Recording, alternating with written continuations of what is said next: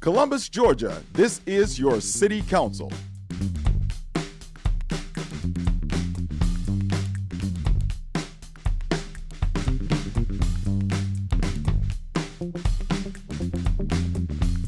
Mayor, Skip Henderson. City Manager, Isaiah Hughley. Pops Barnes, District 1. Glenn Davis, District 2. Bruce Huff, District 3. Toya Tucker, District 4. Charmaine Crabb, District 5. Gary Allen, Mayor Pro Tem and District 6. Joanne Kogel, District 7. Walker Garrett, District 8. Judy Thomas, Post 9 at-large counselor. Tyson Bagley, Post 10, at-large counselor. Sandra Davis, Clerk of Council. And City Attorney Clifton Fay. Columbus, Georgia, this is your City Council. September 12th meeting of the Columbus City Council. We start every meeting with a prayer, but before I call the chaplain up here, remind you that, of course, yesterday was Patriots Day, and Columbus City Council is recognizing Public Safety Week in response to that memorial. Attended a few, as most of you probably did, attended a few memorials yesterday. And the common theme is the farther it gets in the rearview mirror, the more our memories dim. And when you think about it, if you're under 30, you probably don't remember the day that happened, 22 years ago. Actually, some of the folks that are sitting around this table were sitting around a council table that Tuesday morning when the second plane hit. The first plane hit about 15 minutes before we started. Second plane, and we thought it was a tragic accident. Second plane hit about 15 minutes later, and then Mayor Pro Tem Jack Rogers was facilitating the meeting, and he got called outside and came back and said that it appears we are under attack, and everybody kind of just dispersed very quickly after that. But during Patriots Day and during Public Safety Week, it gives us an opportunity to recognize the bravery that our public safety personnel show each and every day. 343 firefighters lost their lives in that one single day. And that's because while everybody else is running down the stairs, they're running up. There were a couple of dozen police officers that lost their lives, some Ports Authority individuals, but the bottom line, these were all heroes rushing towards the challenge instead of away for one reason, and that was to try to save as many lives as they possibly could. So in recognition of Public Safety Week, I'm going to ask Chaplain Mark Burnett. He's actually the very recently retired Mark Burnett from the fire department to come up and provide our invocation this morning. Mark, welcome. Thank you, Mayor. If you'd hit the button, let me get your light on up there. How about that? Well, Chris, you want to do it or you want me to? There you go. It's on? All right, there we go. How about that? We're ready now, sir. Man, we're ready to go. Good morning, everybody. What a beautiful day we have today, and just talk about Public Safety Recognition Week this week. I'm just so honored today to come and pray for our city, for our council, but for our public safety. We do an amazing job to keep our community safe. We have amazing leadership in our department. So join with me this morning as we pray together. Father, we love you so much this morning. We thank you, Lord, for this day. What a beautiful day it is today. And Lord, this morning we get to celebrate this week of public safety just by saying thank you for having your hand upon the city of Columbus. Lord, this morning I just pray for our fire chief and police chief, our sheriff, our wardens. Lord, I pray for the leadership of our departments, God, that you'll just have your hand upon them. Lord, that you'll give them wisdom and knowledge. And Lord, I pray for this council this morning, Lord, that you will give them wisdom and knowledge as they conduct the business of the day. But Lord, today we know, Lord, that the reason why we have a great community is because your hand's on us. And Lord, this morning I pray, Lord, protection over every firefighter, every police officer, every sheriff personnel, Lord, every ambulance driver and every paramedic, Lord, as we serve the community and as we serve your people, Lord, we pray, Lord, for wisdom and knowledge and the ability, Lord, to go the extra mile. And if we have to, Lord, make the ultimate sacrifice to save others. Lord, we love you so much. Thank you so much for having your hand on this community and on this council. In Jesus' name, let everyone say amen and amen. Mark, thank you, and thank you for your years of service to the Columbus Fire and EMS. Normally, I lead the pledge, but I'm going to do something a little different. We've got representatives here from the Police Department, Homeland Security, the Fire Department, the Sheriff's Office, and the MCP, the prison. I'm going to ask all public safety personnel, if they would, to come try to gather right here and lead us in the Pledge of Allegiance this morning. Uniformed or not, we want to invite you all up front.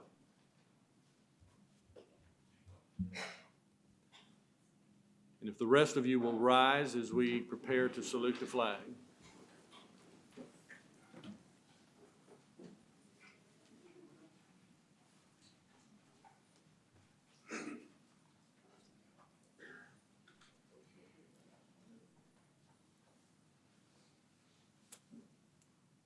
I pledge allegiance to the flag of the United States of America and to the republic for which it stands, one nation, under God, indivisible, with liberty and justice for all.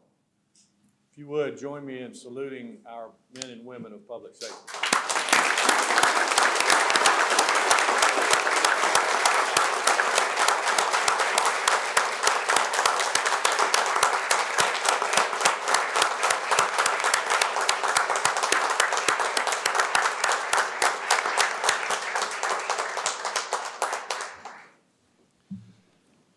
Thank you. And the first order of business today will be to present a proclamation for Public Safety Week. I'm going to ask former counselor, Mr. Wayne Anthony, to come forward.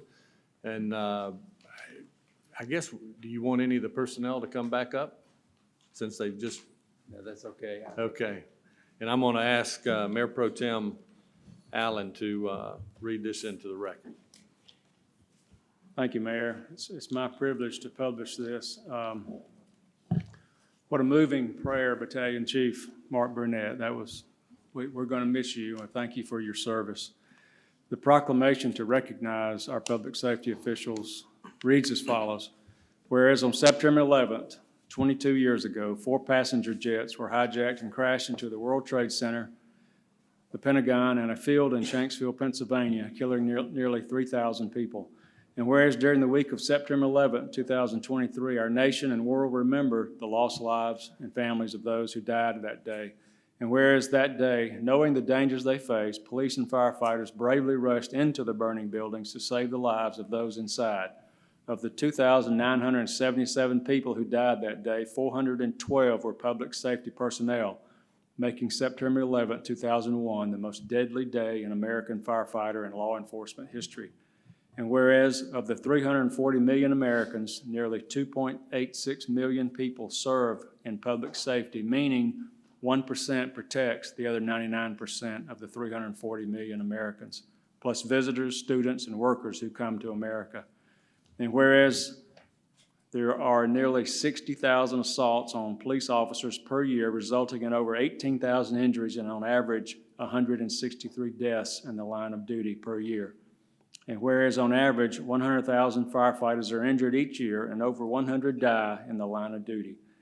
And whereas in Columbus, Georgia, our public safety offices are the police, fire and EMS, sheriff, and animal control departments. They respond to over 40,000 calls per year and consistently achieve the highest accreditation of multiple law enforcement and public safety agencies. And whereas people of Columbus, Georgia set aside time to recognize, honor, and applaud the over 700 men and women of our public safety departments who risk their lives every day and every night to protect us and keep us safe. And whereas in light of the recent adverse publicity against people involved in public safety, it's good and noble to affirm and applaud the men and women serving in public safety across America. Now therefore, our Mayor, Skip Henderson, does hereby proclaim the week of September 3rd through the 11th, 2023 as Public Safety Week.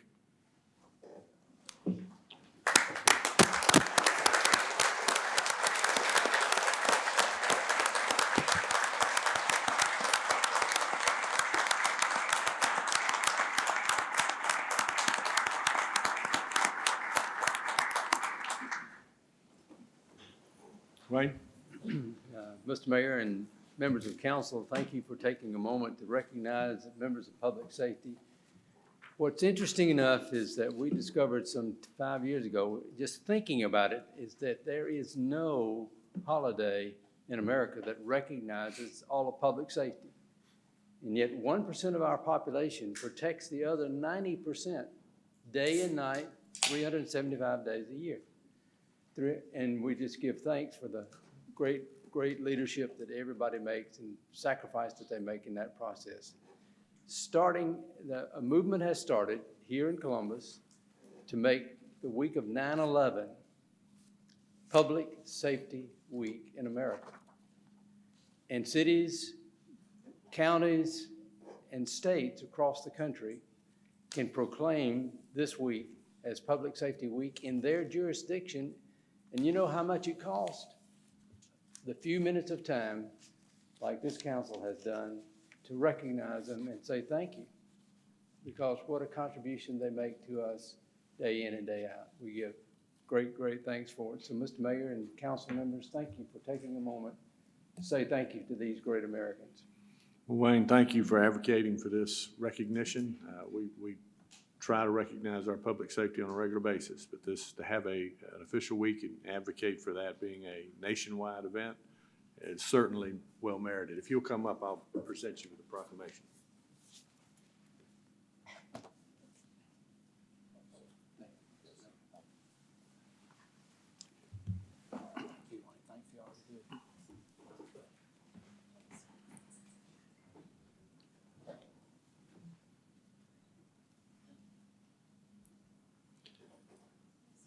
Thank you, Wayne. All right. The first order of business is to approve the minutes from the August 29th council meeting. If there are Move approval. a motion, second to approve. Any edits or discussions or questions? Hearing none, all in favor say aye. Are there any opposed? All right, they're approved. We've got another proclamation. This one is to recognize Help the Hooch Days. And I'm going to ask Councilor Kogel if she would present this. So I think we've got Lisa Cutts. Is Lisa here? Lisa, anybody else you want to bring up with you? Ooh, so many.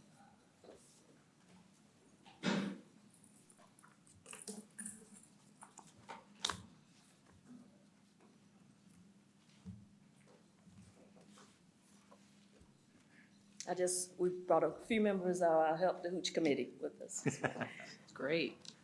As you know, the Chattahoochee River spans a lot of District 7, so I am happy to read the proclamation for Help the Hooch Days, and it reads as follows.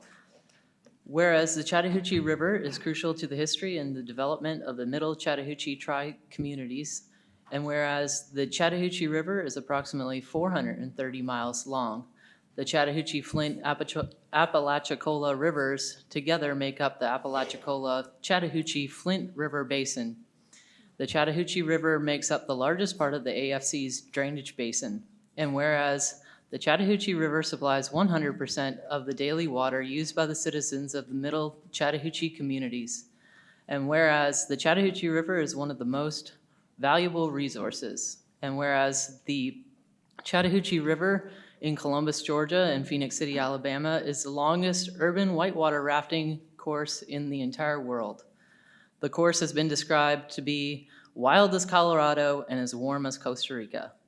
And whereas USA Today picked the Chattahoochee Whitewater Park as one of the top 12 man-made adventures in the world. And whereas pollutants originating from our homes, neighborhoods, parking lots, cars, and construction sites are carried to the Chattahoochee River by storm water runoff. And whereas a few examples of non-point pollution sources include pet waste, sediment, used motor oil, garden chemicals, paint products, fast food containers, and cigarette butts. And whereas these pollutants flow through the storm basin system through the Middle Chattahoochee communities and empty directly into the Chattahoochee River and her tributaries, where they harm wildlife, fisheries, ruin recreation areas, and threaten the purity of the river. And whereas to protect and preserve the most valuable resource we have, the Middle Chattahoochee Help the Hooch Committee will conduct the 29th annual Help the Hooch River Cleanup on October 6 and October 7, 2023. And whereas non-point pollution is a product of human abuse and neglect, the Help the Hooch Committee is extending an invitation to every citizen of the Middle Chattahoochee communities to participate in this cleanup process. Therefore, on behalf of the Mayor of Columbus, we do hereby proclaim Friday and Saturday, October 6 and 7, 2023 as Help the Hooch Days.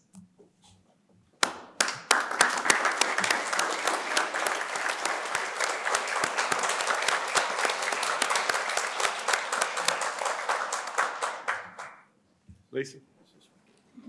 Thank you. I would like to first thank the mayor, council, city manager, all of our city departments, our community partners, Columbus Waterworks, Aflac, Pratt & Whitney, and so many others that helped to assist in putting together this event that's been going on for 29 years. And so we want to keep it going. And what I would like to do today is just say, we love Columbus, and we want to keep it beautiful. And so I want to encourage each of you to register to participate through your homeowners associations, your groups, churches, any organizations. Please register. We're trying to reach the pre-pandemic numbers, which was upward of 12,000.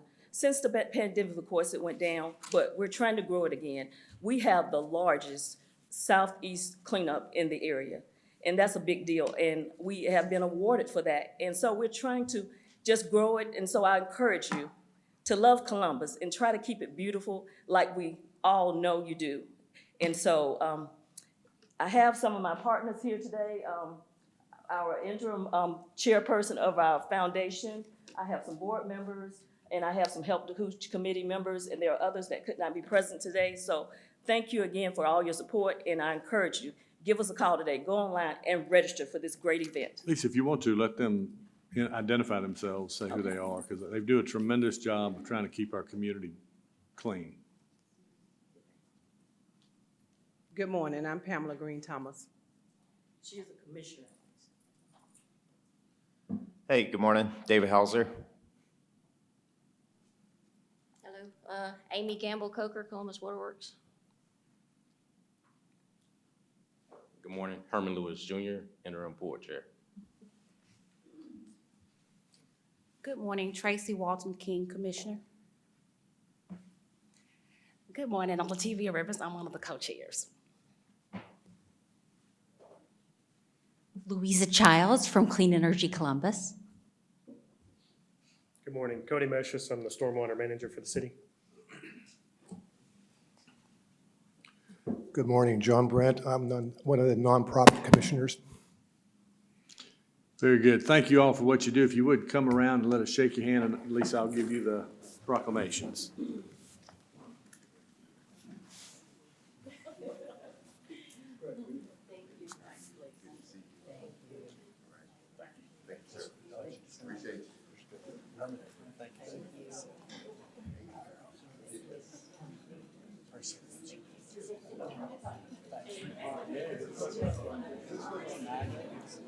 Good seeing you.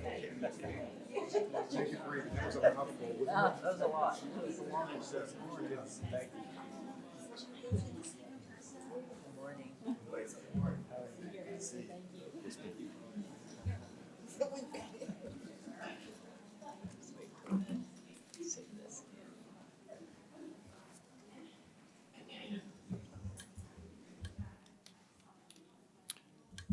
All right, we've got another proclamation, this one recognizing National Recovery Month. I know we've got some folks from New Horizon Behavioral Health here, including, I think, Chloe Landreth is here. If y'all would make your way to the front, and I'm going to ask Councilor Crabb, if she would please present this proclamation.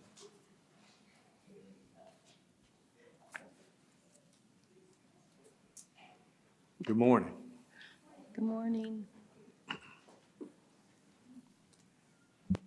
It's my honor to read this into the record. Whereas behavioral health is an essential part of one's overall health and well-being, And whereas recovery from addiction occurs every day through a variety of recovery support services and treatment programs. And whereas prevention of substance use disorders works, treatment is effective, and people recover across Georgia and around the nation. And whereas millions of people across the United States are living happy, joyous, and free in long-term recovery, and whereas the 2023 Mobilize Recovery Across Georgia bus tour celebrates that recovery is real and recognizes that we are never alone on this journey through recovery.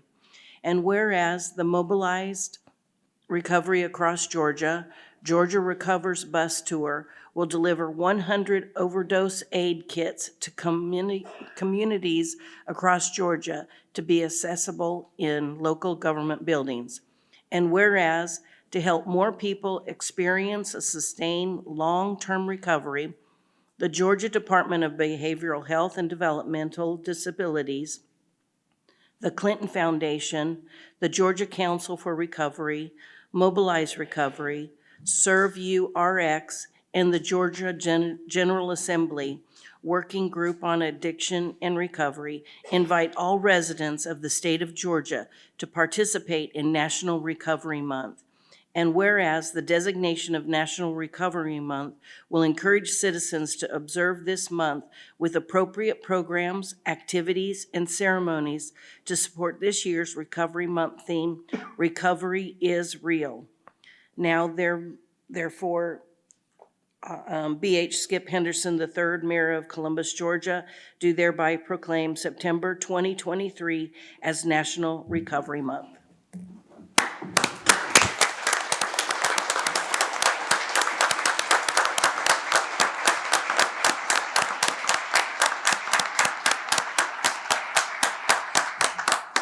Chloe, you want to make some comments? Chris, if you turn that light back on, please. I just want to personally thank Councilor Barnes and Councilor Kogel for being at our Recovery on the River event this past Friday and for reading that proclamation publicly for everyone there. And thank you to the council for accepting that oak box into your facility. Recovery Month is super important, and we had a great event, and we have a great staff, a lot with lived experiences at New Horizons, and they're the true heroes this month. So thank y'all. Thank you. Councilor Kogel?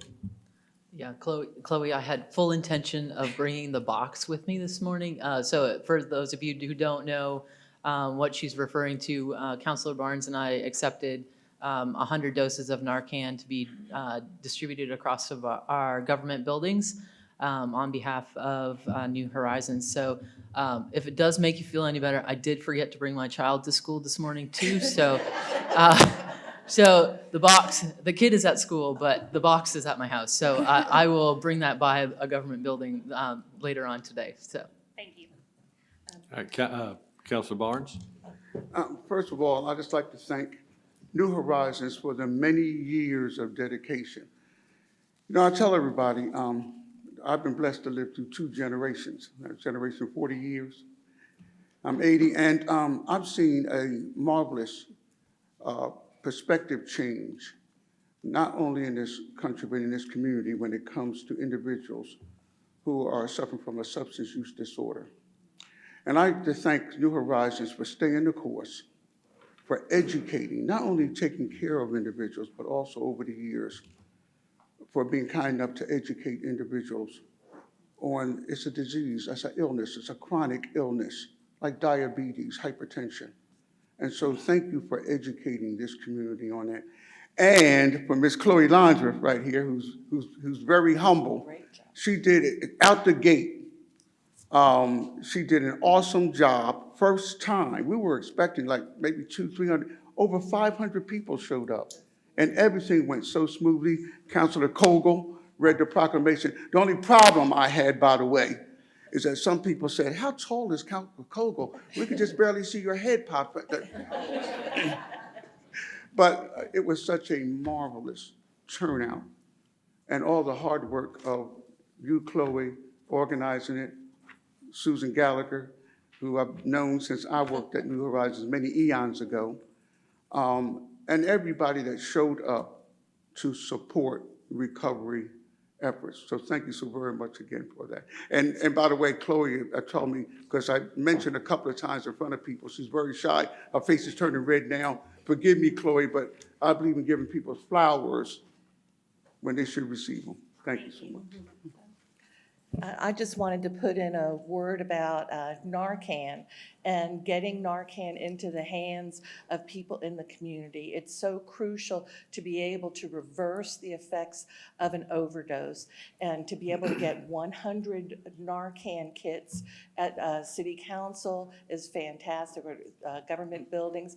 But if you're interested in Narcan, if you have a family member that maybe has an opioid use disorder, New Horizons is able to provide Narcan to the family members. You can visit our website at www.nhbh.org. You can visit our Connections program on Veterans Parkway. They are a peer-led recovery organization that distributes Narcan, but it is so important to get this tool, this life-saving tool, into the hands of family members, friends, first responders to immediately reverse the effects of overdose. Thank you. Absolutely, thank you. And ladies, y'all may as well just stay right there. I think we've got one more proclamation, this one for Direct Support Professional Recognition Week, and Councilor Begley is going to read this one into the record. We have some direct support people we wanted to. Well, they need to come up. Good morning.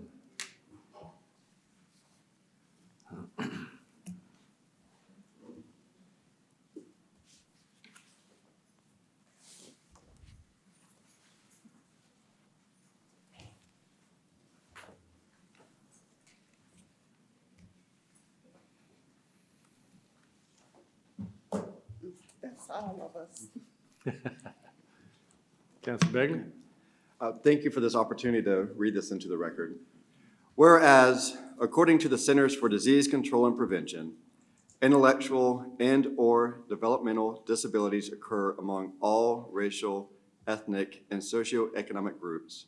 Recent estimates in the United States show that about 1 in 6 children are diagnosed to have one or more intellectual or developmental disabilities, and whereas approximately 20,000 Georgians are employed as direct support professionals, an essential job that requires a high level of skill, training, kindness, and dedication to promote opportunities for people with intellectual or developmental disabilities to fully participate as valued members of their communities. And whereas New Horizons Behavioral Health is a community service board that provides a variety of services for individuals in our community with intellectual and developmental disabilities provided by the organization's dedicated staff of direct support professionals. And whereas the New Horizons direct support professionals must build close, respectful, and trusted relationships with those for whom they work, requiring empathy, compassion, and the highest ethical standards. And whereas the direct support professionals must assist people to manage complex medical and behavioral health needs, help individuals with communication, and provide intimate personal support daily. And whereas the City of Columbus recognizes and honors this vital workforce of direct support professionals at New Horizons and beyond who serve our community with the hopes of encouraging interest in this rewarding profession, which impacts the quality of life for individuals with intellectual and developmental disabilities. And now, therefore, for Mayor Skip Henderson III of Columbus, Georgia, do hereby proclaim September 10th through 16th, 2023 as Direct Support Professional Recognition Week.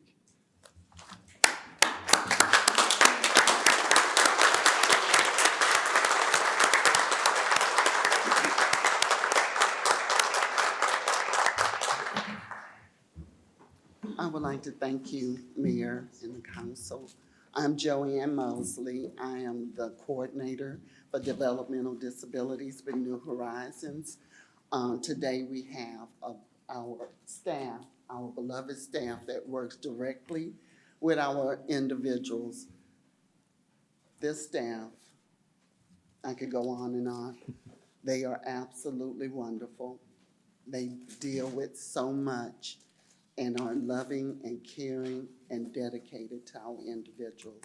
I'd like to thank Ms. Andrea, our CEO of New Horizons. I would like our direct staff to come up, along with the staff at Developmental Disability, to introduce themselves. They are the backbone, and I appreciate everything you do for our individuals.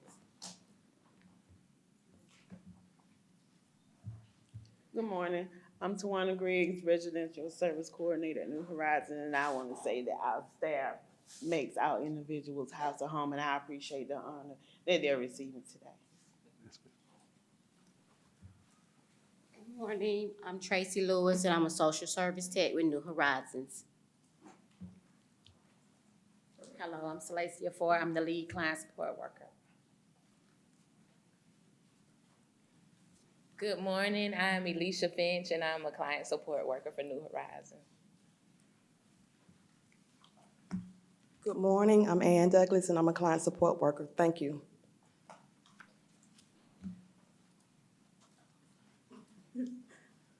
Hi, my name is Kimberly Knox, and I'm a client support worker. Good morning, I'm Rebecca Gore, and I'm the CAI Coordinator for New Horizons. Good morning, I'm Jovita Davis, I'm a client support worker. Thank you. And I thank you again. Without our client support workers, the individuals, a lot of them have been here for years, Jovita, for like 20 years. So that is dedication, really taking care of our individuals with, variety of needs and things we have to do for them. But we really appreciate the administration of New Horizons also. I also like to thank Chloe and Susan and, Pops. Thank you. So thank you again. Well, thank you for all that you do. If you would, all of you, including Chloe and Susan, if y'all could come around and let us thank you, and I'll present you the proclamations.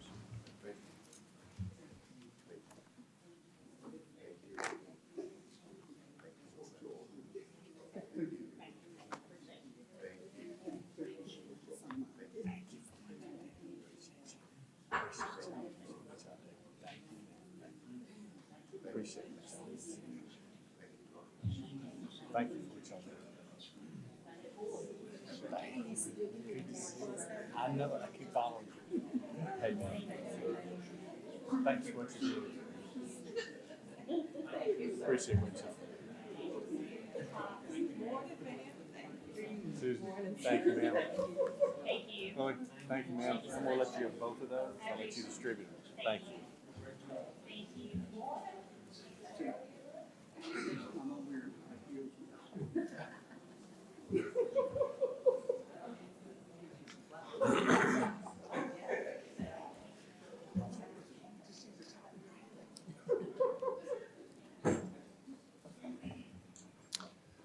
All right, and we have a proclamation acknowledging Constitution Week. Faye Wells, the Oglethorpe Chapter National Society Daughters of the American Revolution. And if you want all of your folks to come up, and I'm going to ask Councilor Thomas if she would read this. Councilor Thomas, if you hit your light, we'll get your microphone turned on. Thank you.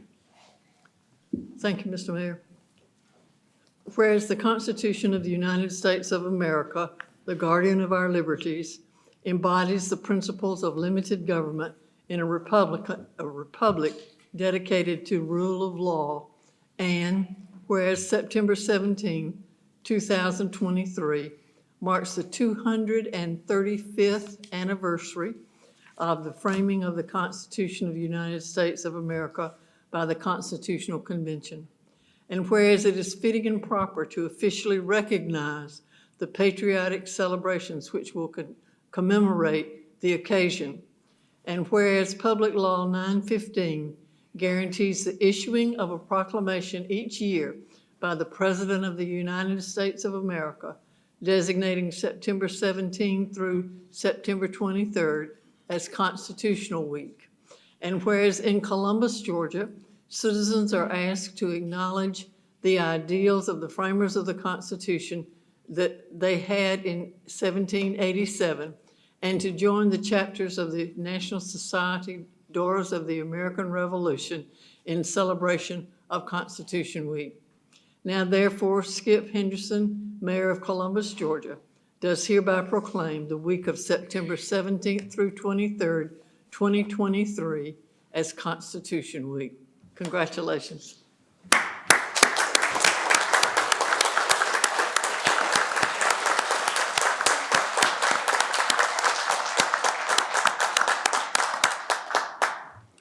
Thank you, Mayor Henderson and council. It's our honor to be here and to represent the lineage societies that promote the continuing preservation and honoring of the founding of our country. I have some other representatives here today. I will let them introduce themselves. Thank you. Martha Ruth Whiteley. Suzanne Taylor. Tell which chapter you're from. George Walton. I'm Gloria Johnson, and I also represent the George Walton chapter. My name is Roger Butterbaugh, and I am not a daughter of the American Revolution. I am currently serving as the president of the Coweta Falls chapter, Sons of the American Revolution. Well, we certainly thank all of you, and we appreciate you making sure that we do acknowledge and recognize this date every year, and y'all do a great job. Ms. Wells, thank you for driving in from Buena Vista this morning. If y'all would, come around and let us thank you, and I'll present you your proclamation.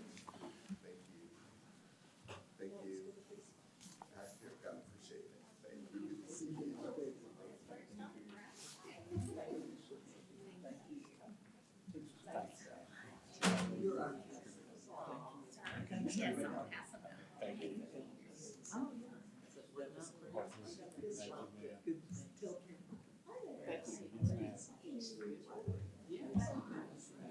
Gloria. Roger. Yes, good to see you, sir.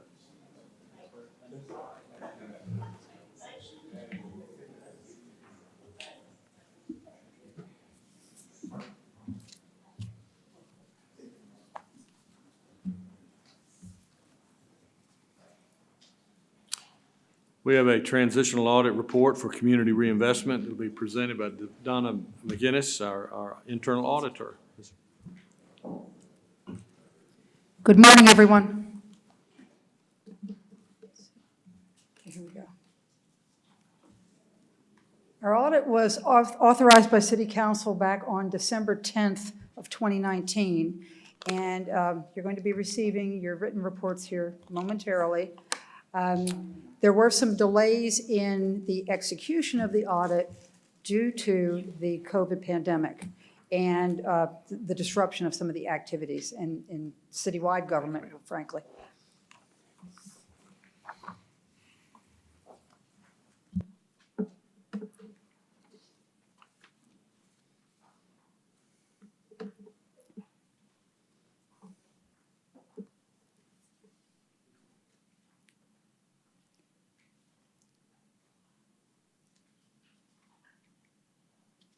Our audit process began with the authorization of the audit in December of 2019, followed by the development of an audit program. The entrance conference with the auditee took place, followed by the conduct of field work. At that point, we have the preparation of the draft audit report, followed by an exit conference with the auditee response, and the preparation of the final audit report. In terms of audit scope, we took a look at the organizational structure of Community Reinvestment Department, the policies and procedures, compliance reporting, strategic planning, payroll, budgetary control, and training. We have 4 recommendations. We recommend compensation rate adjustments for below-market positions in the fiscal 25 budget in order to facilitate retention of the team.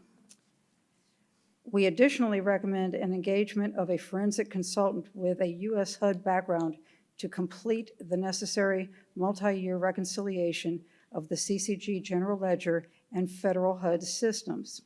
Going forward, Community Reinvestment and the Accounting Division of Finance will collaborate to keep records balanced.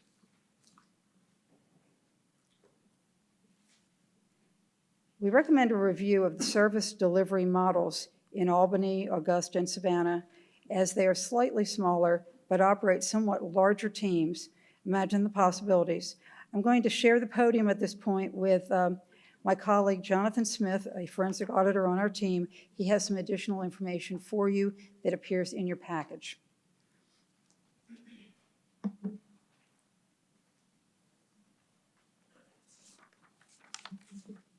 Thank you. So in your packet, you have a set of 4 graphs.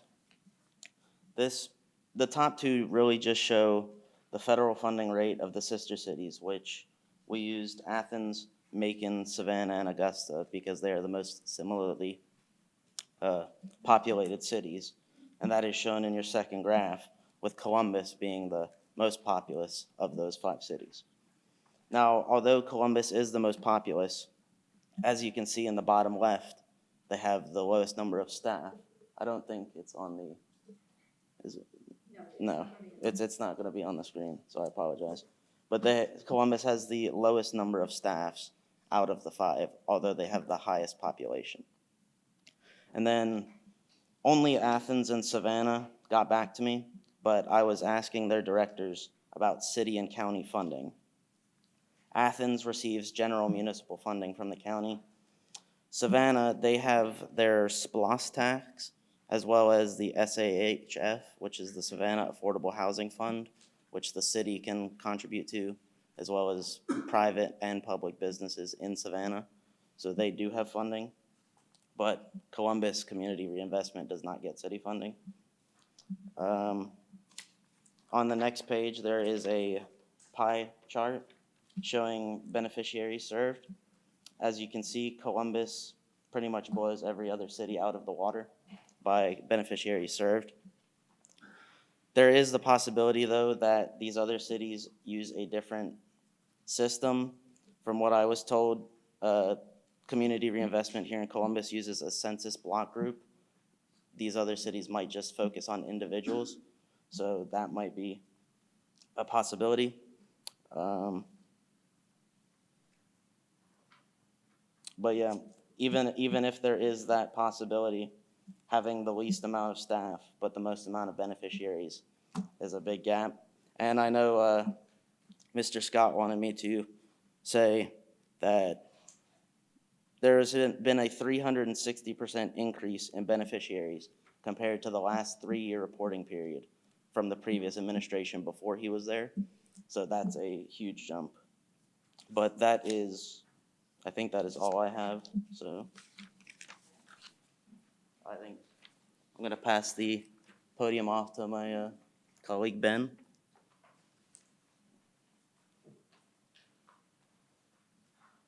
Good morning, everybody. Thank you. In your packet, you should see the bullet points on the Land Bank Authority for the community, from a perspective of the community redevelopment. The Land Bank Authority basically acquires tax delinquent and surplus properties for the purpose of fostering the public with the return of those improved properties. Once a property is 12 months tax delinquent, then the land bank can petition the property for foreclosure. However, the process of petitioning and foreclosure is about 6 months. Currently, there are 343 known properties that are 5+ years tax delinquent. There are even hundreds more that are 12+ months tax delinquent. The properties are really only acquired by the LBA, though, upon receipt of a disposition plan from the developers. For the land bank, there currently are 2 properties in inventory, and there's one on there are 2 properties in inventory, and they're both targeted to be sold by the end of this month. The LBA has roughly $140,000 in reserves and a desire to grow more. Much of this income is from selling the properties, and in addition to this, the land bank is to collect 75% of the tax revenue over 5 years for the property, for the sold property. Property acquisition costs are roughly about $5,000, and this includes the judicial process with title and the closing fees. And in addition to this, there's an additional incurrence of about $1,500 in maintenance. In the past, properties were often sold at a loss. The board often sold them at about 25 to 40% of the fair market value. But now we roughly have a minimum rate of sale in place right now at about $6,500. And the way we arrived at that figure is to include the $5,000 in the title closing fees and judicial process, plus the $1,500 in maintenance. The board had to be persuaded to do this, and they're allowing a proposal to sell the property within 30 days. In addition to the property being sold, it can also be exchanged. So that's another avenue that can be approached. Another thing that can be tied up is we receive community development block grant money for purchases of properties. Some of the pain points surrounding the CDBG funds are in terms of resources of property. There has been an instance where multiple properties were purchased under one contract, and a violation with one unit resulted in the return of all funds for this CDBG money. However, the community development block grant money is vital, and all funds received should be utilized. And currently, we're using those funds to work on upgrading and adding new parks, improving the lighting throughout the city, and improving the trail. Unfortunately, though, there is currently no disposition process for the properties funded by the CDBG, as one needs to be designed and implemented. And for land bank, there is an issue where we currently don't have any marketing.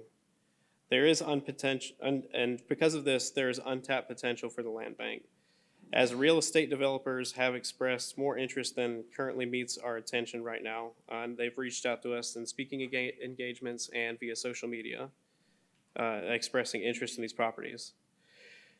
Community redevelopment is currently working to address the marketing issue. And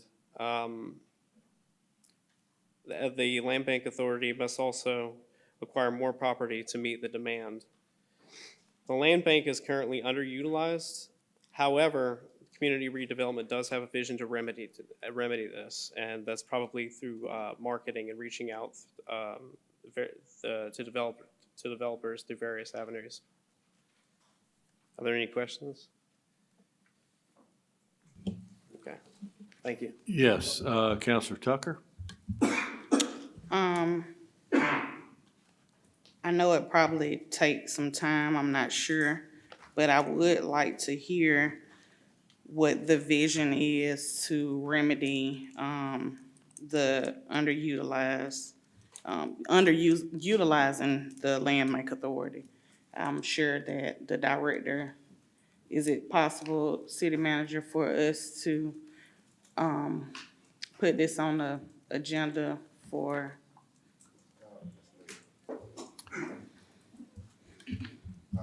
Yes, we will list that as for a future update here at council.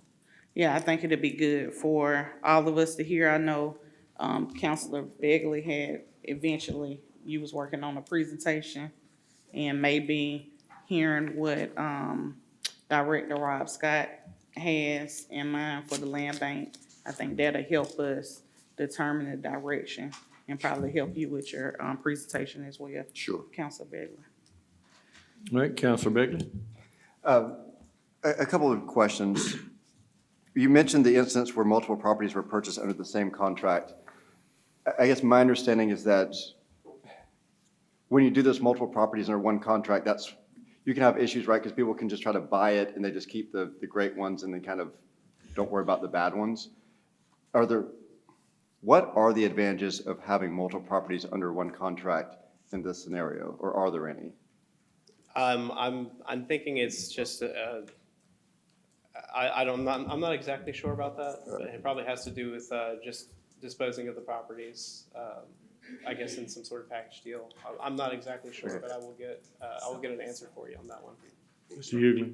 I was just gonna say, because as you can see, I made a note of the same thing. Because that's, I try to like avoid those. Yeah, and that's something that I would really ask, Mr. Mayor, Director Rob Scott to answer, and we can answer it today or when he comes back. But I made a note and put a check mark by it, as you can see, because, you know, as I've said to this council in the last couple of meetings, how sensitive it is when we work, when we use federal dollars, whether they be CDBG or Metro dollars.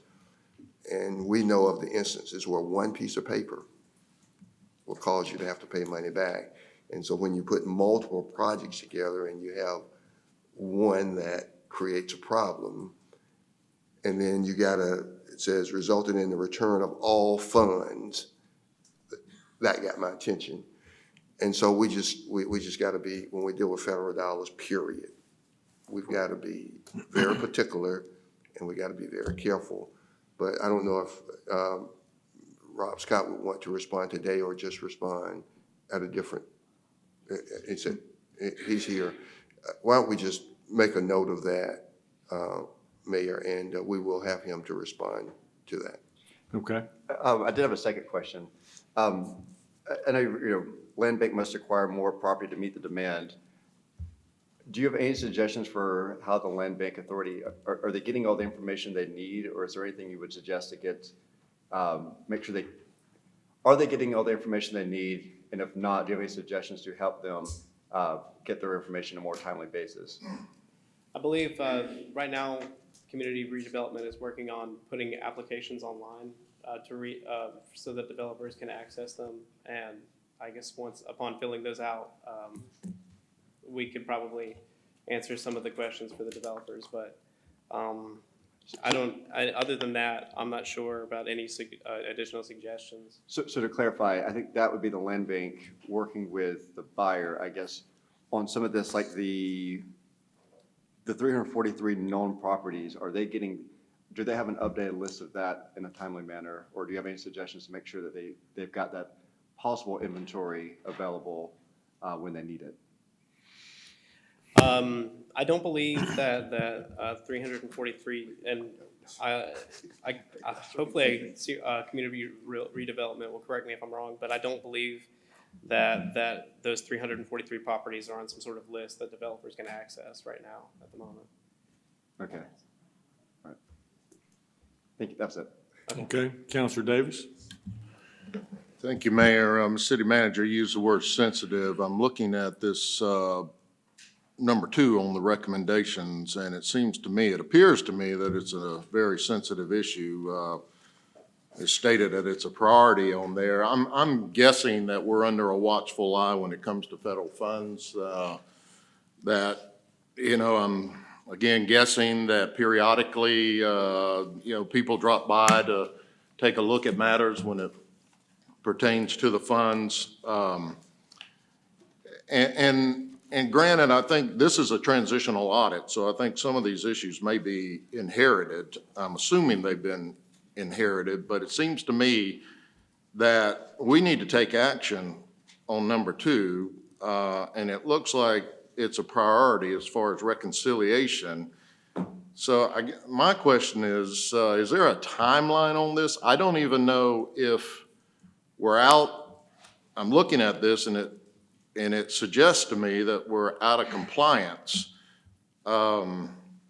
I don't know if there's timelines on these matters. I don't know if you're penalized. I don't know if they give you a time frame to get it straightened out, but it looks like we need to bring in some help to try to reconcile this matter and get updated.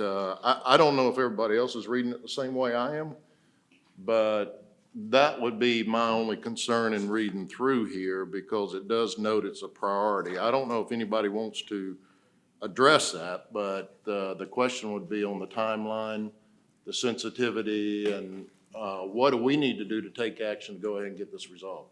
Well, I'd like to speak to this just a Or second. do we have a timeline to get it resolved? We became aware of this during field work when the auditee had asked us to consider in our transitional work the monitoring visit that they had in August through September, late August, early September of '22. And it was actually fortunate for us coming in doing transitional auditing in that basically someone from the federal HUD unit had sort of beaten us to the punch a little bit. And they don't come out to monitor every year. I'm sure that one of the reasons that they came to monitor was that we'd had a fairly significant turnover in staff in the department. And they probably really had not been there in a number of years. And they had noted that the CAPER reports that are turned in each year, you know, that's a financial community-oriented report that they file each year. They could tell from the financials in that report against the federal accounting systems and the IDEAR system, they knew that there was a reconciliation problem. And it was cited in their monitoring report. Now, one of the things that we did when we looked at that monitoring report, it noted a number of other findings, concerns that largely dealt with the documentation of policies and procedures, or the records that might be kept for a particular program. And we were pleased, delighted for the team in that they had knocked it pretty much all out of the park. Anything that they could have knocked out of the park, they already had. And this is really the lone area where they really can't get there alone. And they obviously are very missional in the nature of their work, and they really, even if they had the skill set, they would have to interrupt their programming to get this addressed. You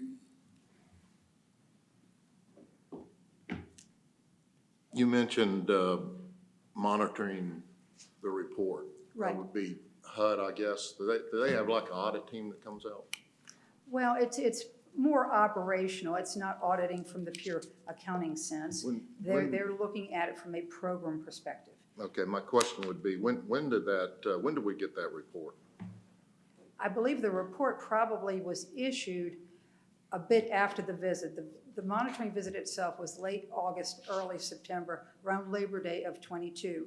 And I believe it was a couple of months later, probably closer to maybe October or November, when they actually issued a report that summarized what they discovered, what they learned in their visit.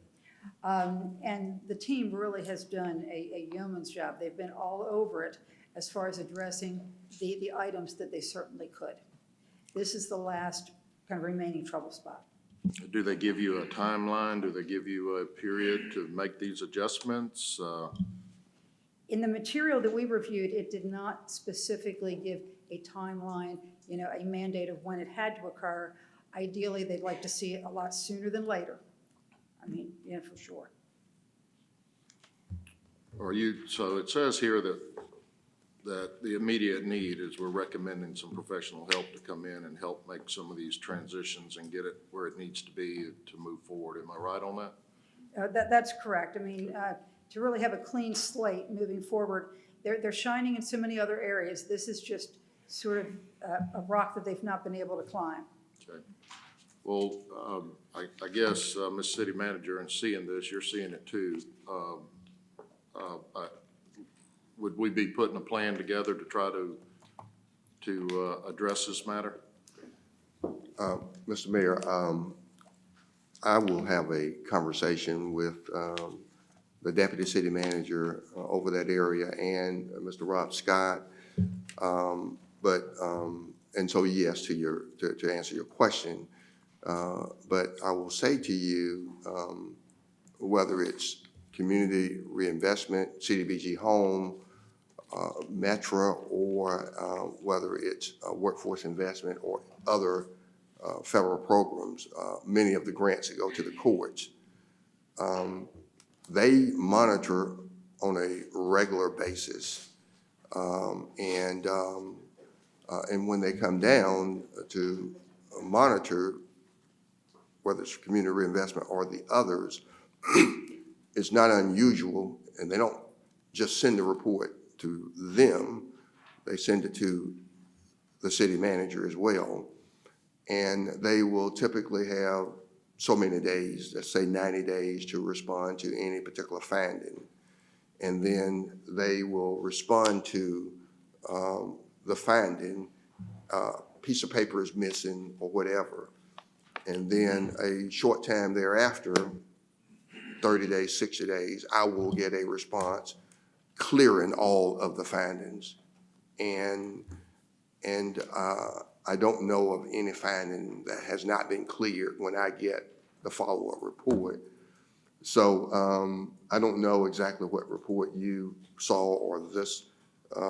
Number two, I'm assuming that the director has had a chance to see your findings. Yes. And has had a chance to respond. Absolutely. To You have a your- response in your package today. yes. Okay, and so is there's a response in here. There is a 3-page response. And so I haven't had a chance to look at what Right, is. but there is a response Okay, from the department. so, but typically, I just want you to know that it's not unusual that when those monitors come down, I used to be a monitor in my early career, in a federal state program, but they come down and they do the review, they send the findings, and then they give you 30 days to respond to the findings. You go in and you clean it up, you respond, and then they give you all clear report. So I'm assuming that in the reports that you reviewed, they have received an all clear.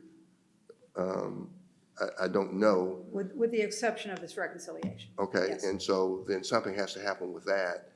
I don't know what level, but to your question, yes, we'll take a look at it. Well, and then, you know, you mentioned that there's other funds flowing through other departments. So right now you're telling us that it's your understanding everything's been cleared. There's no other findings anywhere else that we need to address. And I'm thinking if we need to bring in some assistance, if there are, then we can address all those at once if needed. But, you know, I'm totally speaking from just trying to get a quick look at this.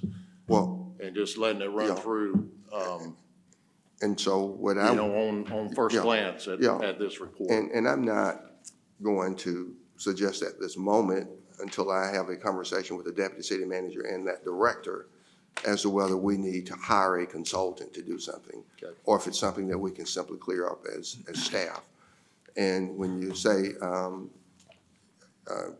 whether there are other findings, there is one that we're still dealing with in community reinvestment. I don't know that it's mentioned in this report, and I shared with you some time ago where, and it's long before this current director, it goes back to 2015 or 2017, where there was one document missing. And then we were asked to pay back $25,000 and because of that one document. And then I think we paid the money back, but then they said, well, no, it's going to be $200,000. And so we're going back and forth with them, and I had this conversation with the director and the deputy city manager just last week. And I tell staff, as I told them last week, sometimes these things have to go above your pay grade. In other words, we're not getting the response that we need to get. Maybe the mayor and the city manager need to sign a letter and send it.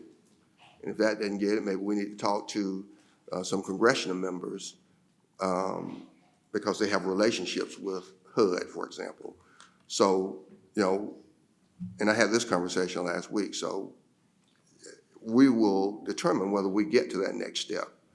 But, so that's one lingering matter that we're dealing with. Okay, well, when you have your meetings, when do you intend to get back with us on the update?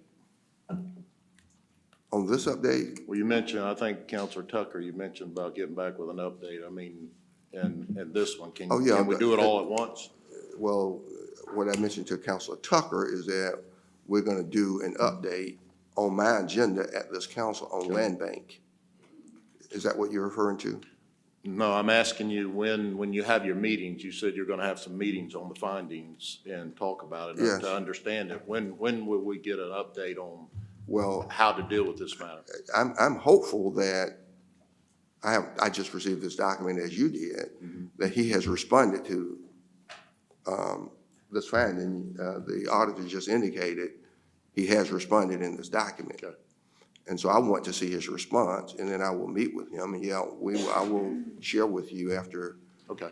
I don't know that his response in this document may satisfy what we're talking about. I don't know. She knows because she put it in this report. Okay, well, I guess just let us know as soon as possible once you do all your work. Sure. Okay, thank you. All right, Counselor Crabb? Thank you. A lot of times when we have a report from the internal auditor, we have the department head come and speak to us. And so I'd like to invite Rob up if he has something to say.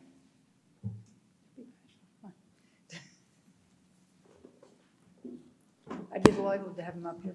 He might be able to answer some of these questions. I mean, that investigation was done a year ago. Good morning. Just want to say thank you to the internal auditor for the auditing process. She was very helpful in helping us to see some of the things, highlighting some of the successes when you working and the work that we do.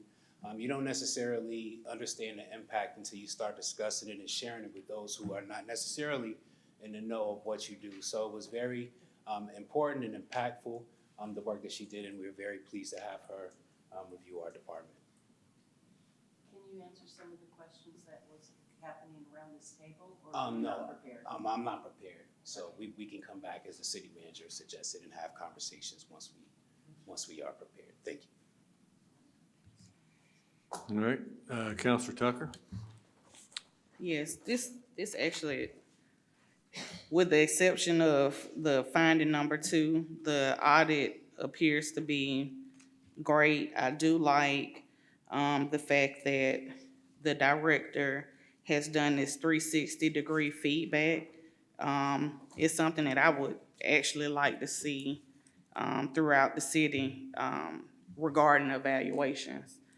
I'm not sure what all departments do evaluations, city manager, but I thought that was a good addition for him to actually do that. And regarding because I read the responses before I came to council over the weekend, and on response, on the findings, number 2 that Councilor Davis is mentioning, Director Rob Scott said that he wholeheartedly agrees that further attention should be given to aligning our city's accounting system with the federal counterpart and considering the complexity involved, basically needing additional assistance.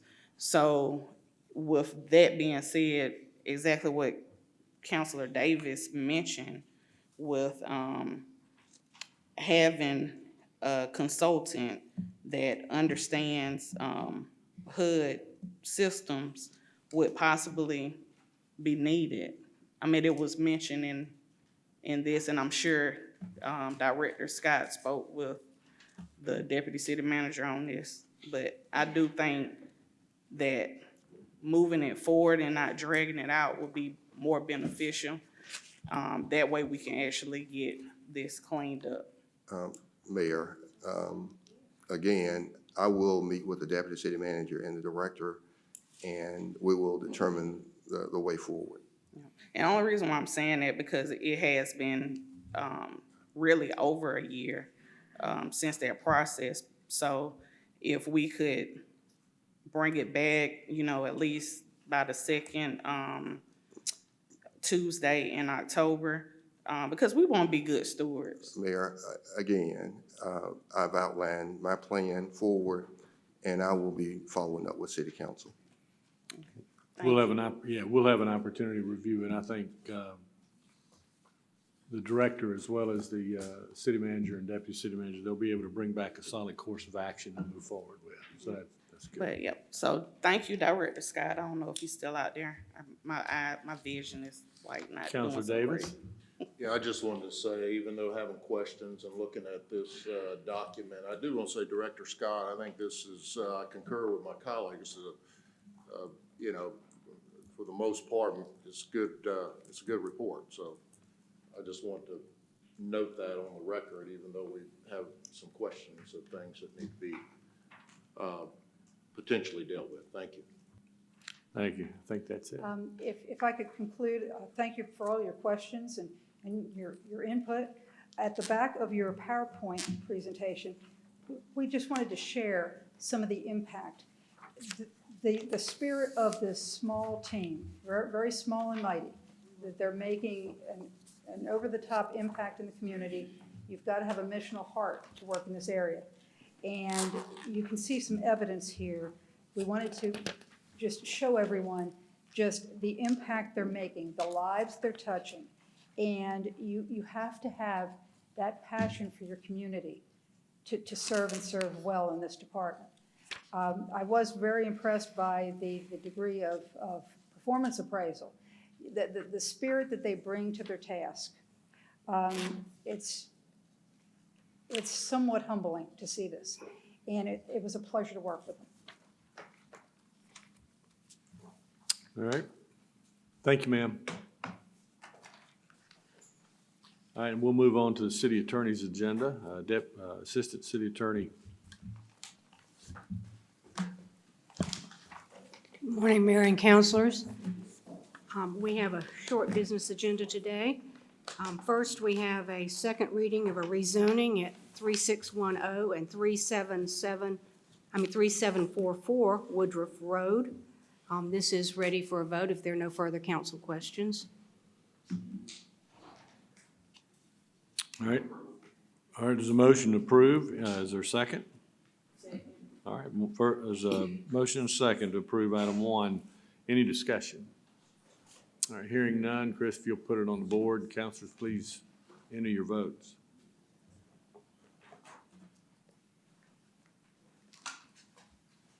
Still missing a couple. Oh, sorry.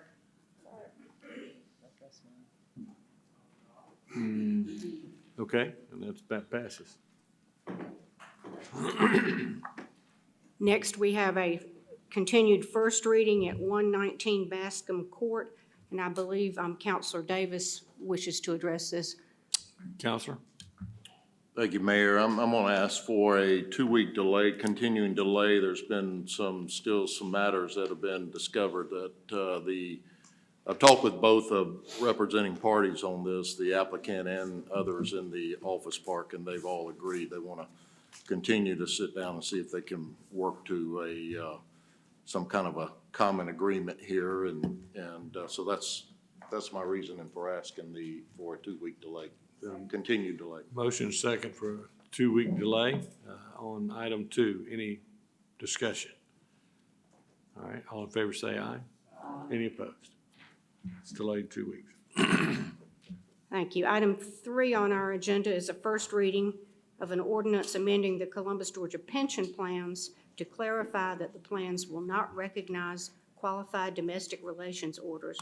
And this comes at the recommendation of the pension board.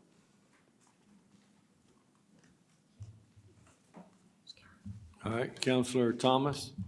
Mr. Mayor, I would like a little more explanation of what this is and what it means and how it will work and all of those kinds of things. Okay.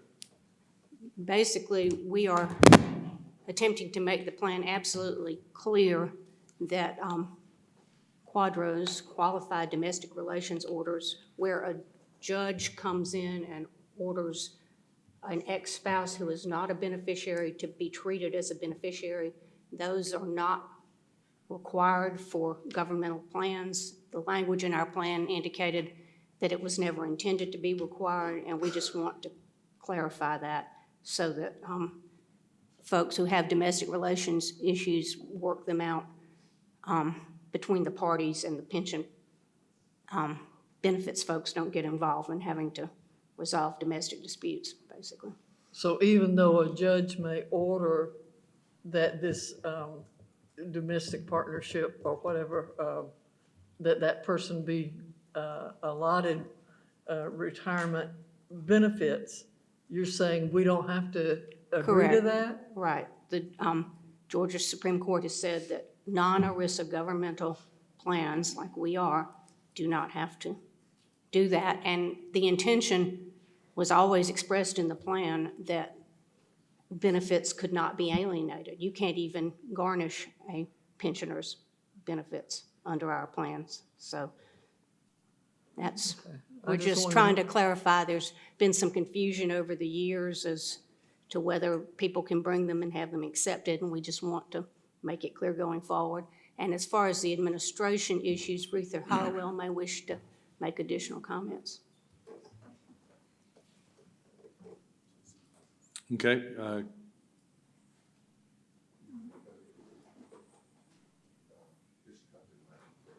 Counselor Crabb? Thank you. So you're saying that these qualified domestic relations are like a divorce case? Are they same-sex marriages and things like that?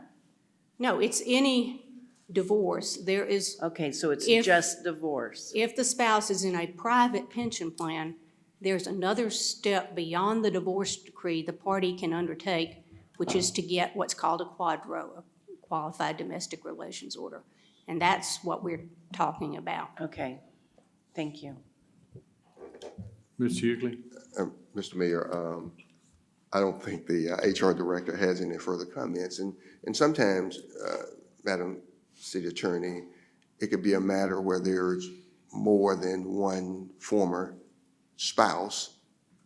And so there could be 1, 2, or 3 former, and then there's maybe some dispute over whether one or the second one or the third one. And so we're just trying to clean it up, that we don't get involved in all of the domestic, is that right? Right. And Okay. quadros also tend to contemplate that there is a specific fund or account that belongs to that retiree that can just be divided at the time of retirement. And that's not the case with our defined benefit plan. So, it's talking about parceling out ongoing benefits. And it's recommended unanimously by the pension board who listened to the discussions for quite some time. Right. All So right. that will come back on the 26th for a vote if there are no further questions. I have 2 resolutions requested by the Columbus Airport Commission, which I'm going to combine together. All right, there's a motion and a second to approve both of the resolutions regarding the airport administration grants. Any further discussion? All right, if you cue it, y'all can vote on it, but Assistant City Attorney, if you would, go ahead and walk through Sure. what those grants are. Basically, these are 2 separate FAA grants. One to improve taxiway F in the amount of approximately $1.9 million, and one to improve runway 0624 for approximately $1.1 million. And this is all federally funded, and the city simply has to be the sponsor for the Airport Commission to be able to receive these grants. And then we enter into an MOU on each grant, which basically says the Airport Commission is responsible for all the duties that accepting the grant entails.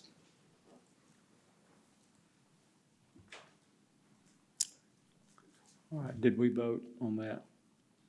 We did, okay, all right. Anything All else? right, that's all I have. We will need an executive session today on matters of personnel, potential litigation, and litigation. Okay, so noted. Councilor Davis. Yeah, Ms. City Manager, in light of, I know there's a lot of things happening around the country, whether it's economic conditions, business-related, business decisions, just adjustments and things being made. We haven't had any updates recently from a lot of our commissions, authorities, and so forth. And recently, we had asked the Development Authority to report on a regular basis. I think in light of just flipping through the charter recently, I've noticed that it requires that we're supposed to get annual or periodic updates from whether it's commissions or authorities or any other boards and things of that nature.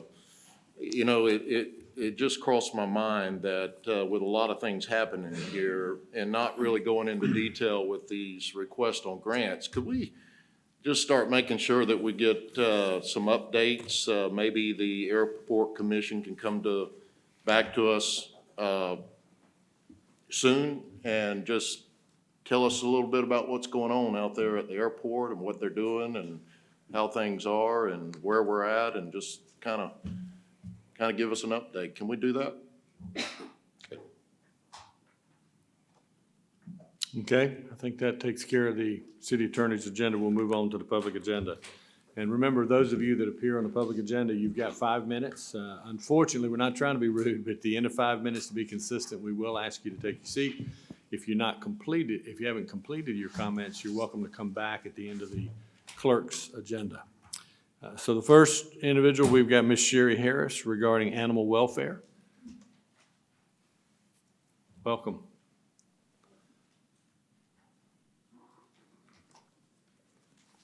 I have some documents for you guys if you'd like them. Okay. And if you would, just state your name and your state of residence. Okay. My name is Sherry Harris, and I live in Alabama.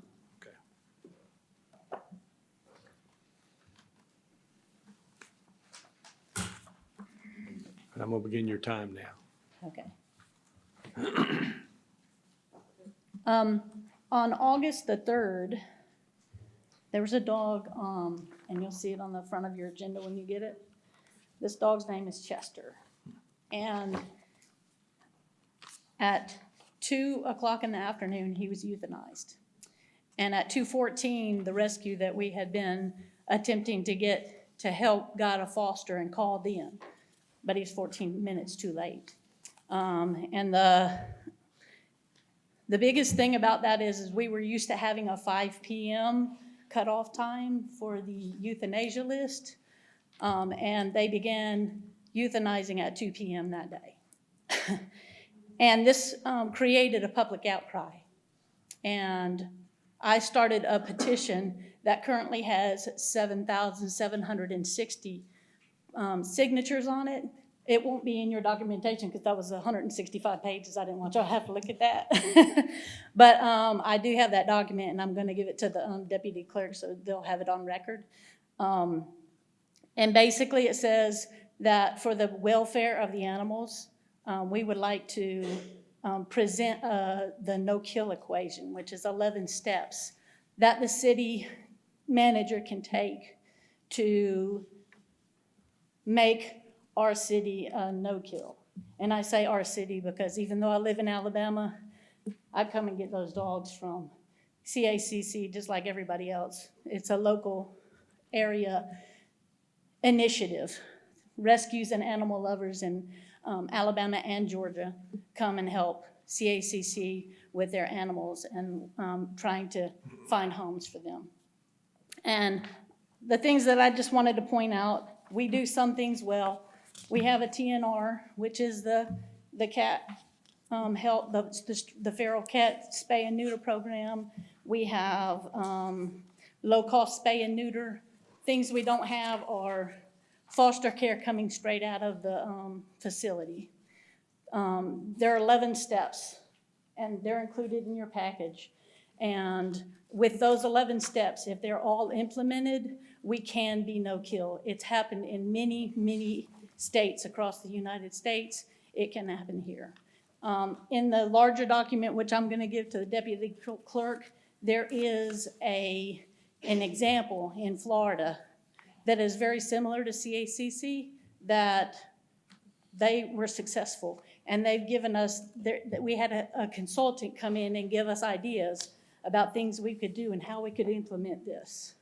So I implore you to please take a look at the larger document. It'll be on file. And consider the benefits not only to CACC and the animals, but to the community at large, because people's hearts break every time we have to kill an animal. And we want to do everything we can to save them animals. So that's what I have for you.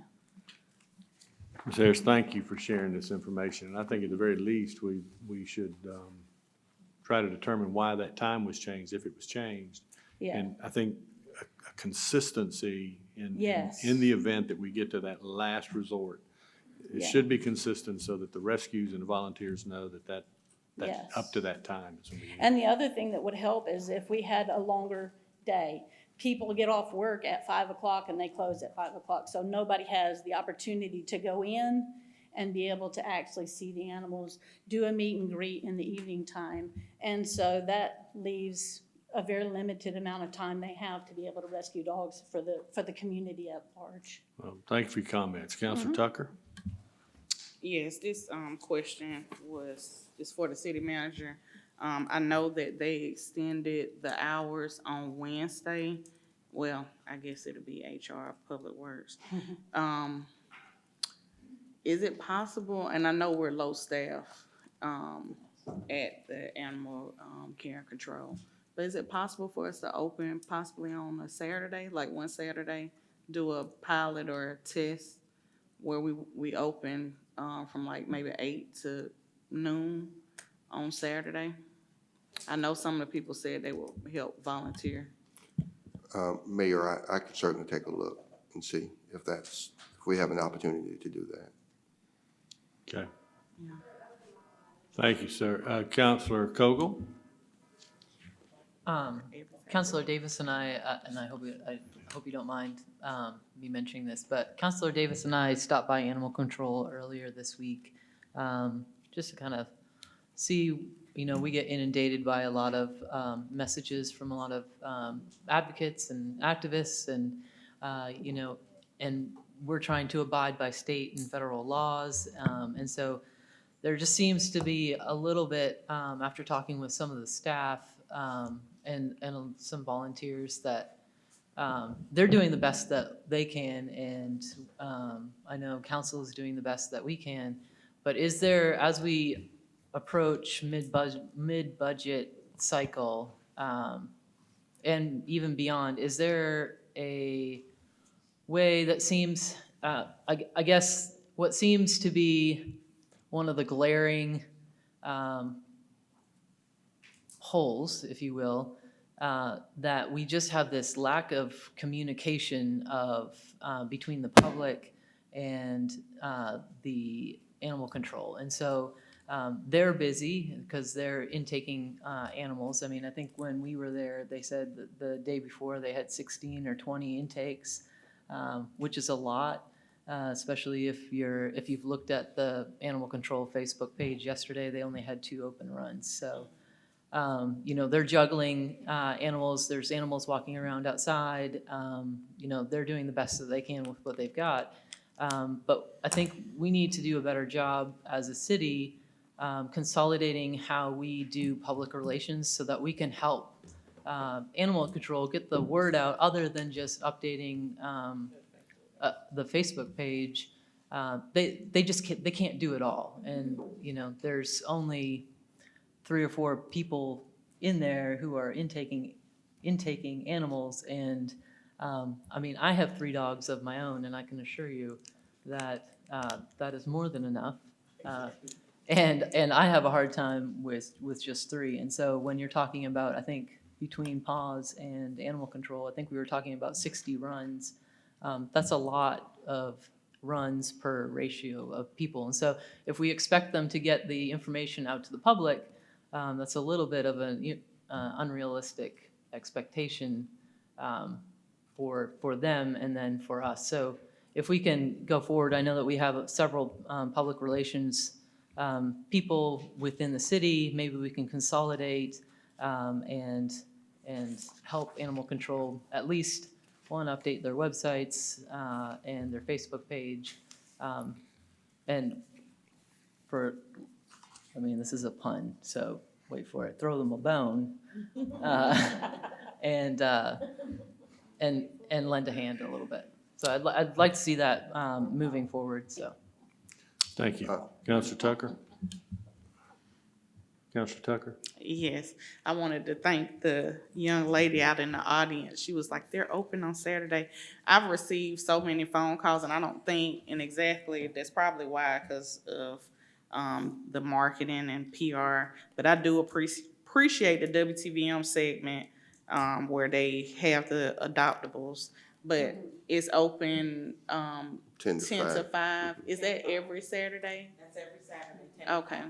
So we're All right. open to the public 6 days a week. 6 days a week. Yes, ma'am. Yeah, and I want to appreciate you all, and it's really sad, but coming from church, it was and I know that we have a problem with people breeding pit bulls, and I've talked to Director Short about this, but it was a huge pit bull, like right outside the church that just, but I called and somebody came out, so please let them know. Thank you for that. And Counselor Davis? Thank you, Mayor. And since, Councilor Kogel, since you brought it up, I guess I'll add my comments. But we did go out there for various reasons. We have been hearing, I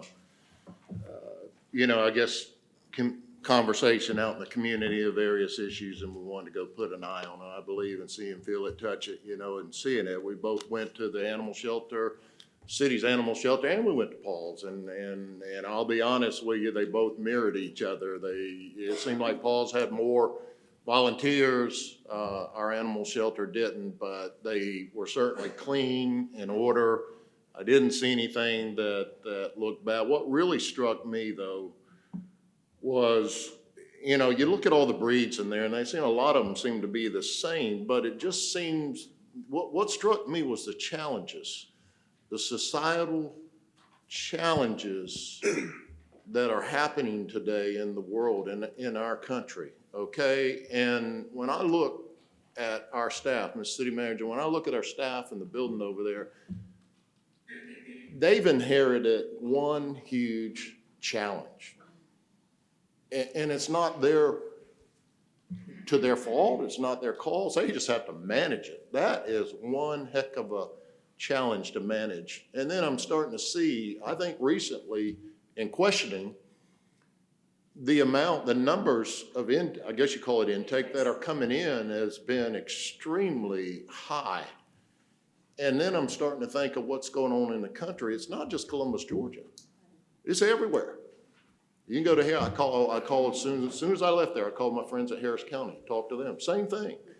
It's everywhere. I'm sure it's happening in your home area in Alabama, but why do people keep doing things that are causing these problems? The mass breeding, the not spaying and neutering, the things, the irresponsibilities that are out there with people in general. It's people not doing the right things with these animals. And then Director Short, your staff inherits it. I saw these animals being loved and taken care of, okay? Now, contradictory to probably what I'm saying, a lot of people wouldn't agree with that. But that's okay. I'm just reporting of what I saw that day. But I do know people are not adopting. People are actually surrendering. They're giving back. I'm wondering if it's economic conditions now. I'm wondering if people are challenged. They're having to make tough decisions. I don't know what it is, but I do know that there's a massive amount of animals being surrendered and pushed back onto communities or cities or municipalities out there like never before. And, it hurts me sometimes to hear some of the comments made towards the staff about, the comments about them murdering animals or abusing animals. Look,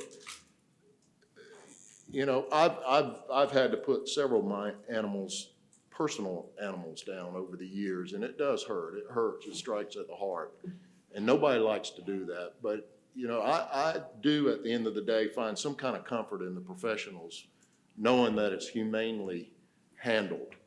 And hoping that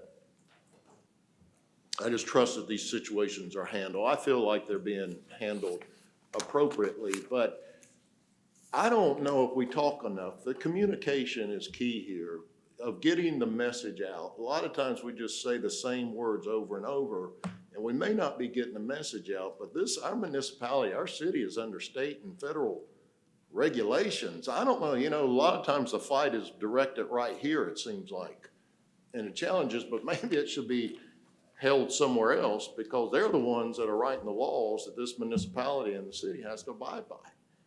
And then the staff has no other recourse but to follow those, or else I I guess you're gonna have to deal with the raft of the state and the federal government.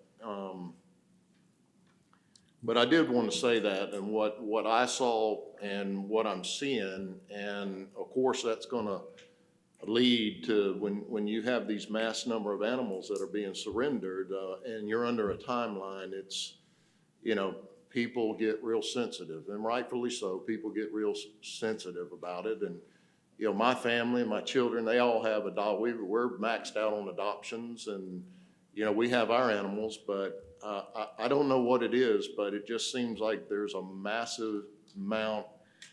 I hate to use supply and demand, okay, but when I talk about numbers, when you're talking about numbers, the amount of animals that are out there, but there's not a demand to adopt these animals and to do something with them or to give them a home, provide them a home. What do you do? Yes, sir.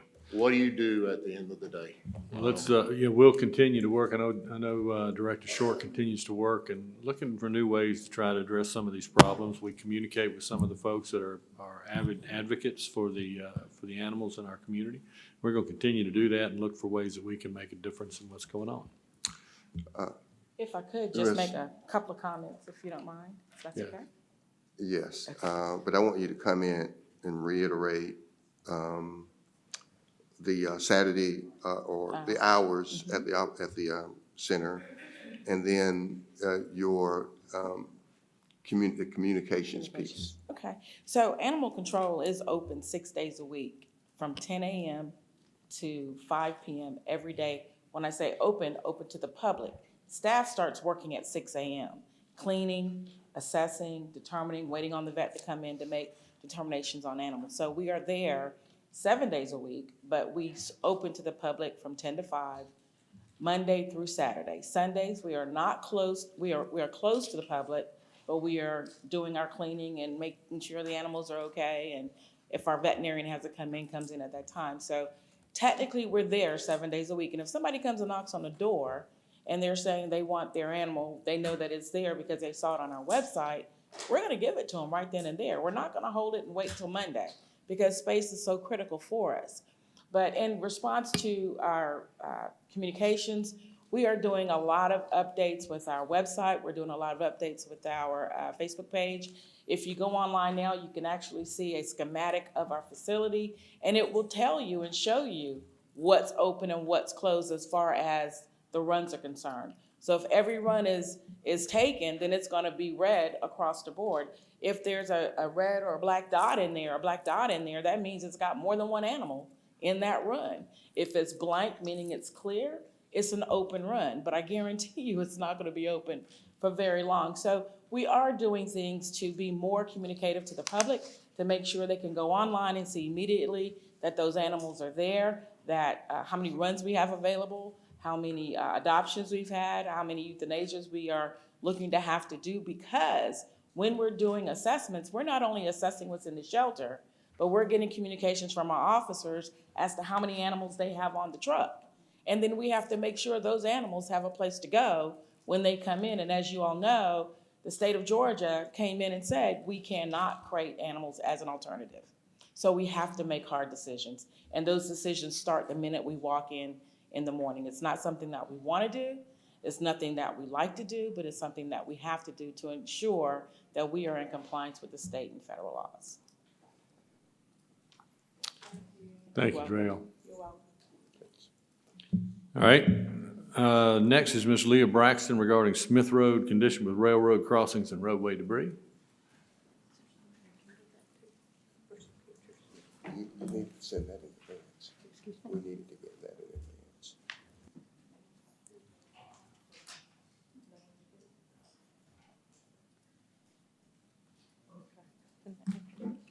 All right. Well, All right. there's a reason why I went to my office and printed these before I got here this morning. Ms. Braxton, and two, if you just state your name and your state of residence. I'm Leah Braxton. And what else do you want to know? Just, we used to use addresses, but we don't do that. Just let Okay. us know your state of residence.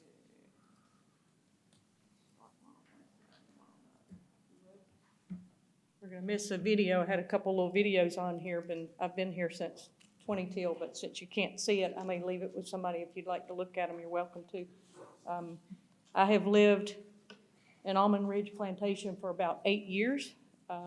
And I'm joined here today with residents from Ivy Park, Place in the Country, and Wooldridge Heights. So we do have multiple folks here for representation for our community out there. And I would like to discuss the Smith Road railroad tracks and the condition of the roadway out in that area. So regarding the railroad tracks,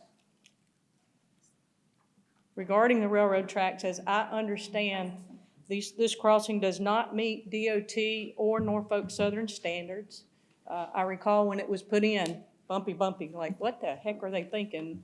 And what I was told is Norfolk Southern doesn't have to answer to anybody, so live with it. It doesn't seem right. There's water runoff from the quarry that undermines those railroad tracks. As I understand, those big trucks, the DOT came down and said you can't any longer put those, we don't want all this concrete dust, quarry dust on all of our interstates. So we want you to water down these trucks. Any quarry, I guess in Georgia, they made that a requirement several years ago. And so there's water that goes in every single truck, and when they pull out, all of that dust hits Smith Road, whether they're going left or right, all of it, all the rocks that fall out when they turn. Even this morning coming on to J.R. Allen Parkway, when I turn from Smith Road, there's a big old thing of rocks right there in the road. So it's a problem. The railroad tracks are a problem, the rock is a problem, and the cleanliness of the streets are a problem. I've spoken to several of you on council, I've spoken to department heads, et cetera, and regarding that. This is the railroad tracks that you can see. Actually, I know the city's done some work recently on putting there was actually a big hole, and they did do some work, either them or Norfolk Southern did some work. You can see that ditch is full of this concrete dust, so it's just, instead of falling into the little system that they've built on the right side of the road's tilted like this, so when the water comes down, it's not really going into their system, it's coming out into the city street, it's going down another couple 100 feet, and it's going into those railroad tracks. Look at that cross tie right there at the track. It appears to just be bent, you know. It needs somebody to take a look at it. And so I think it's a difficult situation there that we would like to elevate. I've talked to a lot of people over the many, many years I've been there. I've had many, many conversations with most all of you. But the time's now, and I would like really to come before you and say, let's do something to this. Let's do something for these issues I'm bringing up. We are the first exit. That interchange at Smith Road is the first exit entering Muskogee County from Harris County. It's a critical corridor for North Columbus and Harris County.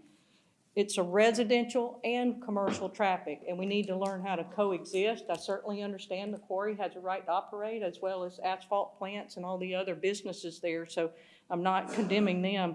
But this is not a dead-end industrial park exclusive roadway. It's a roadway that we utilize every day, and our vehicles pay the price for it. The rock and debris on the road as you turn onto Smith Road, heading onto the entry ramp that I mentioned. And then as I understand, this roadway does not meet city standards, the city ordinance condition and regulations and requirements for the operation of a quarry. I would love for y'all to look into that. You can see, this is after a pretty good rain, so you can see that's a lot of dirt on the roadway. And again, we're taking our cars, and everybody's heard Richard Davis's, I'll give him a shout out for his car wash downtown. Dirt ruins your paint. So that is an issue.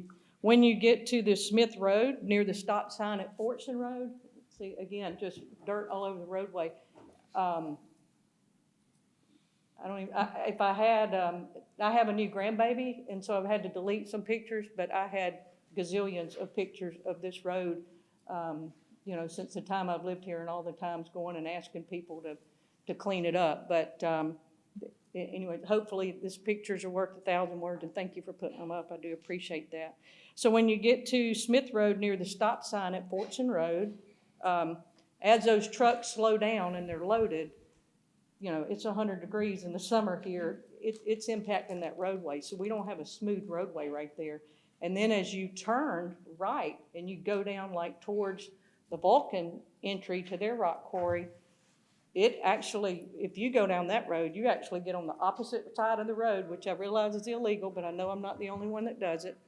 And you Braxton. get on the other side of the road because it takes so long. Ms. Braxton, that's your 5 minutes. If you want to come back Sure. for 3 additional minutes, I apologize, but just to be No, sir. consistent, so I I don't get understand. I anybody mad at me. believe these pictures have conveyed it. I would absolutely like to just say, how do we fix this problem? How would the city step up and be amazing at solving this? Yes, ma'am. Thank Thank you. Mr. City Manager? Mayor, let me just thank Ms. Braxton for coming, and we will make sure the staff get copy of those photos, and we'll look at the concerns that she's pointed out. But I will say, I know that Councilor Davis brought up railroad crossings a few meetings ago, and we did do an update at a recent meeting. But I just wanted to share that I did have a meeting last week or week before with a representative from Norfolk Southern on the various crossings that have been mentioned by you specifically, Councilor Davis. And just a piece of good news is that they've put the 9th Street crossing in motion. They've gone back to check because they have to budget these things.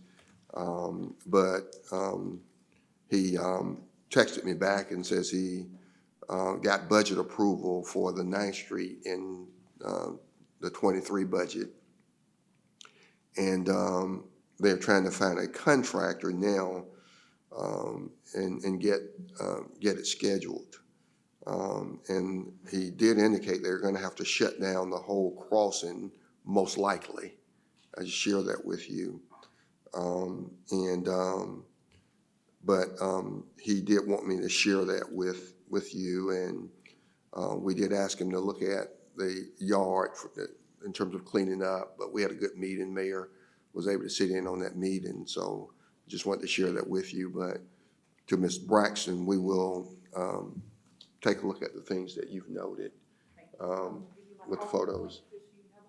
And it's actually on my thumb drive. Yes. So if you pass it on to staff, they'll know all the concerns. But just wanted to share that, Mayor. Okay, Councilor Tucker?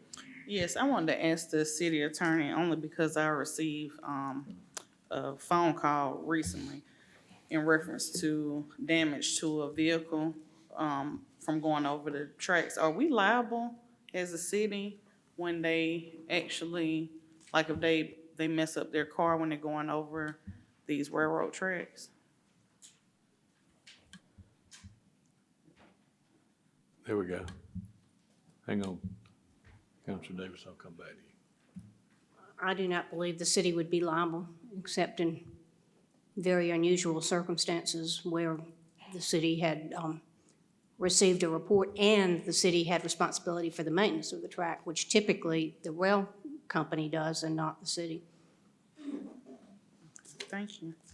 All right, Councilor Davis? Thank you, Mayor. Ms. City Manager, thank you for the, your comments in the update. Ms. Braxton, thank you for coming today.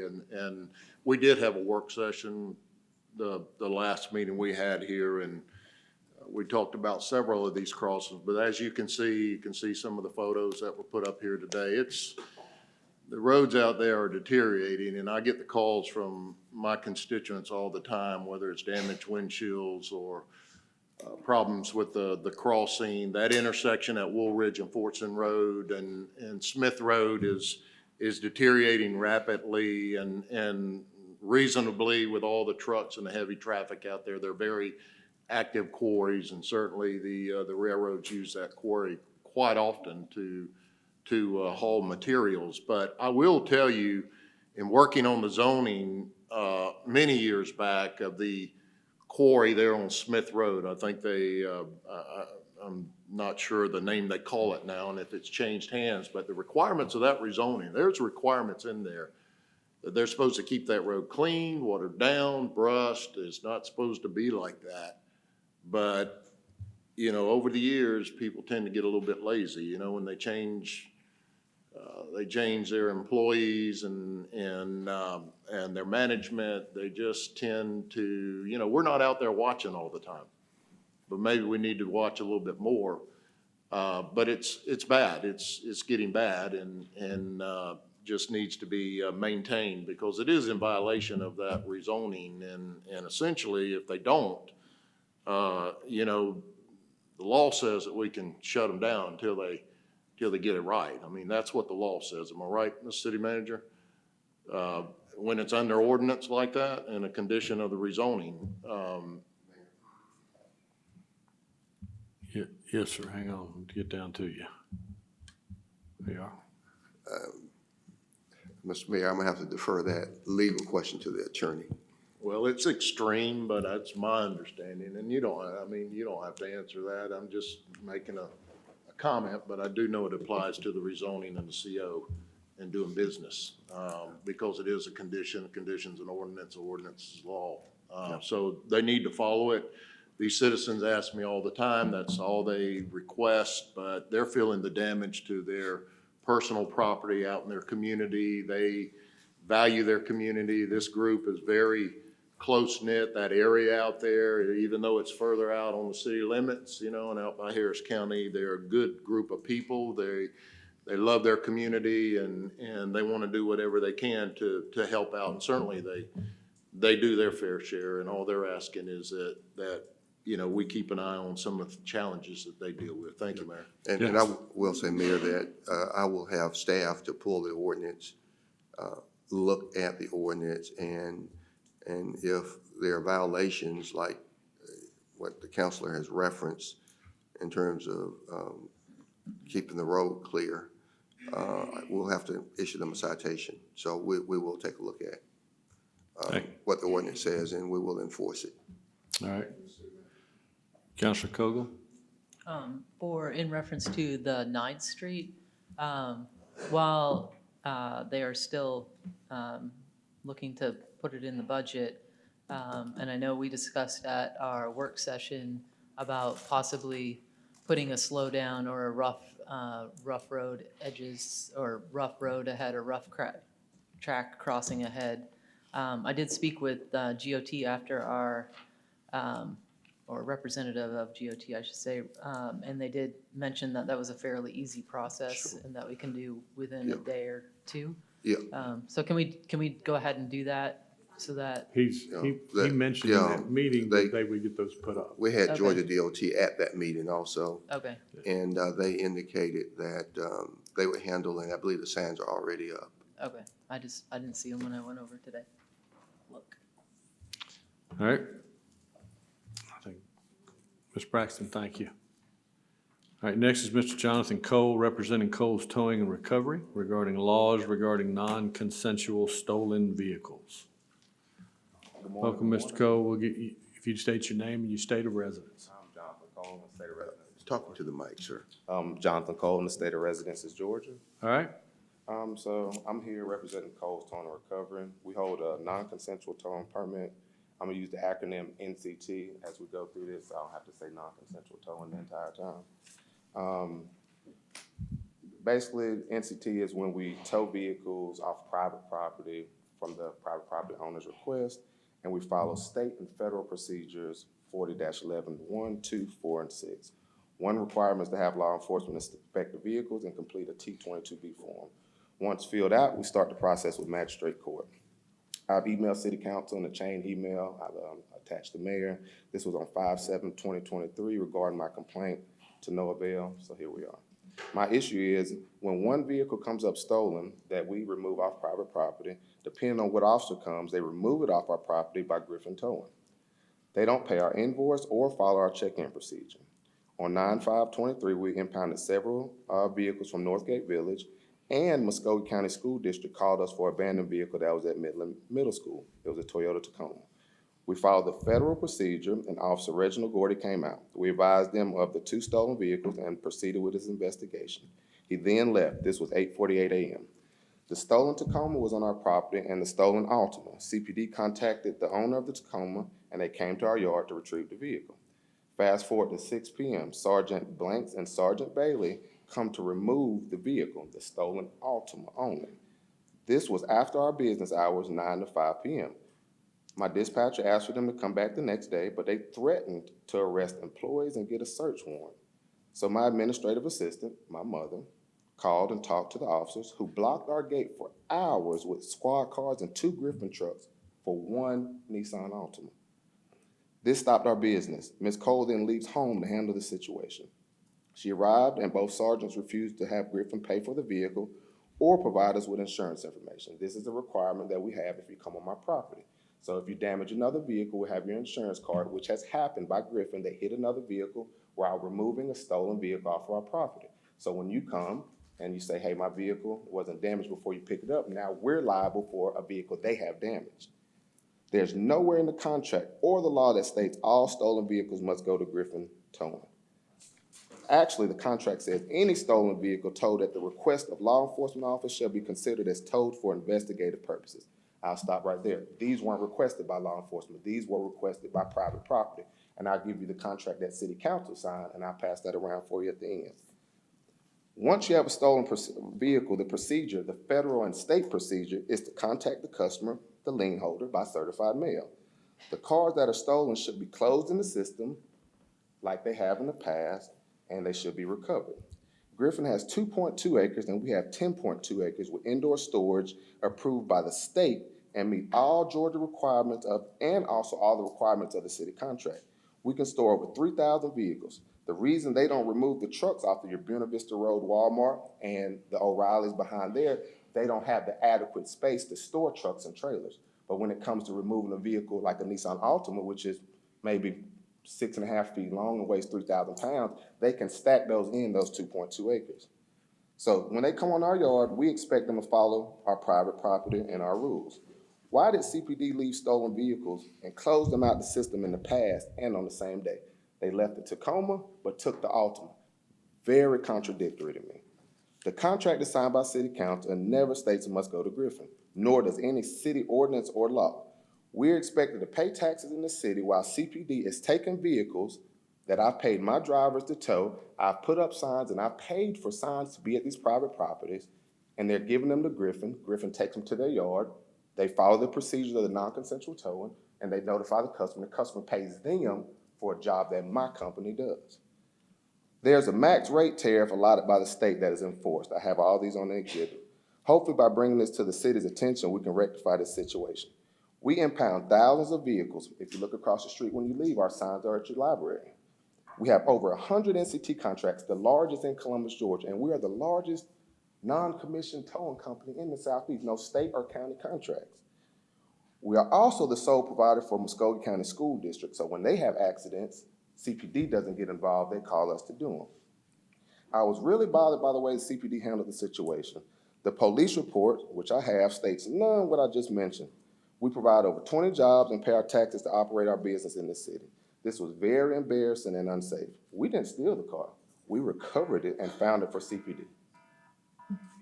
Mr. Cole, thank you, and we'll need to, I guess, check with the city attorney on trying to figure out what the proper legal procedure is as we move forward, because there is a contract that exists. I have the contract right here for you, and I'll pass that over so you can read exactly what the contract states. Mr. City Manager? Mayor, I don't know the details of the situation this Mr. Cole is talking about. I was just going to confirm that, you know, we do an RFP for towing service for the city, and that towing service is with Griffin and Griffin Towing. And I don't know the details of what you're talking about at all, Mr. Cole. But I only have to, and I'm assuming that when it comes to towing vehicles, the CPD or the sheriff's office, any public safety are going to call Griffin. And so because of the contract, the agreement that we have with Griffin, and so to work through the details that you're talking about can't be done here. But I know the city attorney will be happy to look at your concern, and certainly I will be happy to look at your concern. But our contract is with Griffin and Griffin for the city. And that's what I gave you right here, your contract that Yep. you signed as the city manager, you signed it. Mhm. And it said that any vehicle towed at the request of law enforcement, these were towed at private property requests. Nowhere it states that your city. So Mayor, I don't mean to get into a back and Yeah. forth, but I We're hearing a lot of this for the first time. And there's a lot of different details and moving parts to this. I know the chief is here, and we will try to sit down and figure out what the exact procedure is.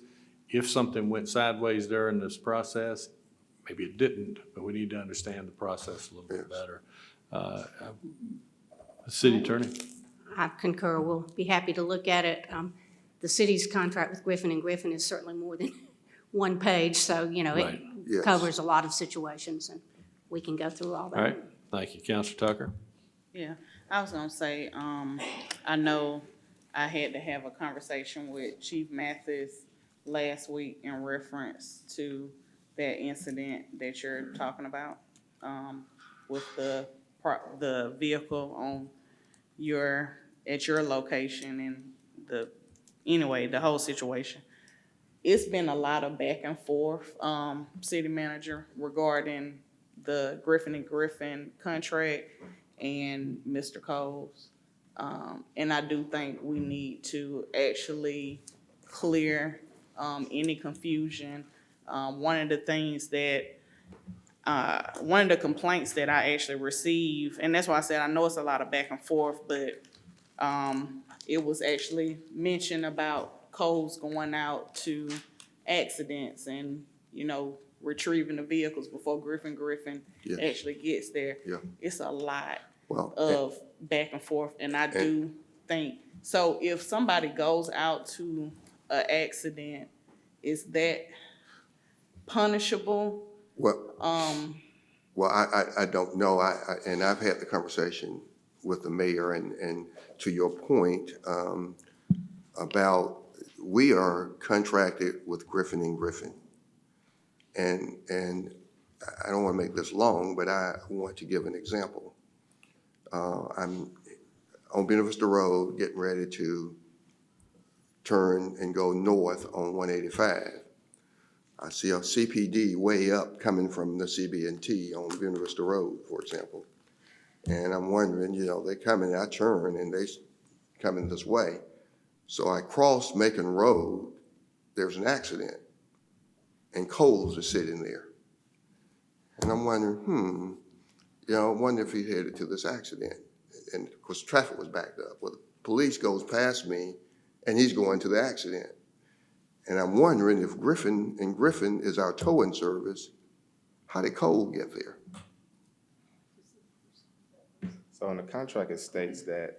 So I just used the example And that you I hate to do this, you're but you talking take your about. seat and come back after the clerk's office. Okay, I thought they had questions. Yeah, And- if they have a direct question for you, then you come back up. And so that was a concern that on several other accidents, I would see, and CPD is investigating, but Cole is there.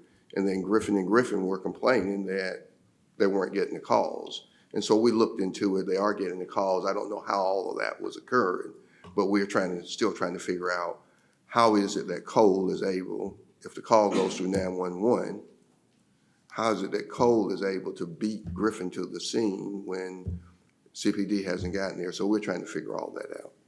And I understand as far as the consensual towing and all the work, I appreciate that, as far as getting the trucks, you know, off of the lots. I moved it yesterday for you. Yeah, so All those trailers on that, there. that's Mr. what I'm Cole, saying.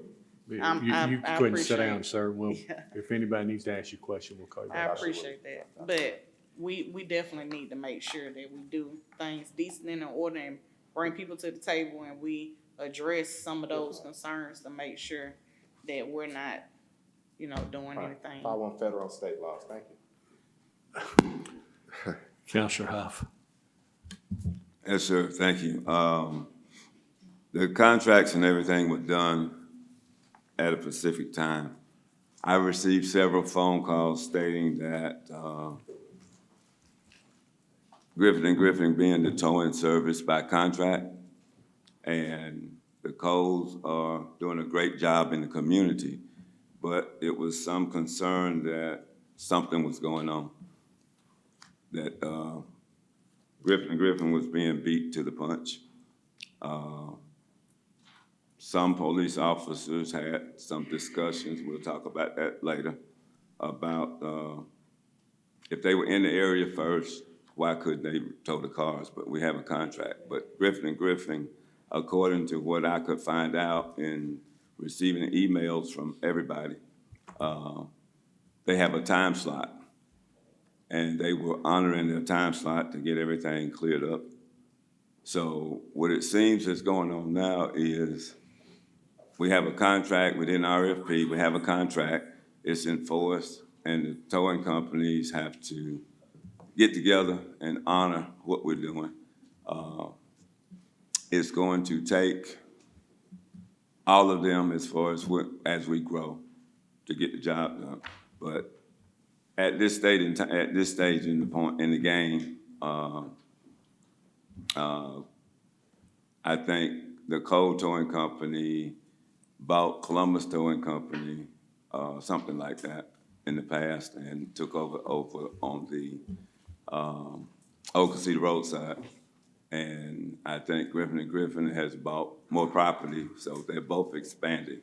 But as far as what I'm hearing going forward, like I say, it's been a lot of issues concerning, as the city manager stated, you know, how one gets there before the other, because according to the contract, if they had the contract, it would be the same. Yeah. You would expect that the police would make the phone calls to 911, 311. I mean, 911 calls would go to whoever the contracted firm is. So at this stage in time, I'm sure that everybody will get together and talk about it, but I have a concern about actually honoring the contract and the way it's written, the way it's supposed to be performed, and what happens when the contracted company shows up and there's another company there.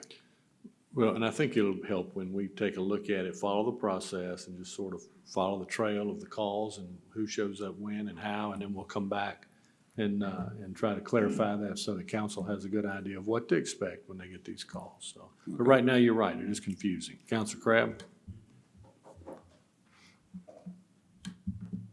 Thank you. It's my understanding that if there's an accident, that the owners of the vehicle have the right to call whatever towing company that they want to call to haul their vehicle off. And the police would only submit, suggest Griffin and Griffin if the two owners don't have a preferred towing company. But I don't, please, Miss Attorney, the owners of the vehicle have the right to choose their towing company. They can't be forced to use Griffin and Griffin just because the city has a contract with Griffin and Griffin. Am I wrong?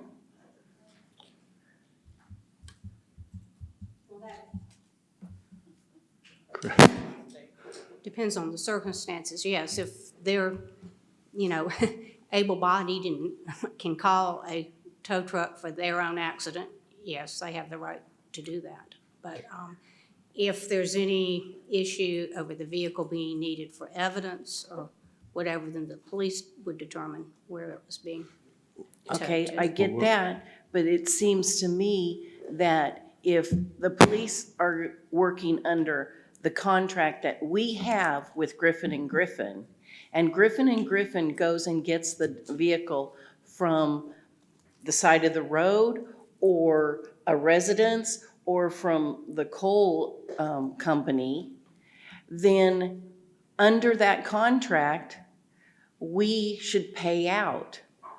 And part of that payout would be what the expense to get it from where it is. And if it's at Cole and Company and there's an expense to get it out of there because they towed it, then we should be paying that along with our contract. But that's we'll have to part of look what we'll at take a look specifics. at, is try to take a look at what the contract states, and then we'll bring it back and let council know what's going on. Okay. Okay, thank you. All right. Next is Mr. Ben Hecht, representing Am Waste of Georgia regarding yard waste services. Mr. Hecht, welcome.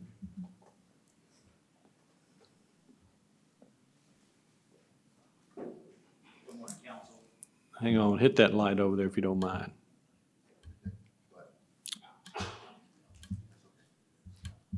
There you go. Good morning, council. My name is Ben Hecht. I live here in Georgia. I certainly want to, number one, thank Mayor Henderson, council members, and City Manager Hughley. I appreciate you giving me the time to come before you. On behalf of AmWaste, I would like to thank the City of Columbus for allowing us to perform the yard waste removal services through a public-private partnership.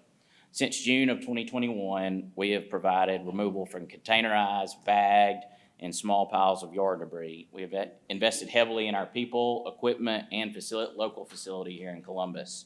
A quick background on our task.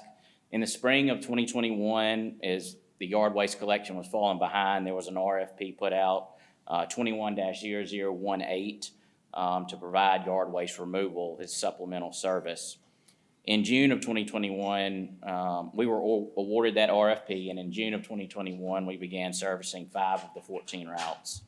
At the time, it took 6 to 8 weeks for us to really get through the city, get everything cleaned up, back in clean streets. That's okay, sir. In September of 2021, the city asked us to service 10 of the 14 yard waste routes on an alternating basis. As a commitment to the city and to show what a public-private partnership can do, we agreed to take on that task at no additional cost to the city. It quickly became apparent an alternating schedule was not sufficient for council nor for the constituents. In the summer of 2022, after the alternating routes, at the request of the city, we began servicing all 14 routes on a weekly basis. Our service has been second to none, as I'm sure many of you know, with a 99.8 customer satisfaction rating, and I'm basing that off on missed pickup calls. And a lot of those missed pickups are credited to commingled waste. So say if there's regular trash in a yard waste can, we're not supposed to pick it up per the city. This rating far exceeds the industry standard, which we are incredibly proud of. If there's only 1 cart or 20 bags of leaves and sticks, our employees spend the time providing the level of service demanded by the city and the constituents, whether that is cutting the plastic bags, putting the material in the truck, and just fulfilling the terms of our agreement. Again, this is a great display of what a public-private partnership can be. The partnership with Public Works has been outstanding through the entirety of the contract. I see Drell in the audience. She's been fantastic, and we wanted to be a reciprocal partner of this. And then also Mr. John Pittman, who's also in the audience. When he came on board during the contract, it was imperative that we all have an understanding of what they expect of us and vice versa. And our day-to-day communication has always been superb with Mr. James Main, and our focus has always been to provide the best level of service. With regards to our local commitment, we employ over 40 local people to provide the level of service we were tasked with. We had 48 at the height. The numbers fluctuate as folks come and go. We've invested heavily, like I said, in our equipment, our facility, and our community. We purchased late model trucks. I'm sure y'all have seen them driving around, very good looking. We have a clean, safe, and well-maintained shop. We provide competitive pay, excellent benefits, and a culture of safety. Our team's led by Idris Hayes, who's here in the audience. We have administrators, mechanics, drivers, helpers, local vendors we support by buying fuel, tires, parts, coffee, tea, etc. All of these are direct or indirect beneficiaries of our public-private partnership. And lastly, I want to touch on safety, the most important factor. Our safety record has also been second to none, along with our customer satisfaction. Put this into perspective, since June of 2021, we have not had a traffic accident since we began this contract. That's quite an accomplishment, servicing approximately 56,000 homes a week, 242,000 per month, and that's trash math, 4.33 weeks in a month for trash men. And that's 2.9 million stops a year. We stress the importance of everyone getting home to their families. That is the most important part of what we do here. In closing, we are and will always be a partner with the City of Columbus. As the outlook for all service-related businesses and operations change, we're here to assist, whether it be through another public-private partnership for waste debris hauling, another option for CCC disposal, which we have a facility not too far from here. I know landfill space is a major concern. We built AmWaste into a company that can fit the various needs of large and small communities. Again, we appreciate the opportunity to serve Columbus Consolidated Government and the citizens of Columbus. Thank you very much. Ben, thank you, and thank you for the job y'all did. You Absolutely. did a good job for the consumers, sure did. Thank We you. certainly appreciate it. Counselor Davis? Thank you, Mayor. Mr. Heck and other members of AmWaste who are here, I just wanted to thank on behalf of the constituents I represent, District 2, and representing the whole city as well. I just want to thank you for the service that you provided for our community. It's been outstanding. I've heard nothing but good reports, so I just wanted to make sure I share that with you. I don't know if I'll see you anytime soon, but certainly you need to hear that. Thank you. Thank you, sir. Counselor Crabb? Thank you. I'd like to bring up item I on purchases so we could have that discussion along with this discussion, because I'd like to know how how we're going to have that kind of service We have if one we more- lose AmWaste. We have one more individual, actually from AmWaste, who's left on the, I think, on the Okay. public agenda. So if you want to do that, we Okay, can do that'd that be after fine. that. Thank you. Okay. We do have the last individual who's scheduled for public agenda is Mr. Edris Hayes, representing AmWaste of Georgia.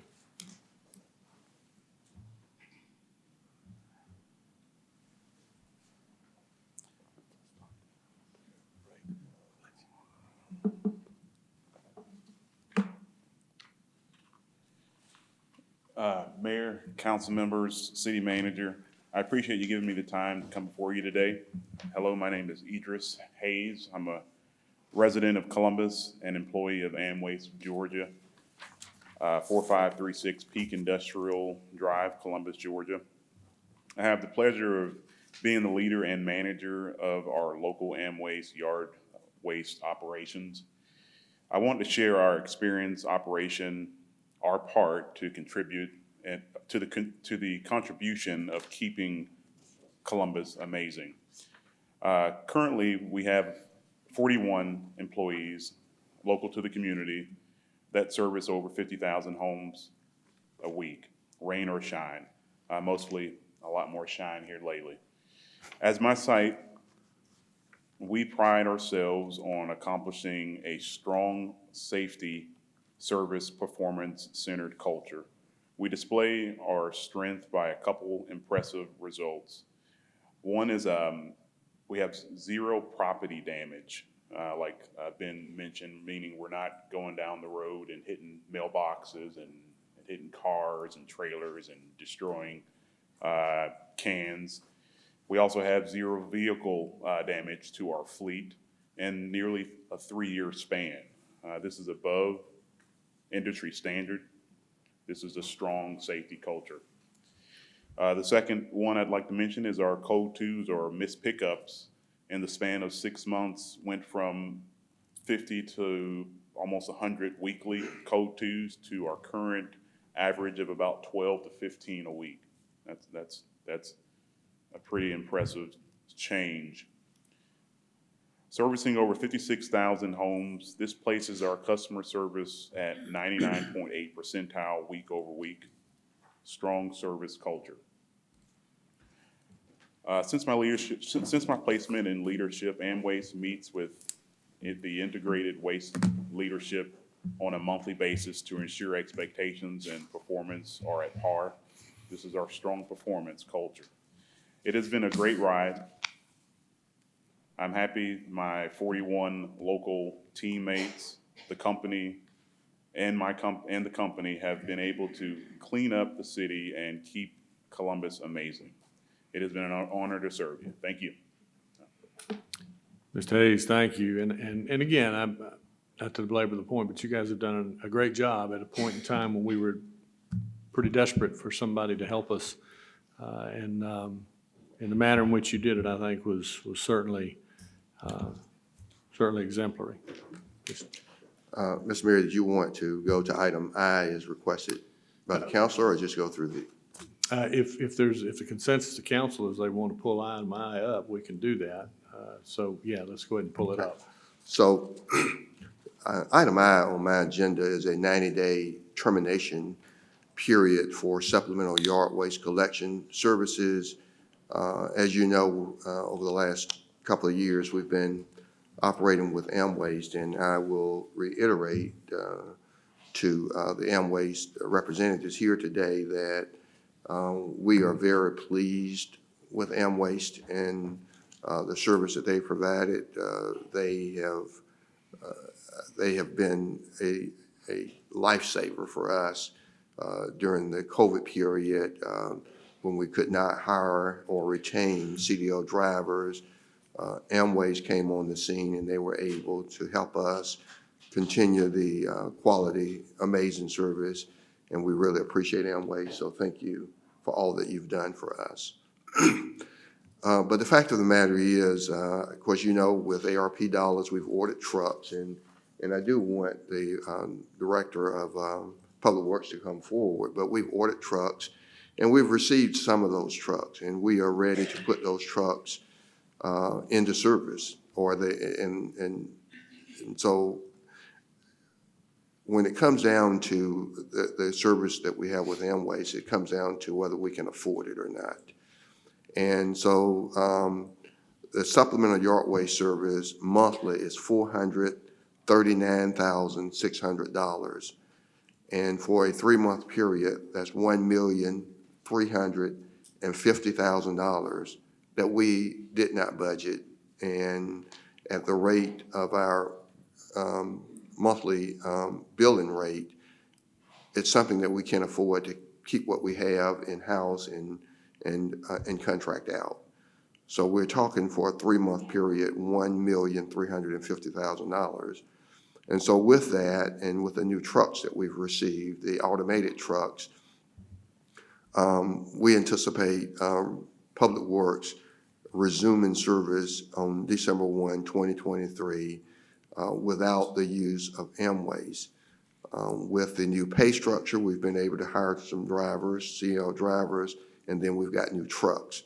And so that's why we are moving forward at this time to terminate the service, not because of performance, they've been excellent in performance, but because we've got new equipment in, we've got the drivers hired, and we are ready to resume the service under our Integrated Waste Public Works Department. And so, Mayor, I'll leave that there and answer any questions, and the director is here to answer questions as well. Councilor Crabb? Thank you. How many trucks have we purchased for this process? Well, we've purchased a total of 40 trucks with the ARP funding that we received. How many have we received? We've received 10. We expect 6 more this week.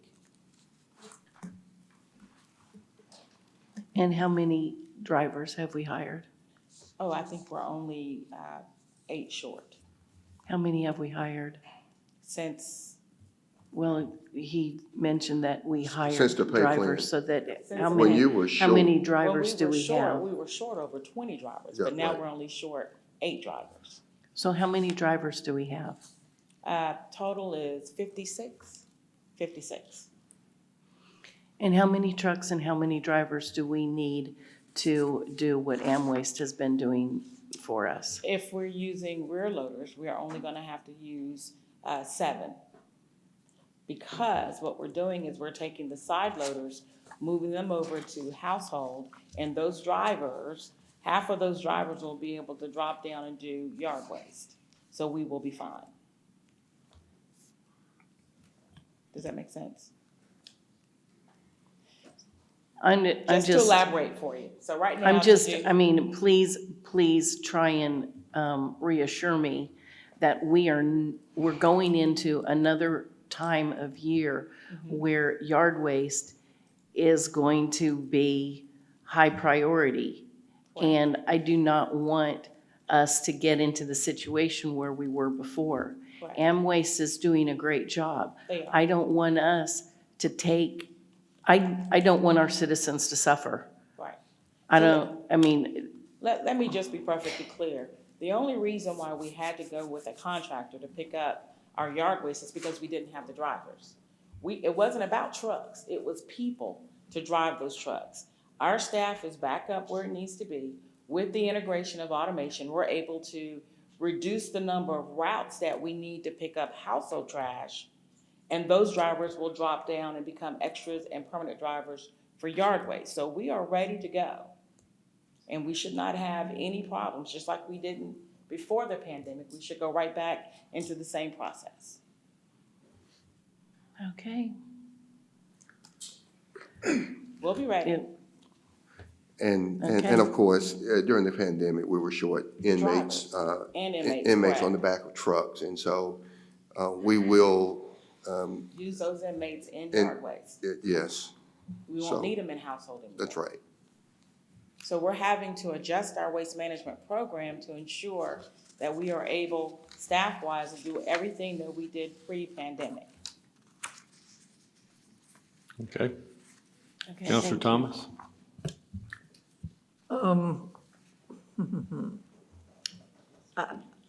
I have a whole series of questions, and so let me go through some of them, and perhaps Mr. City Manager can respond to these.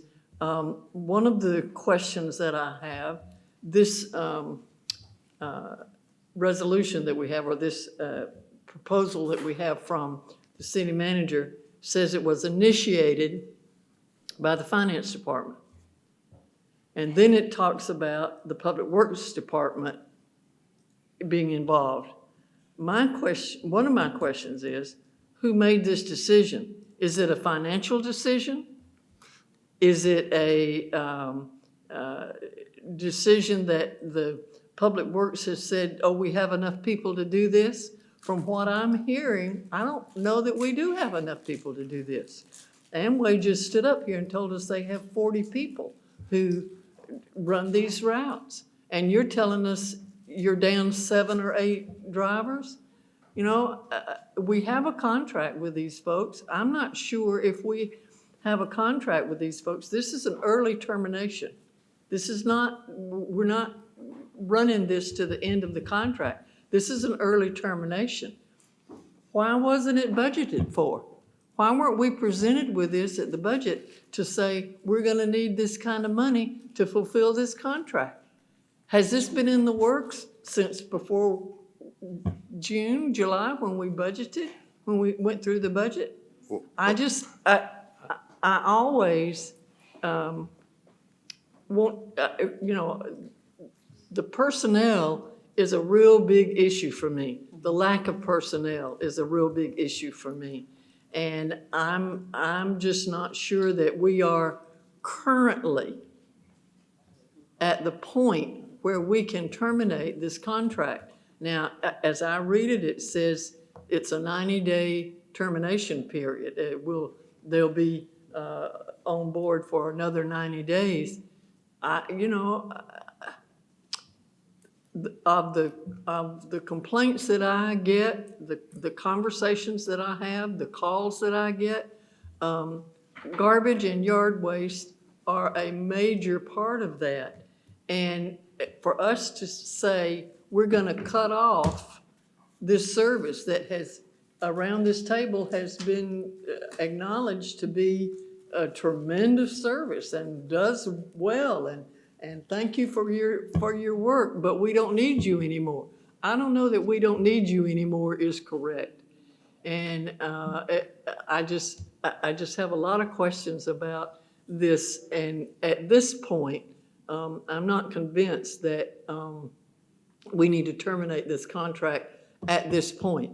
It may be that later down the road, before this contract is over, as I understand it, it's got another almost 2 years on the contract. Is that I believe that's right. No. And we're terminating it early.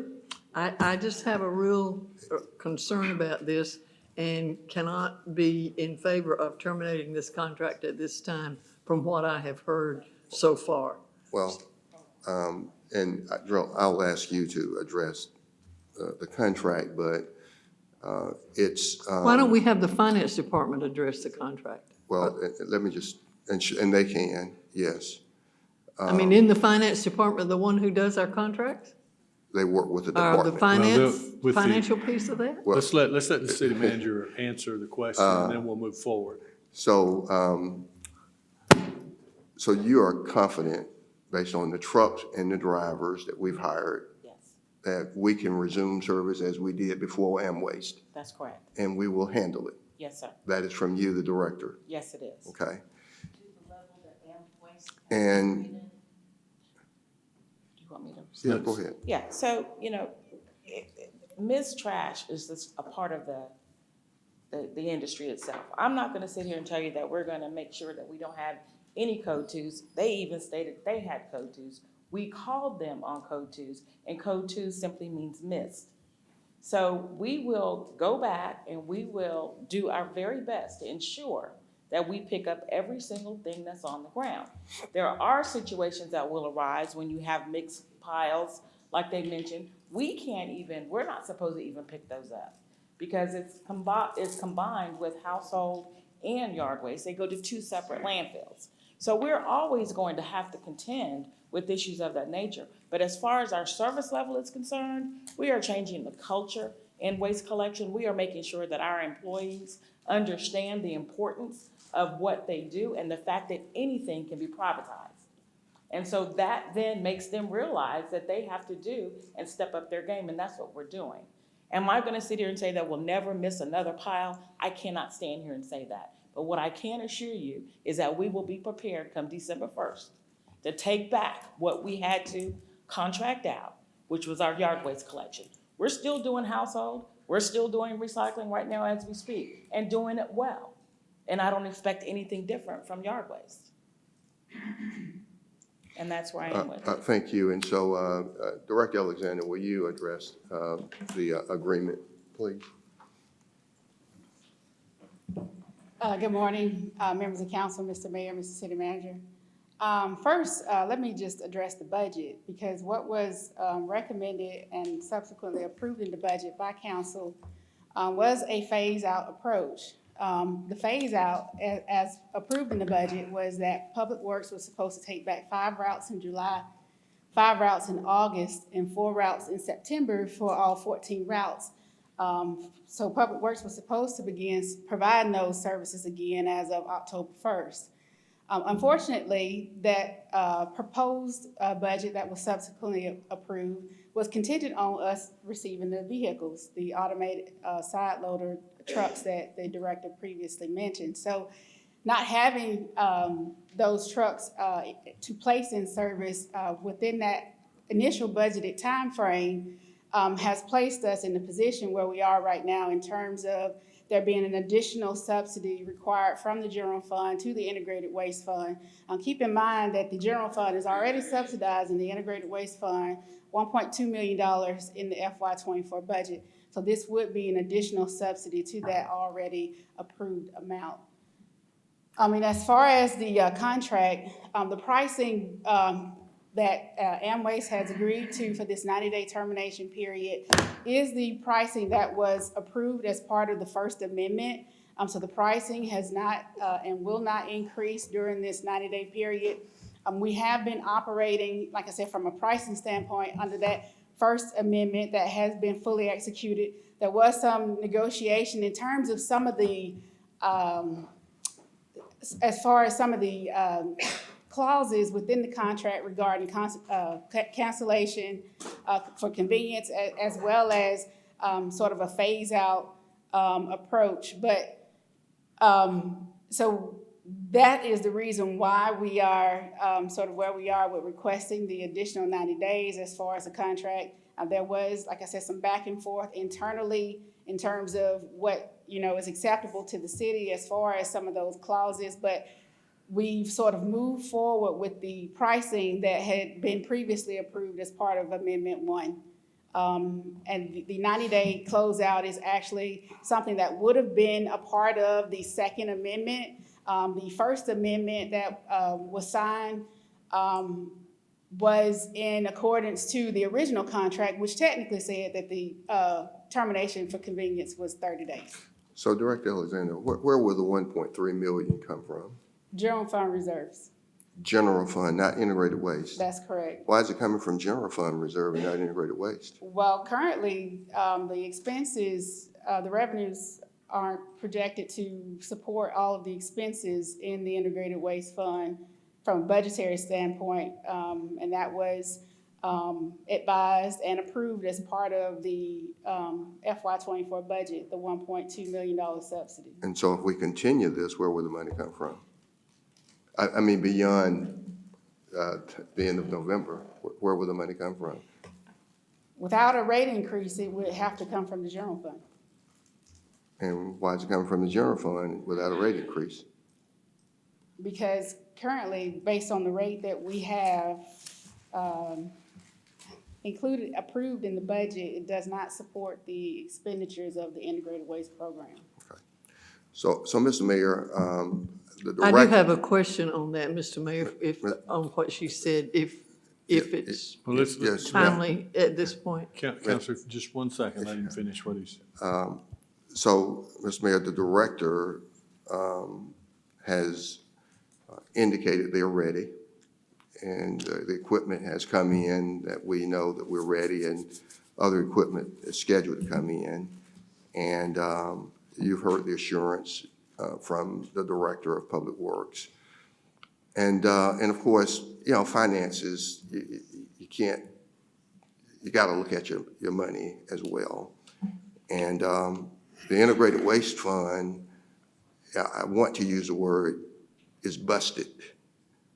You know, and so we gotta, you know, if we, without a rate increase, without doing something, you know, we simply can't afford to be pulling money from the general fund reserve to support something in integrated waste that technically should be an enterprise fund. Okay, We can't do it. thank you. Counselor Thomas? Ms. Alexander, I assume that since we have a contract with Amwaste, included in that contract are the provisions for payment to Amwaste. Is that correct? Yes. And so if we do not terminate this contract in 90 days, both the city and Amwaste are obligated to follow what's in that contract. Is that correct? Well, currently, in all transparency, Councilor Thomas, we are not under contract with Amwaste. We don't have a contract with Amwaste? Not currently. Then what are you terminating? I mean, we have a contract in that we have been operating under the First Amendment that was fully executed by both Amwaste and the city in terms of the pricing. The RFP spelled out that the renewable periods would be 1-year renewable periods. So it's a situation where we're supposed to come back at every year and renew, I guess I should say, the contract. And at what time of the year are we supposed to come back to renew that contract? That typically happens in August. Did it happen this year in August? Well, what happened this year, as far as I'm aware of, there was a notification from Amwaste of a price increase for a contract from last year based on terms from that contract from last year that were never fully executed and agreed upon by the city. Did the city agree to that? To the price increase? Mm-hmm. No, ma'am. And we've actually sent a letter out to Amwaste. They have agreed to provide the services through the end of November at the price for the last contract that was fully executed, which was the First Amendment. And when will the contract with Amwaste terminate? If we do not do this, When will it terminate?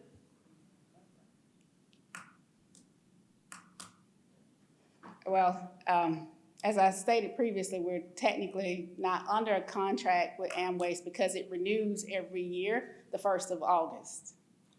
And because of the proposed price increase, we did not renew, is that right? That's right. And so you're asking for a 90-day extension? For them to provide services through the end Yeah, of November. and under the price of the contract that expired August. Right, under the last fully executed Yeah. amendment, contract, which was the First Amendment.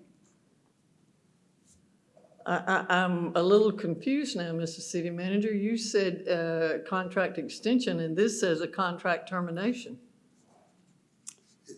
Well, I guess it really could say to execute a 90-day contract with Amwaste. I mean, the RFP itself was designed to be for over a 5-year period. I mean, us not having negotiated the renewal prior to the end of the contract is not something that is unheard of. I mean, if there are things that the city doesn't agree to and the contractor doesn't agree to, then we continue to work towards some resolve and so that we can get an executed contract. Well, Mr. Mayor, maybe I've beaten this dead horse enough, but I will say again, I cannot support this, this request. Thank you. Thank you. Counselor Begley? One clarification on the numbers. In today's resolution, it's saying, you know, the $439,600 monthly, it's referring to 16121 resolution and the 24121 resolution. When I look those up, they're showing a monthly amount of 148,000. Can you clarify maybe this happened before I got on council, but how it moved from the 148 to the 439,000? Well, the First Amendment adjusted the price per route to $31,400. And so when they took over all 14 routes, that is how you get to the 439 number. The 34, I think it's $31,400 times the 14 routes comes up to the 439. The reason why that doesn't exactly work out mathematically for the purchasing agenda item is because what was included in and approved in the budget was a phase-out approach, which included us paying Amway some form of payment for the routes that they were to maintain as Public Works took back providing services for the city. So there is already included in the integrated waste budget some $800,000, $900,000 amount for services to payment to Amwaste as part of that phase-out approach. So that what you see is just the difference to continue for them to provide full services for all 14 routes through the end of November. Is there financial analysis that shows the expected internal expense to service all of those to compare our internal expense versus Amwaste? Do we have that financial analysis to look at? To show what now? The cost of doing it internally versus the cost of doing it via That Amwaste. one service. Oh, what Abby's working on? Okay, so that's part of what the consultant is working on. But I will say, you know, just from a budget standpoint, you know, in terms of the number of people that the department needs to run this service, it's much less than the cost to pay Amwaste. I mean, I can get you fairly quickly in terms of the budget. I mean, I think you said how many people for the yard waste collection? 14 people, one person for each route? Okay. So, I mean, I can get you that information, and that actually has been shared previously. Unfortunately, you know, I don't have that in front of me right now, but it is, when you talk about salaries, $21 an hour, 40 hours a week, plus benefits, it's not to the tune of, you know, millions of dollars. Counselor Cogle? I think, so, I mean, one, I'm still struggling that we don't have a contract, with, I guess Amwaste is just collecting out of the goodness of their heart. So thank you, Amwaste, for being a good business and collecting. We sat here and listened to a presentation from, the consult lady, I forget what her name is now, but on August 8th. And I think council requested a work session because, and I'll paraphrase, but there was concern on what we were going to pass on to the citizens as a cost. And these were just options that were available at the time. And I'm on the same page as Councilor Thomas when I just think 90 days is a little bit premature to say that we've got it under control. And we still, I mean, as a council, we need to approve what it's going to cost for our citizens, how we're going to get through leaf season with only one can, how much it's going to cost for an additional can, et cetera, et cetera. So there were a lot of options that were given on August 8th. I just think that 90 days is probably a little bit premature to not have a solid plan in place to fall back on. So I just would hate to get into a position where we have to ask Amwaste to extend their non-contract of 90 days, another 30 days.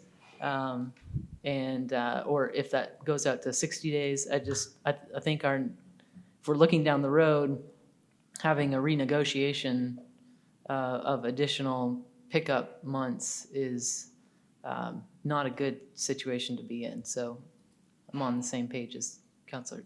Councilor Garrett? I've got a few concerns. One, I agree with Councilor Begley. We need a true financial analysis. And I mean, the biggest part is going to be the trucks, our maintenance of the trucks and how those are applied. Because right now, I mean, Amwaste handles all that. And the other thing is, part of the reason we didn't have drivers is probably because of there was not as competitive a wage offering in the public sector than the private sector. And also we haven't had any claims that I'm aware of with them, but we have to look at the cost of litigation as well. Because when any type of trash truck or big truck hits somebody, it's usually pretty severe injuries. And, for the city, we're capped at $500,000 in liability, but those can add up pretty quickly. And finally, I've been texting with a constituent, a lot of council, because he's upset. His entire neighborhood, and he said pretty much, as far as he could tell, all around 54th Street, River Road, did not have their household waste picked up yesterday. And when he called, they said it was due to the automation of the trucks, which, as far as I know, that hadn't gone into effect right now. But either way, we were just talking about part of the shift will be some of the drivers from household waste would go to the yard waste.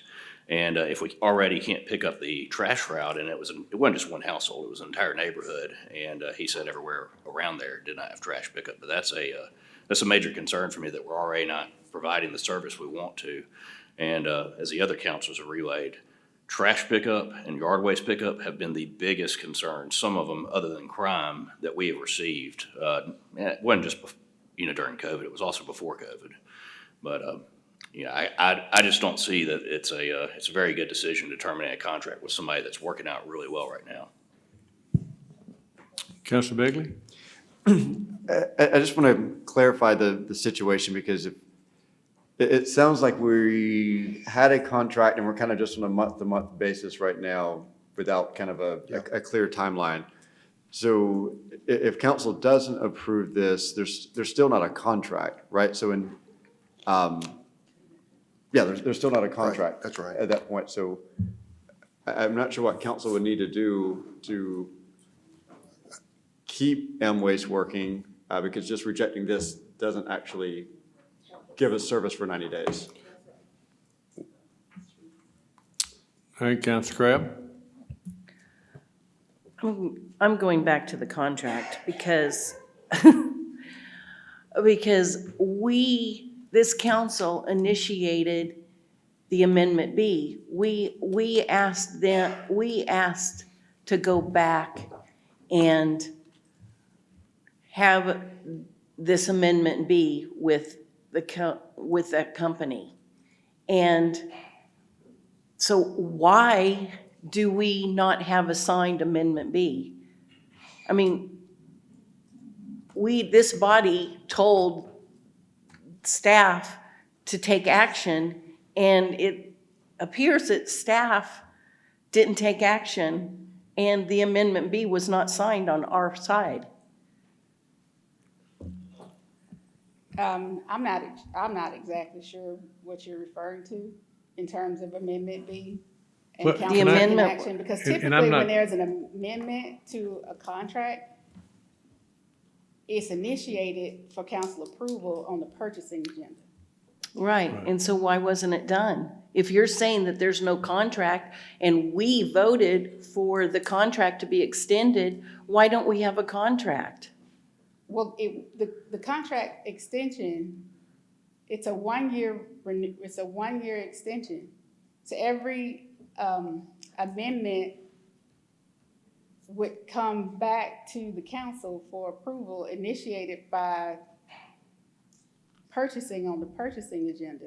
We've approved everything that we're doing with Amwaste.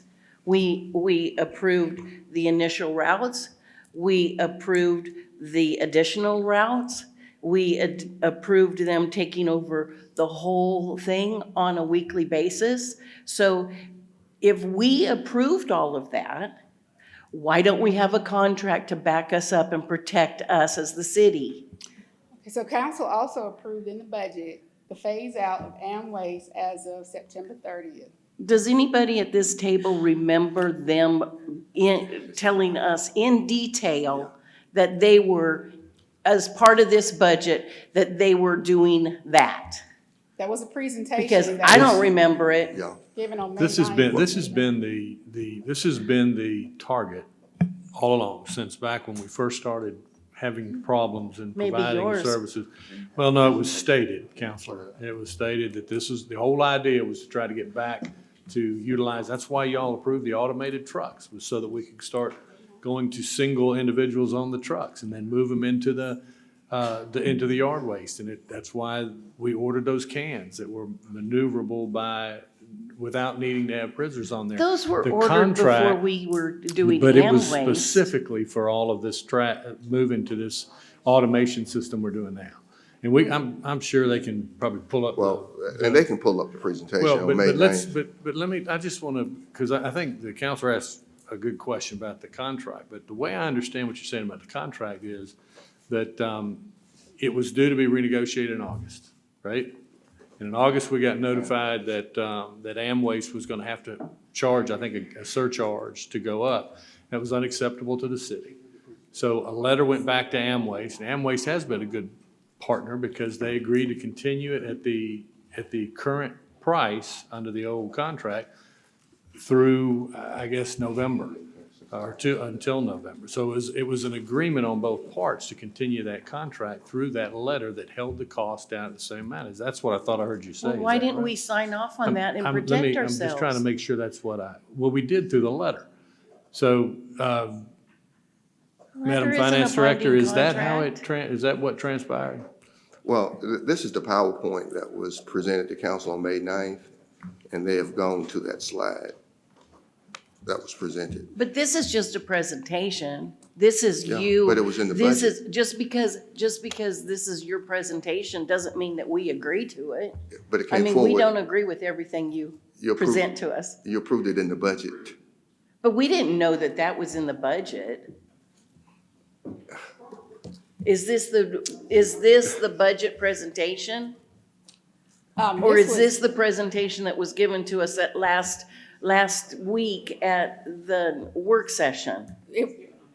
Yeah, this presentation was given on May 9th, and it was subsequent to the presentation of the budget. This is why this presentation came, because there was additional information that was requested about the integrated waste fund, just in general, through the budget. So we were sharing with them what was going to be in the budget and that we were gonna phase out M-Waste. And when the budget was approved on a first read, public meeting, public hearing, and ultimately, the budget was approved Right, with this in it. yes. Okay. All right, So I have one more question, not concerning the contract or the non-contract, whatever situation we're in.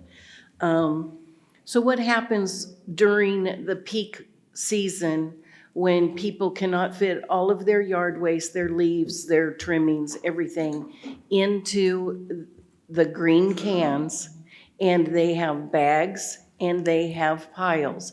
Are we going to be able to take care of that? Well, right now, yes, ma'am, we will, because we'll still have the 2 inmates on the back of the rear loader working yard waste like we had prior to the pandemic. There are some things that we mentioned already in a previous presentation that we'll be bringing back that's gonna take council approval. For example, to change the bag from being a regular plastic bag to a biodegradable bag, which makes collection easier, as well as the number of bags the person can place on the right-of-way for collection. See, this kind of irritates me a little bit when you guys make assumptions that we're going to approve something, because I know you've been talking about those bags, but I know that there's citizens in this city that are going to be financially unable to buy those bags. Yes, ma'am. That is going to create a burden to our citizens, and I'm not so sure I'm ready for that.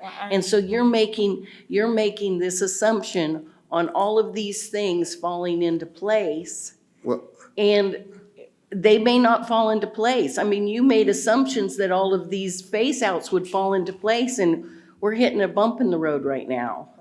So, I mean, We are trying to improve our program overall, make Columbus a more beautiful place to be. We recognize that if you all don't approve something, understand that we have a plan B. And the plan B for the bags, for example, if you said no to biodegradable bags, then we're gonna keep our same process that we're doing right now and cut open the bags and put the stuff in the truck and keep going. So we have a plan B. We're not gonna just leave people hanging, and the same thing goes for excessive waste. We're hopeful that you all will approve the rate study that will give integrated waste the funding that it needs to operate without having to rely on the general fund to be able to make the improvements that we wanna make. But that's just something that we've got to do as a community. We have got to improve our waste management, how we handle it, and how much it's going to be costing our residents for services that we provide that they're not even paying a quarter of what it costs. Bottom line is, we're And not so- gonna leave anybody hanging. That's right. And Let me clarify something. I'm passionate today. I'm not mad. I understand. I mean, when I give you a call and it needs to be taken care of, you are very responsive, and I do appreciate that. So please do not take my tone as anger, but I'm pretty passionate about this, especially this issue of not having a contract is coming up. You know, this keeps on coming up in a lot of different areas, and it's like, how is this happening? We've got to get to the bottom of that. So, I don't get a lot of different areas, no country. Godwin Creek Golf Course, Yeah, that's, we didn't have a contract for several years. that's the That's Gulf the Authority. Gulf Authority, That's but not- they've rectified that, though, I think. That's the Gulf Authority. and Just to be Mr. clear, that is the Gulf Authority, Yeah. not us, okay? Mr. City Manager, if I can just add to Councilor Begley's question about the cost. Understand that when Amwaste was contacted, it was on a phase-in approach. They took on, I believe it was 5 routes initially, then it moved up until we were at 14. So we were attempting in our plan to do the same thing going out. It was never meant for it to be permanent because we knew integrated waste could not afford it. Trust me, been sleeping very well these last few months because I'm not worried about waste collection. So I understand the apprehension of letting them go, but I have confidence in our staff. I have confidence in my staff. I have confidence in that driver that's out there. They were excited Monday when we rolled out those brand new trucks. I wish I could have, I told Mr. Pittman we should have taken video of their faces. They were so excited to take ownership because at that point in time now, they don't have to worry about an inmate and whether or not an inmate is doing what they're supposed to do. They're taking ownership of their routes, and we need them to do that in order to provide that service that you want. Well, and Mayor, with all that said, this director has assured that we are ready to go December 1. And we will take care of all of the services that we contracted out over the last couple of years with AmWaste. But we're ready to go and we can provide the service. Gotcha. And so if council want to renew a contract with the increase that has been proposed, we can bring an agreement, but this is on a month to month. But if we want to pay $439,000 a month, when we're telling you that we can provide the service, you want that security, then we can bring you an agreement. But our staff has assured us that they're ready to go. Councilor Begley? Just to follow up on that, I was just trying to understand, because I wasn't on council, and wanted to make sure I understood the uptick, and I think explaining 5 routes and then getting to the full route, that made sense. I do think the financial analysis is important, just because on one, yes, this is why we're taking it internal versus external, but I also think it gives us more information to make decisions in the future. So, for example, if there is a dissatisfaction with the service, but we still have more money to spend that's still cheaper than AmWaste, we could expand our service or expand the staff and still be cheaper than AmWaste in theory. And we could easier support that, but I think that's why that analysis is helpful, so we can make very informed decisions and understand the increased costs or the savings of our decisions. I think that's very helpful. So that's why I keep pushing for it. But Sure. I appreciate your explanation of how the cost increased and how you're taking on the services internally going forward. Councilor Tucker? Yes, thank you, Director Short, for all that you do. I appreciate you a ton. I do have a question. I'm looking at the budget book. Was it in the departmental summary for the phase out for Public Works in reference to the, phasing out, AmWaste? Is it in the departmental summary? Where would it be in the budget book? Cause I've looked under both, like the top part. I mean, y'all know it's 272 pages, but I looked at the top where it has the budget in general, and then I'm on the summary and I don't see it. So I was just trying to see where the actual statement regarding phasing out of the AmWaste. I think that'll be helpful. And I also want to say, I agree with Councilor Begley in reference to us bringing that information back.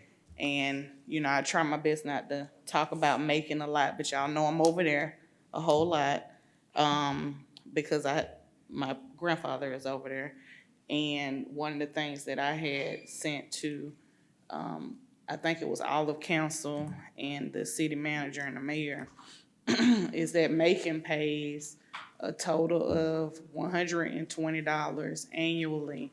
And it comes out of their property taxes, like it's added to your property taxes for all waste collections. I mean, that's recycle, that's household, and also the bulk waste with the leaves and things like that. So I know that it can be done like us, and I don't know right now what is and I say I don't know because I pay my stuff automatically, and I'm thankful that I have that ability to not really pay attention to how much I pay for my yard, my waste, but I'm sure that other people have to pay attention to how much they pay a month for these services. So I did want to ask Director Short, what's the actual, before I know I asked that one question, what's the actual amount that we're paying for household waste right now, where either one of you are? $18 Is $18. per month. And I think we had, with that consultant, she had recommended that we pay more for our pickup. Is that? Presented some options. Some options. And I believe, if my memory serves me correctly, and I don't have it in front of me, she presented two options. One would be if we incorporated an additional can fee or without the additional can, if my memory serves me correctly. And I want to say it was right at $25, I believe. Is that about right, John?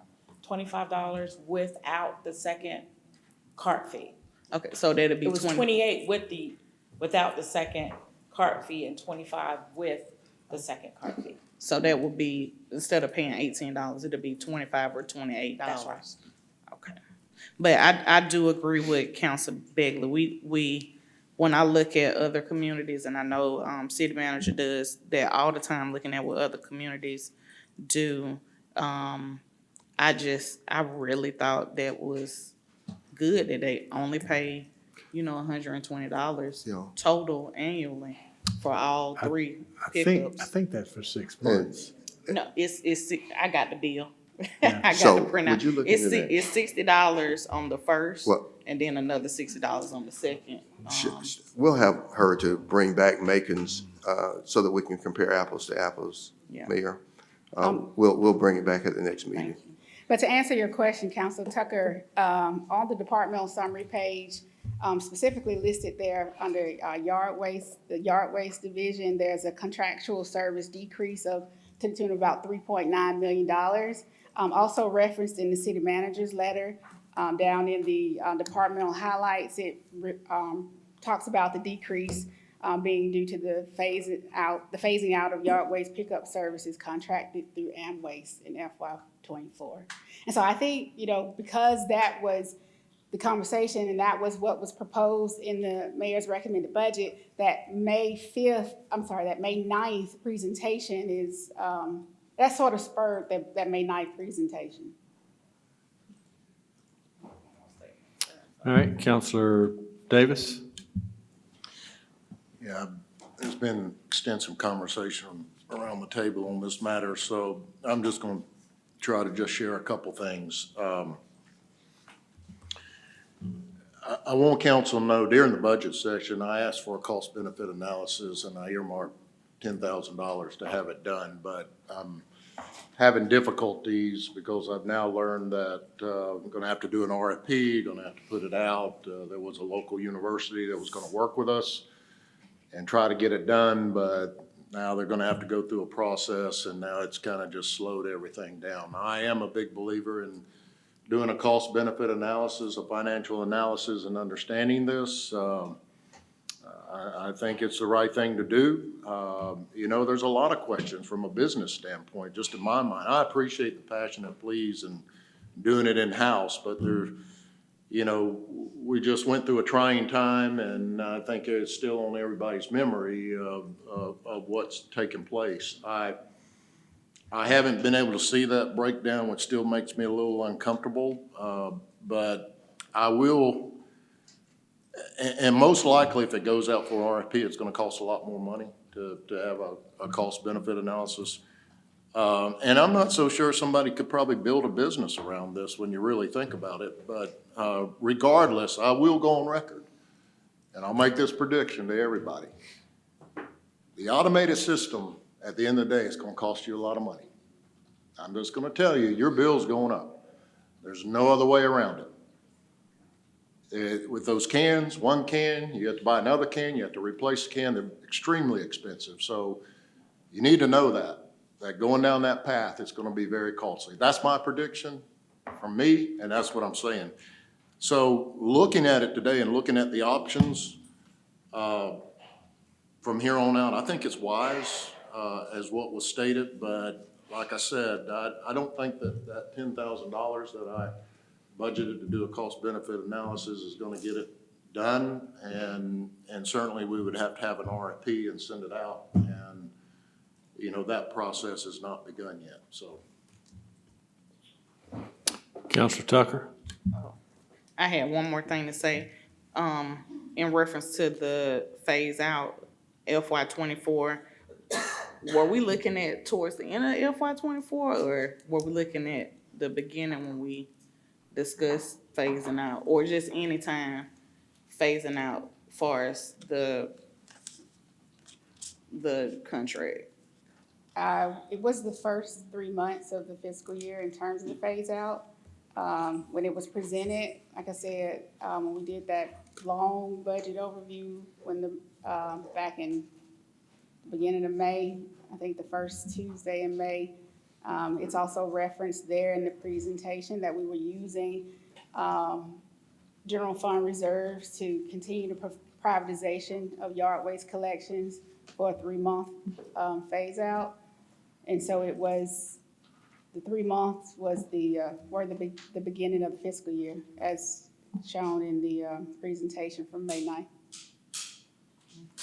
Thank you. Yes, ma'am. Okay, Counselor Cogle? You know, looking at the $439,600, if you divide that by the 60,000 households that we pick up yard waste, it comes out to be about $7.30, which is essentially what we're talking about raising our, the minimum that we're raising our pickup by. So, I mean, that's just something to think about before we terminate a contract, and are 100% confident that we can backfill without any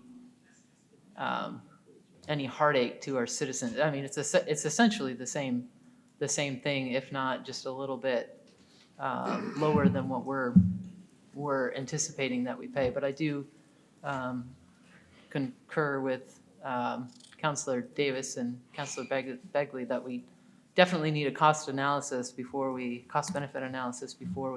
move forward with this. And the consultant that Public Works has engaged, and the director can speak more specifically to that, but she is working on that scenario from the commentary and the notes that was received in that staff meeting. So I do believe that she is working on that, and I do believe that Public Works should have something soon from the consultant. But it is like Councilor Begley referenced in terms of us continuing to be our ability to pay Amwaste at least through November 30th. We do need council to approve the item that's on the purchasing agenda. Okay. All right. No more discussion on that item. It doesn't appear. So unless there's a motion to approve that letter of termination,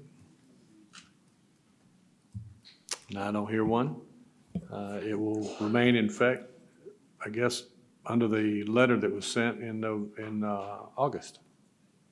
And so, Finance Director, would you clarify again what that means?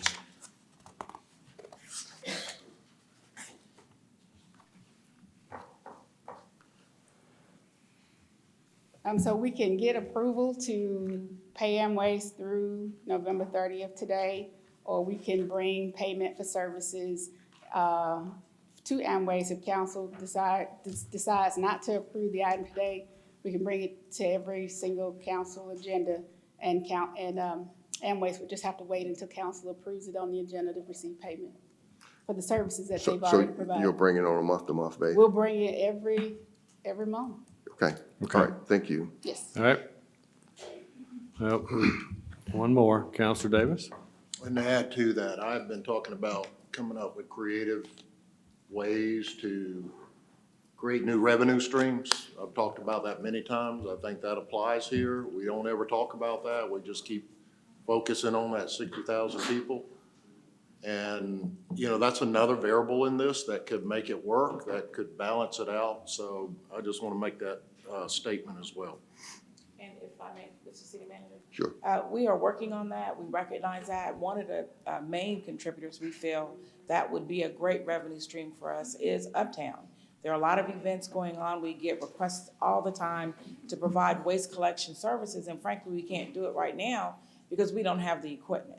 And so once we receive the equipment, I think we showed the the new cans that we wanted to place down there, the ones that we could bring in for special events that are strictly for recycling or strictly for yard waste at a fee. So we are looking at other revenue streams throughout the city that would allow us to be able to contribute more to the integrated waste fund as a whole. Thank you. All right, Mr. City So- Manager, start with your agenda. So I've got retiree health insurance plan. I know that Larry Campbell is here, and we are asking approval to renew the Medicare eligible healthcare plan benefits and the United. Motion second to approve. Any discussion? All right, put it on the board, please, Chris. Councilors, you can any votes. And Mr. Larry Campbell is here. If you want, did you want to say something? I won't take up much of your time, but I did want to, as usual, thank the council for working with us for the health benefit package for the retirees. And this covers the post-65 retirees, doesn't take care of the early retirees.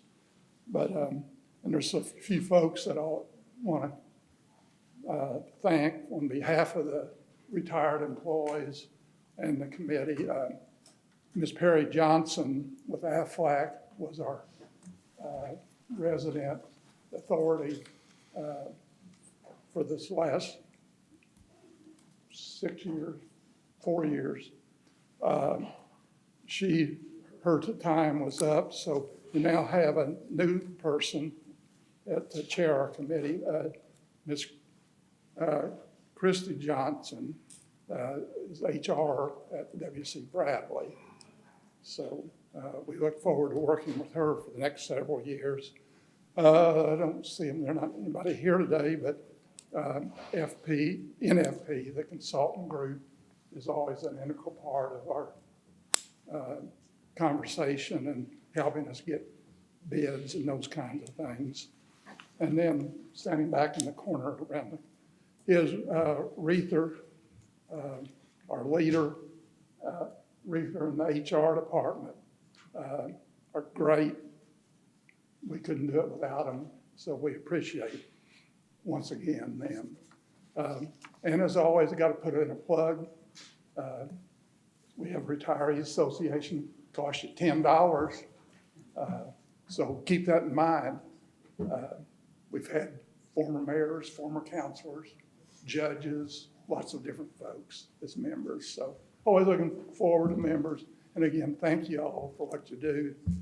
We've saved the employees some money this time, again, and which in turn saves the city taxpayers some money because of how you share in our premiums. So again, thank you. Appreciate all you do for us, and hopefully see you this time next year. Thank you, Mr. Campbell, and thank you to our retirees. Thank you, Larry. I've got purchases, ambulance. I've got two 2024 Ford F-450 ambulance. There's a motion second to approve. Any discussion? Chris, put it on the screen, please. Councilors, enter your votes.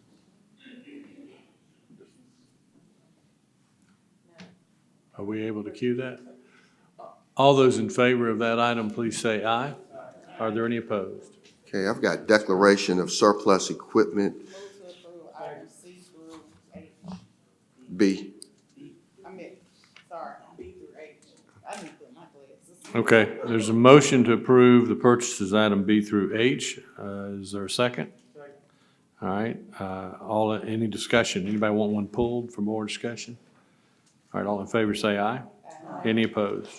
Mr. City Manager, talk Okay, about those and so briefly. item B, declaring equipment surplus, and we'll go to auction. And the one thing that we've committed in the past is that we would not auction off public safety vehicles. Number C would be defibrillators and accessories for fire EMS department. D, maintenance service agreement for LifePak 15 cardiac monitors for fire EMS department. E, repair of motor grader for public works department. F, closed circuit television camera truck for engineering department to do their work. G is a contract extension for pursuit vehicle build-out. And H would be right-of-way acquisition services. It's an RFP. Those are the purchases, Mayor and Council. And I do have two updates, and the first one is going to be Metro Dial-A-Ride for premium service expansion update. I've got the director here, Rosa Evans.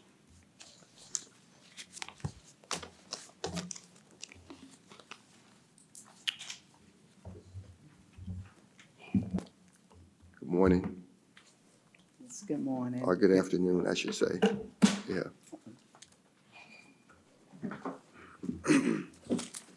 Good afternoon, Mayor, members of council, Mr. City Manager. Thank you so much. I have a fairly brief presentation. I will, however,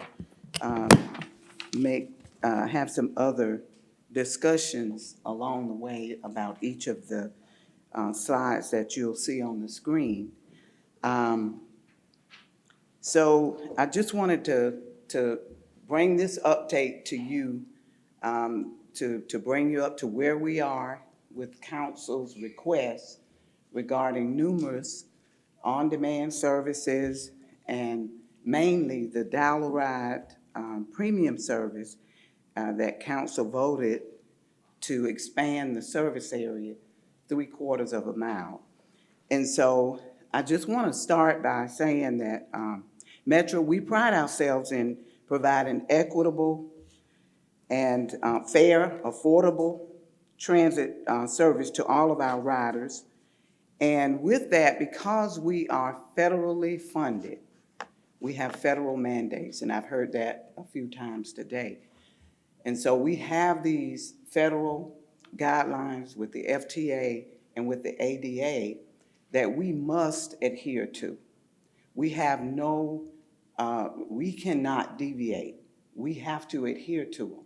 And so, I've been at Metro for 35 years, and I have not seen a situation where we were given opportunity to deviate. If there was something that the FTA found that we were not doing, we had to get it right. And so I'm accustomed to these type of situations regarding ADA. It's very common in the transit industry when you get certain requests that you have to try to figure out how you're going to accommodate everybody, and you do the best you can within the regulations. So as I go through this slide, if you'll bear with me, and some of the topics here today, they're sensitive in nature, but they are important. They're very important because it's transportation for our citizens. And we can't look at, from our perspective, one person versus another person or another. We have to look at every person when it comes to public transit. And so at the end, I'll be happy, or whenever you want to ask me any questions, but I'll go through it. And so the first one says regulatory requirements per the ADA regulations, providing premium, and this is regarding the premium service that you asked us to look into, providing premium service an additional 3/4 mile must not negatively impact Metro's ability to deliver ADA compliant paratransit service within the required 3/4 mile corridor. Per the ADA regulations, the process of expanding a service area should be done in consultation with the community, citizens, organizations, advocates, prior to implementation. And this includes the disability community. Everybody has to have input. Independent study needs to be determined so that we could get the cost for materials, equipment, vehicles, personnel, and other resources to implement a service expansion in compliance with the federal regulations. So that little drawing that you see there on the screen is just a schematic for me to try to explain if you can envision this being a city map. I just didn't want something to be too small that you couldn't see it. Rose, excuse me just a Yes. minute. When you're talking about, just for clarification so everybody can understand, Yes. where does the 3/4 mile start? Is that center of Columbus, Georgia, or how is that measured? It is the outside of the fixed route. So we have 10 routes that go around the city. The 3/4 ADA mandated is outside of those 10 routes. So the ADA says you must provide service at minimum 3/4 of a mile on the outside of each fixed route. That's mandatory nationwide. So can I say this? Yes, sir. So, Mayor Pro Tem, so if you go to any bus stop in the city, where you see that bus stop sign, you gotta go 3/4 of a mile beyond that bus stop sign to pick an ADA person up. I don't care where that bus stop, so it's guided by the bus stops, right? Well, it's really tricky because the ADA even says in the corridors, we have to provide ADA service. So we're looking at the outside perimeter, because inside of our service area where buses travel through routes,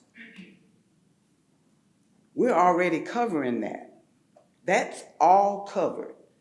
That's covered throughout the city by ADA. There are places that and I can tell you, persons with disabilities in Columbus get far greater service than people on fixed route. Because we go to their homes to pick them up. They're in our service area. We go to their homes to pick them up, take them where they need to go within the city and within that 3/4 mile beyond the fixed route. That fixed route people don't get to go unless they walk. There are places within the city, say Macon Road out by Sears Woods, Weems Road by Botanical Gardens, Morris Road out Forest Road. We don't travel there in the fixed route. So if a fixed route person wanted to go, they'd have to walk. But paratransit, we take them. They get to go. All of those places, plus an additional 3/4 mile that the FTA requires. Now, transit systems, they don't try to go beyond the 3/4 mile because they know the cost involved in doing that. And because the FTA says you don't have to do it, but it's a safety net, you go 3/4 mile. But if you run a fixed route service, you must provide ADA paratransit, and it must, all of the criteria that's in place, you must comply. So if you decide that you want to put a premium service such as this to go an additional 3/4 mile, so now you're going 1.5 miles further than the fixed route, you must ensure that the required 3/4 miles and all of the services involved in the ADA are met. You can do it, but it's very costly. Yes. What's the punitive side if we do not follow what the guidelines are? We could lose our federal funding. If we don't comply with the ADA, they could pull your funding. That is, you just never won't do that. Okay. I'm sorry. We have another question. Hold on a minute. Counselor Tucker. Yes, I was gonna actually wait until you go to the next slide. Yes, ma'am. You can just leave it unless somebody has a question. No. Well, you go ahead and show. There are restrictions with the ADA requirement, such as hours and days of service, for the ADA paratransit that we're currently providing. There cannot be any, situations where we cannot provide the hours and days, and they have to mirror the fixed route. So whatever the fixed route is doing in terms of hours and days, we have to do that for the ADA paratransit, which we do and we always have. The service area, fares, everything, we can't even have capacity constraints. So for instance, if we get a request for a pickup on the ADA paratransit person, and then somebody on the premium service side that's in this additional 3/4 mile asked to be picked up, and we don't have the staff or the vehicles, that person in the premium service will not get picked up. Because the persons that are in the ADA required 3/4 mile are priority. So some transit systems, when they do implement a premium service, they have to set up waiting lists. They can negotiate times with them because they know the priority is the ADA compliant areas. So, that part, I just think you really need to be informed, because once the consultants, and I'll go to the next slide here, were there any more questions on this service area? Because that black section there is where the fixed routes go within the city, all over the city, including Dial-A-Ride, all over the city. And then the 3/4 mile is the additional outside area that we go. And then the request from council, or the vote, was to go an additional 3/4 mile. So in moving forward with the consultant's timeline, and I know that we'll probably get some questions on this, and I'll try to answer them the best of my knowledge. So the first, right here, October 3rd and 5th, this is the consultant's timeline, and we have fast forward this thing. We have moved this so to the point that they've said we can't go any faster. We can't do it, not and do it according to the federal regulations in the process. So they have scheduled October 3rd and the 5th for stakeholder meetings, for the public input. That includes disability community agencies like the Easter Seal, Access to Independence, River Valley Regional Commission. All of this will be involving our Citizen Advisory Committee, Technical Coordinating, Policy Coordinating Committee. We will have everybody engaged in all of this process, because that's what FTA says you must do. You cannot leave out the fixed route customers from having a voice or input in it. And so the consultants are gonna come in person, 2 separate dates, and meet with everybody to get input.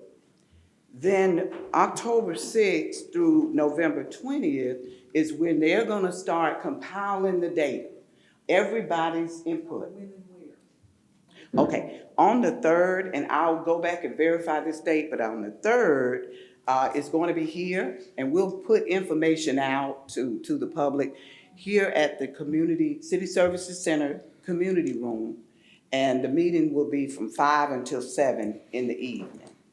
And then on the 5th, it will be at the Civic Center in a hospitality suite, same time, 5 p.m. until 7 p.m. So those are the dates, and we're gonna do, when I say putting this information out, promote it, campaign it, putting it out on every website, we're getting it out. So we wanna make sure everybody is able to attend one or the other. So then October 6th through November 20th is when, as I said, they are putting all the data together. Everybody's input, all of the agencies, all of the stakeholders, a disability community, data from Metro on ridership, because they gotta look at whether we're having any issues internally before they implement something addition. And they've got to look at all, and they can project whether they can see the need to increase more service with the current ADA paratransit first. That's what they're going to look at. And so once they compile this data, then they are going to come back to meetings on November 28th, in person, 2 in-person meetings. And they're working out the schedule for that because they want to set one, say earlier, like around lunchtime, where people can come, and then one in the evening. And then on the 29th, it'll be a virtual meeting. And it'll be a link, they'll send us a link, and for people who, can't attend, they can go online and attend the meeting. Then on December 12th, they're gonna come back to council here and let you all know what the findings were, what the public said they want, and what the study showed Columbus should do, or their recommendations. They're gonna give you what options they think you should consider. You'll have an opportunity to hear what the public said. And then, based on what council wants and how we should proceed, they'll come back on January 19th for the final report. Councilor Tucker had a question. Yes, ma'am. So I have several questions, but Okay. first I want to thank those that actually came. I know we lost some people. I see Coco out in the audience from NFBGA, Post 333, my people, Miss Patricia and Mr. Joe out there. This is extremely important to the community. And I think the timeline is a bit long. October 6th through November 20th, that's over a month to do a draft report. I mean, sometimes we do stuff in 2 weeks, and I will say this, and I hope that we got a lot of veterans, out in the community. I hope that we can get a lot of public input, the public to come out, but most of our meetings, if you look at it in general, when we have these open forums, we get less than 200 or 300 people. It's not a large crowd, so I'm not sure why it would take more than a month to study draft report. And I know that you mentioned some additional things, like they're studying your capacity and your bandwidth to actually implement, what council has approved. That will be part of that study, but you're moving all the way into Thanksgiving, and then Christmas. So it just seems like this, and I know you're saying that the consultant said they cannot, condense this timeline, but the timeline seems extremely long, for this process. That's number one. And that's really just a statement. So how many individuals actually ride the Dollar Ride? On a daily basis now, we could get over 200, and that's because of COVID. We've lost, it's starting to pick back up, and we operate 8 buses on the paratransit on a daily basis. And 200, 250 is a lot, as it is right now. It's a lot to pick up because it's a shared ride, and you're picking people up from their homes. It may take a while for them to get to the bus, average 30 minutes per person. And so, So while we're doing this study, can we get actual numbers? well, it varies. It could No, be it don't, 150 like to 200. just just to get an actual, like, during this whole time that we're doing this study, can we actually Absolutely. capture how Yes. many people are doing the dollar ride? That would be very helpful. We can do that. And also, I just want to make sure that we reiterate, and I know that this is the premium service, but per ADA, when we're talking about this, every city can choose to go above and beyond.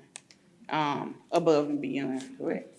Right? Yes. So when council approved it, of course, it was one individual who's a veteran, and his route, that he lives on, the individual, Mr. Joe, that's sitting behind Mr. Broadwater, they live on the same street, like 4 houses down from each other. And that was the reason why this became, a concern, because the individual on a daily basis looks at Dollar Ride pass by his house to pick up Mr. Joe. So my question is, far as capacity and truly extending the service, how many people, and this would be a question, I guess, for the consultant, how many people would they think would be added to our daily routes?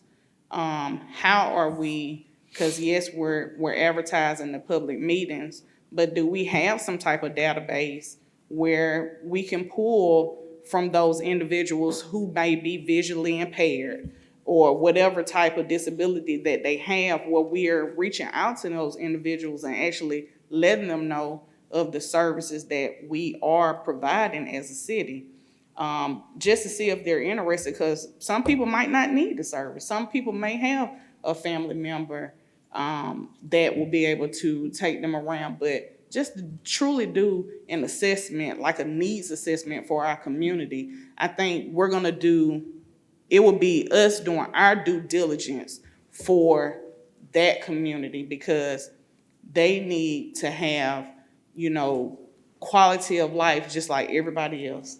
And a lot of people I'm noticing, like Rico he's working. And other people wanna work. Other people want to get around. So I'm just wondering, when we're doing this study, how are we actually, because one of the things we hear as counselors, well, we didn't know that you had a public meeting. Everybody's not watching city council meetings. Everybody's not watching WRBL or WTVM or the news or listen to the radio. So how are we actually getting this information out to the ones that would possibly need this, or who this actually impacts? We get the information out through every meeting that we know of. Now, granted, some people may not hear it if they don't watch TV, but through every, on the websites, we put flyers on buses, we communicate with our customers. Everybody that gets on a Metro bus will know about it. We also reach out to the agencies, with Tiasha doing the city's information. Every way of getting information out is how we do it. I mean, if we miss somebody, we've done all we can do to get the information out to everybody. We've not had that problem. We've not had anybody complain when we do events or public meetings to say that they didn't know about it. So I'm not saying it won't happen, Counselor, but we do everything we can to get, and that's one reason why we really can't rush the consultant. We've got to let the process work so that everybody can be involved. The more you rush it, you're going to miss people. And we want everybody to have an opportunity. And when I say this timeline was pushed up, it was really pushed forward fast. They've got to do data. I'm not the subject matter expert, but this is not something that they take lightly. because they know that this city body, this governing body has to answer to the FTA. And so while we're trying to make sure that everybody gets transportation, we want to make sure we do it the right way. So with that being said, even on our fixed route service, we have people riding wheelchairs all day, every day, up and down Winton Road, Macon Road, wherever, in motorized chairs. This is a way of life for them. They get up, leave home out of their communities, and go to a bus stop. It's very common, but they choose to because they can. Not everybody can do that. So what the ADA says, if a person, for whatever their disability is, cannot navigate your fixed route service, for whatever, if it's cognitive, if it's physical disability, whatever it is, they qualify for the ADA paratransit. So, but our fixed route buses have wheelchair accommodations. So we do this every day. We have ADA paratransit customers who chose to ride fixed route. I'll mention that back when Deputy City Manager Lisa Goodwin was the director and our ADA service ridership was picking up, she implemented a program called the PIP, Paratransit Incentive Program. And that program is still in place at Metro. If a person qualifies for Dollaride because of their disability, but they choose to use fixed route, they decide, okay, I can do this for certain trips. I can take the fixed route bus to go to a doctor's appointment or, to school or what have you. They get to ride fixed route for free. So we have people who have disabilities, but they don't all want to be reliant, on that service. They want to be independent like everybody else, go to the grocery store when they get ready, go to down on the Riverwalk when they get ready. They don't want to have to call and schedule a trip. So, I don't think we need to, push the consultants. We want to make sure that we do it in a timely manner so that it comes out and you have good information from people within the community. Okay. How many, and because you mentioned cognitive, I had an individual this weekend while I was at my veterans meeting. She has a daughter with a cognitive disability, and she said she was denied, and she actually wanted to, appeal, and I didn't know that process, so I gave her my phone number, and I probably just circled back around to Miss Carolyn that came to the meeting. But how many people do we actually deny for this service? I don't have that information, but I have it available. I have it. I don't have it with me. It's a case by case.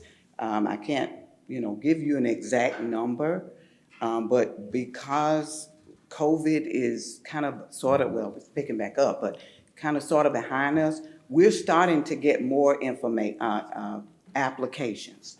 We're starting to get more and more applications in. And so under the ADA, and I think we're a little bit more, I shouldn't say generous, but we are not as stringent with our process of approval as a lot of cities. A lot of cities, if you are able to get out and unless you have some, severe cognitive disabilities, they don't just say, yes, you approve. They look at how you can navigate the system.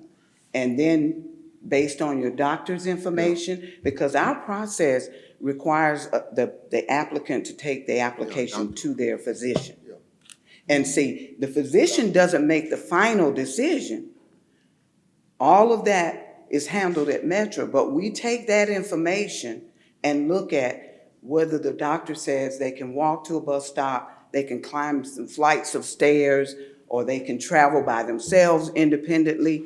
And then we bring them in for an interview in person, have conversations with them to see, what their cognitive ability is, and so we have a process in place before a person is denied.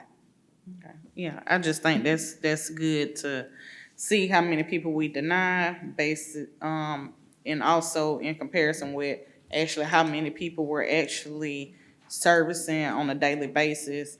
And just look at that as a whole when we're doing the whole, study part. And the consultants, these are people that are experts. Like I said, one of them, and I think the city manager mentioned it on the 22nd of August, 40 years of experience, doing this, working with these type of studies. In fact, they are doing a study now for one of the transit systems here in Georgia. That's how we were able to get this process moving quicker and not have to go out for an RFP, because they are currently conducting a study. So if there are no more, I'll go to the next slide. Okay. And I will, Counselor Tucker, speak a little bit more as we get closer. Counselor Barnes has a question. Pops? I hit it. Yes. I'm sorry. Let me just pull up something here. Could you go back to the first? Now, just a question. This one? Yeah, what is, as far, I have a concern. I feel the same way that Councilor Tucker feels. I think that we need to shorten this timeline somewhat, because it is an exorbitant period of time. But my question is this here, and this may seem somewhat picayune, whatever, and I have to probably defer to this council to try to help the old man out a little bit. But what is driving this study? Is it one of these two things here, these regulations? Is that what's doing it? What's driving the study is council voted to extend. No, I mean, yeah, I'm in agreement with that. That's what I Yes, sir. want. Oh, I thought you answered. But, I think he's talking about the length of time. yeah, could you go through those regulations? And is the second one, okay, so the first one says providing premium services, explains it. The second one says per ADA regulations. Yes, sir. And it says what now? You have to help me out with this here. The process of expanding a service area should be done in consultation with the community? Yes, sir. Okay, this might seem somewhat picayune and whatever, maybe the words have changed somewhat, but I'm gonna have to rely on my fellow counselors here. But there's a difference between should gives you leeway that you should do it, doesn't mean it's mandatory. And that's my concern. That kind of stopped me from the beginning. Now, if it said it must be done, it's different to me. Now, am I being somewhat picky? I have to defer to the academic scholar here, the English. I think we're just being modest here, but it must be. Should gives you a little bit of leeway. Should or shouldn't I? You may choose. Must says you must do it. It must. And that's what stopped me. Yes. If this says must be done, I don't have a problem with it. But it's saying should be done, which means you can or cannot. To me. We must include the community. Then I need to, then there has to be some verbiage. Now, am I wrong? Am I being a little picayune here? If it said must, there's no question. It has to happen. Should gives me leeway. Well, I don't choose to do it. And that's what I had problem with from the beginning when you went down. My military training, so it says should be done in consultation with the community. If that said the process of expanding a service area must be done in accordance, in consultation with the community. I have a problem with that should. If it said must, that means it has to get done. So that's it. Now, Someone just need to clarify that for me, am I? Huh? You need to ask the city attorney. City attorney?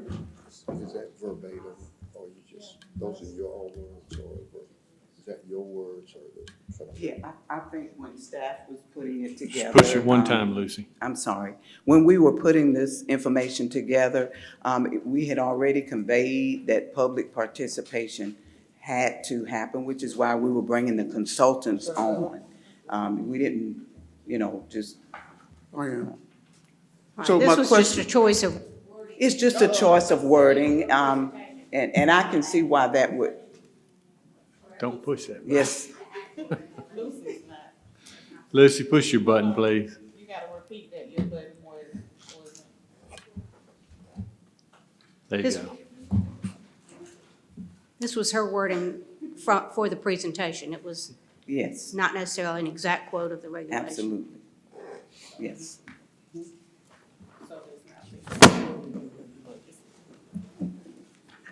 All right, Okay. So that's, in other words, this is legal, we have to do this here. It's the city attorney. Yes? If the two words, you're correct, mean the different things you have said they mean.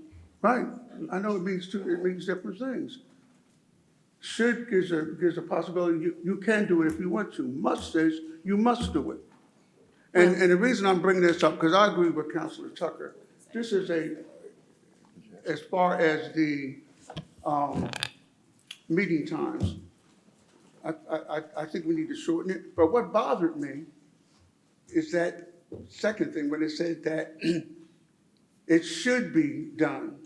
Should be done means, well, that's fine, that's your, not mine. Must be done means you have to do it. There's no ifs, ands, or buts about it. And I'm stuck on that terminology. Well, Should means something entirely different to me than must. So If I could Council, what add- we'll do, Mayor, we'll go back and verify that the regulations say must. There we go. And I believe the regulations say must. Okay, That's her word, should. And I have no argument, it's just me. Yeah. It's just me, my interpretation, and when I went to school, should gave you a little Verify. leeway, where must said you had to do it. Verify must. So We if got you it. can confirm that up for me, where I can see that we've got to do hey, it. Pops, let's let the I'm happy. city attorney has a comment. I was just gonna say that another connotation of the word should is that it also indicates a best practice as opposed. But it doesn't, But we'll get it definitively defined. there we go, there we go. Happy about that. Okay. All right, so moving along, to the next slide. We're discussing another mode of service on demand from council, at council's request. And so wanted to try to bring you to where we are with this. When we were asked to look into this on-demand service where we would have vans or vehicles to go throughout the city to pick up citizens and take them, sort of like a Uber, Lyft type of service, we did some extensive research, our staff. We've done some extensive research on this. And I'll tell you some of that, what we got out of that. But the discussion began about a year ago. We've learned that the service is very costly to operate, is labor intensive, demands exceed ability to provide the service. You have long wait times, capacity constraints, vehicle shortages. Other agencies had only this service as a mode of transportation. They discontinued their fixed route, or if for whatever reason, if their fixed route service ridership decreased, they would implement a microtransit. A lot of agencies implemented a microtransit for first mile, last mile, to connect people to the fixed route, to get people into the service area. So we talked to several agencies. Hall County Transit in Gainesville. They had a very small fixed route system, transporting about 400 people a day. It wasn't cost effective for them to continue a fixed route service, so they implemented a micro transit service. And we talked with them. Their bus, they went from 7 vehicles to 17 vehicles.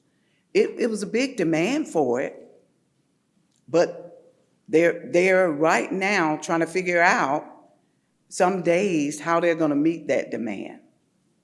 But it worked better for them opposed to a fixed route. We don't have that same problem. We transport now, we're climbing 3,000 trips a day.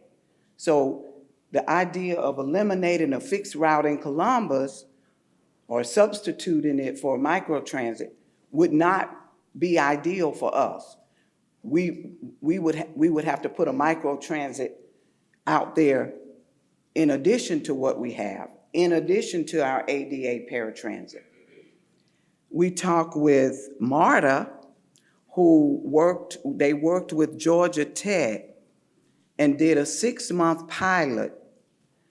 Georgia Tech developed an app for them so they could see if they could implement on demand. 6 months, and they've not taken that any further. We talked with them to ask them what happened. They said in the planning process, there were some things that they didn't anticipate. So that was placed on hold. Valdosta, Georgia, they didn't have a fixed route. So yes, they have a microtransit service in place to help people they have to have some form of transportation. We talked to a number of other systems. A lot of systems failed and had lessons learned and had to go back and try to see what did we do wrong with microtransit. It's a great service, but it's costly. You gotta have the vehicles for it. You gotta have the staff for it. You have to have the resources when you implement a service such as that. So agencies that are able to do it, that's great for that community. I've just not talked to one that have fixed route, ADA paratransit, and also providing that on demand. Even in in Gainesville, they only pick up persons with disabilities at home. Everybody else that uses the on-demand have to go to a certain point on a thoroughfare at an intersection. They don't get picked up at home. And so it is, again, shared ride. It's a great program. Use an app. It's cashless. You pay for it, like I say, through the app. But it is a costly service. And I just wanted to mention that. And if the city were to implement that type of service, we would need a consultant. We would need someone expert to come in and do an assessment, or, we'd have to put an RFP out. We have a resolution ready, if that's something council wants to do or move forward with. But I just wanted to bring to you what we have, our research. Our assistant director attended a national conference not long ago, and he went there for the purpose to find out about microtransit. And the question he's asked is, are you sure you want to do that? Are you sure? We can tell you all of the pros and cons, but think it through before you seriously consider it. So just to kind of give you a current status of where we are at Metra, we're currently down 8 fixed route bus operators, which is great. We were down about 22 fixed route, and because of the pay study, we have applications. So we're going to be interviewing, and hopefully that number will go down even more. In our maintenance division, and I'm sorry I didn't put that on the slide, out of 16 positions, we have 5 vacancies. They're a little bit more difficult to fill for that skill maintenance staff. So we're having a few challenges with that. But just want to let you know that while we're looking at all these different services, where we are right now, we're not where we should be or want to be right now. We're still running a reduced Saturday schedule for fixed route. That means that we have 2 routes out there that are supposed to be running every 30 minutes, but they're not, because we're still not where we should be. And that came out of the last transit assessment in 2018. We have not reinstated that service yet. So, and then on this, where you say where you see the T-Splosh, the 2022, Metro was awarded $25 million. Though that money is already earmarked for projects, capital projects, for personnel, salaries, and what have you. And 15 million of it is for salaries for the next 10 years. So monies that we have are grants that we go after for specific items, for electric buses or solar bus stop lighting, bus shelters. Those are things that we go after. And so, and we do have grant funding that we use, that we get every year from the federal government for our capital projects and those type of things. I also want to mention the Uptown Shuttle. I will go to that slide because I just want you to see that Metro's doing a lot. And as we go through all of these different additional premium services, we've got to consider some costs involved. This was approved through the 2020 T-Splosh for the Uptown Shuttle, where we have the golf carts that are going to be coming soon. And just to tell you the timeline for that, because of a demand and shortage in supplies, we won't be able to implement it until right before Christmas. The carts are scheduled to arrive to us sometime around November 23rd, and December, right before Christmas, we should have those golf carts uptown. We will be doing a test of the service with our current golf carts sometime in October. So just to kind of show you, just where we are with the golf cart, we're excited about Roll With Us because we had the funding. Y'all approved it. It was in the budget. The money was there. We got staffing. We got the little golf carts. And so we're ready to do that program. In terms of all of the other programs, and I just want to put this before you, our primary services are the fixed route and the ADA paratransit that we currently provide. We do a good job. We're asked to look at on-demand. We currently do VA shuttle. We also do that with our current staff. We have managers, supervisors, anybody who we can find to do the VA shuttle. So for fixed route, ADA paratransit, on-demand VA, Uptown golf cart shuttle on demand, premium dial-a-ride service, and on-demand microtransit. That's a lot for a transit system our size. That is tremendous. So what I would, as I conclude, I would seriously consider how these services will be funded, not just short-term, but long-term. These are reoccurring costs. And I say that because the last thing we want to do is give citizens service and take it back, as so many other transit systems have done. We don't want to do that because people become dependent. Their livelihoods are dependent on it. So if we know we can sustain it, we've got money to pay for it year after year after year, it's great. I think we should. We would like to see everybody in Muskogee County have means to, use public transportation. But we got to be able to pay for it. Businesses, development, companies that come here, that's what they do. They say, is public transportation accessible? If I come there with my business, will people be able to come to work that don't own a car? If we put these programs in place and they build, or they come and build development based on what we say, and then we don't have the funding, we've hurt a lot of people. I don't want to see that. I'm passionate about this.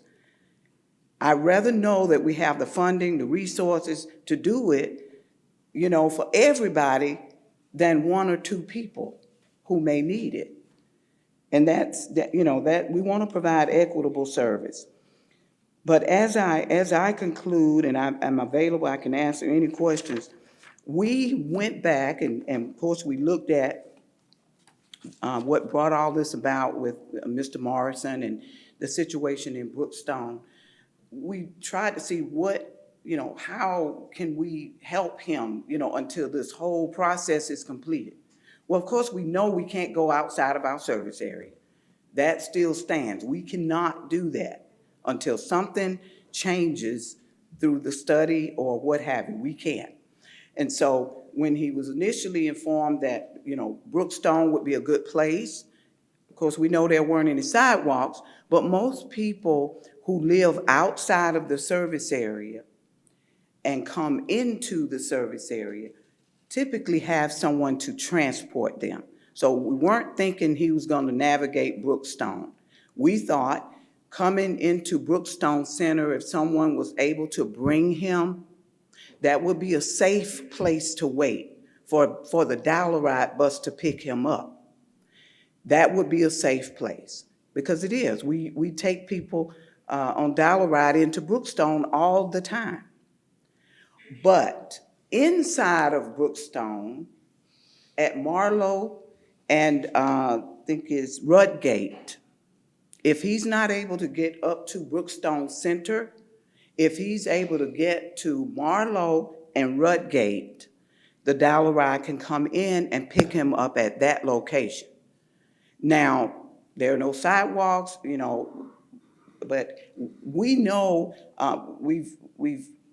Mr. Morrison has been riding Dollaride for some years. He participates in our communities in motion. So we know Mr. Morrison. Well, he also uses a motorized wheelchair. But because of this situation, I'm sure he hasn't been able to use a motorized chair because he's having to put his manual chair to get where he needs to go. But if he's able to get to Marlowe and Rudgate in his motorized chair, which is about 4/10 of a mile from where he lives, Dollaride can go inside and pick him up there. You know, there are other options. We have people, we have a person, and I'll say this, we have someone right now who lives outside of the service area on Double Churches Road. And where we thought the Easter Seal would be a nice, convenient, safe place for the person to come to, and they agreed that that would be great, then they opted to go to the post office, which is still in the service area. So that situation right now, we don't have one person, we don't have a lot of people, but they do come into the service area to a safe location and wait for the bus. So I will reach out to Mr. Morrison. I don't mind doing that, to talk with him, to ask him if he is able to get to Marlowe and Rudgate. And we can pick him up. We can pick him up starting tomorrow. When I talk to him today and he's able to get there, we can go and get him. But that's in the service area. Counselor Tucker has a question. Yes. Yeah, and I think the one main concern is that the Dollaride passes his home. So, and the Dollaride is already on the route to his house. So I think that has been like really the main concern in reference to this. I have a question. So this October, we're gonna have 2 meetings where the public can be heard. Is there any time other than an issue where Metro hosts meetings, I'm saying outside, on a regular basis, outside of issues? Is there something where Metro actually hosts meetings to get feedback from the public. I know that we don't have a transit authority or an advisory board or anything like that, but is there something where, and I know that some of the individuals that work for Metro have been at certain meetings. I would say, one of your employees had came to several NAACP meetings and talked about the services that you all have at Metro, apologize. But is there something, I know we're not Macon has transit, I know, other areas has transit, but do we have some form of public input outside of issues on a regular basis? Annually, every year, for probably more than 20 years, we have what we call Communities in Motions. And that's where we survey and we get input from we have a table set up for our customers to come over, and we publicize Communities in Motion. So that's how we met Mr. Morrison, through Access to Independence. We invite agencies to come and participate. We mail out letters, we send out information, it's advertised. We've had Councilor House attend, he and his wife. They come to Communities in Motions, and we have it in October of every year.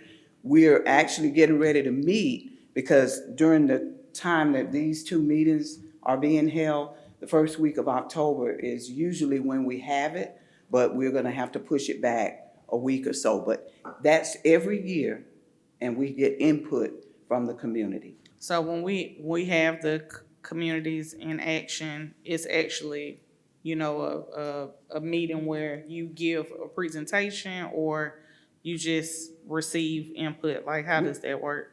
No, we don't have anything where we do presentation. It's just where we have surveys and we ask questions and we get feedback from them on whatever issues or concerns that they have, and we collect that data.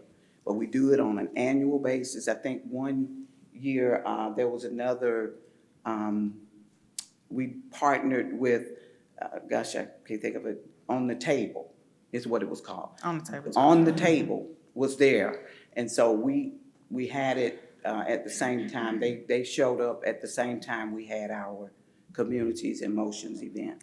Do we provide the results of the input that's been collected? That data is collected and in-house by staff. If it's requested, we have it available. If anybody wants to know, but it's usually data that we have in case we need to respond on something related to the FTA or that type of information, like what's your ridership, what's your, when do most people, or for a transit study, when do most people want to use the service? Or what days of the week, where are most people going? What types of trips, travel to work, school? It's that kind of data collected that we use it for. Okay, thank you. Councilor Cogle? I get thank you for putting together the presentation. I just get a vibe that this is, I think I would have liked to see how less of this service is costly and the demands are exceed our ability, and more of how we are going to implement this, because I think this is a need that our community has, and I think council voiced that their opinions about that quite passionately, and so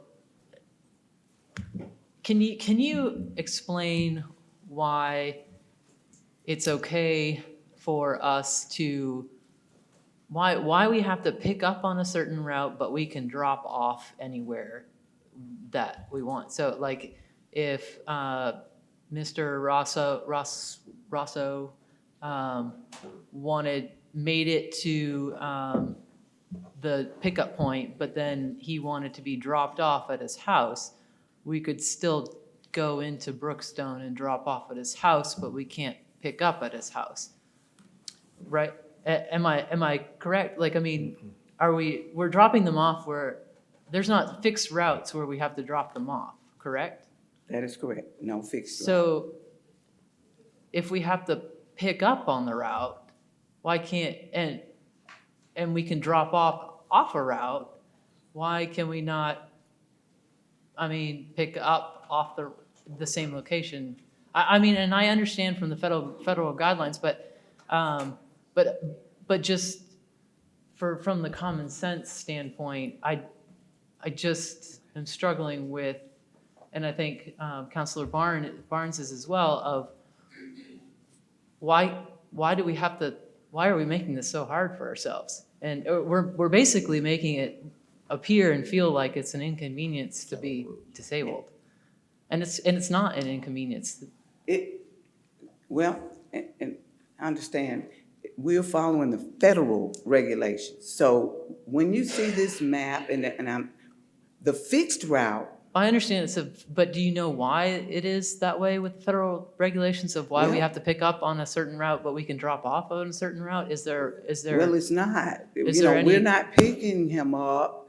We're picking him up and dropping him off at the same location within. But if is his job on the route? Well, we're taking him, his job that he's going to is in the service area. So if his job was outside of the service area, we would just drop him off at the closest location that was on the route? That's or would we correct. drop off at his location? If it's a location where he cannot get to his job, he probably would not be dropped off because he can't get there.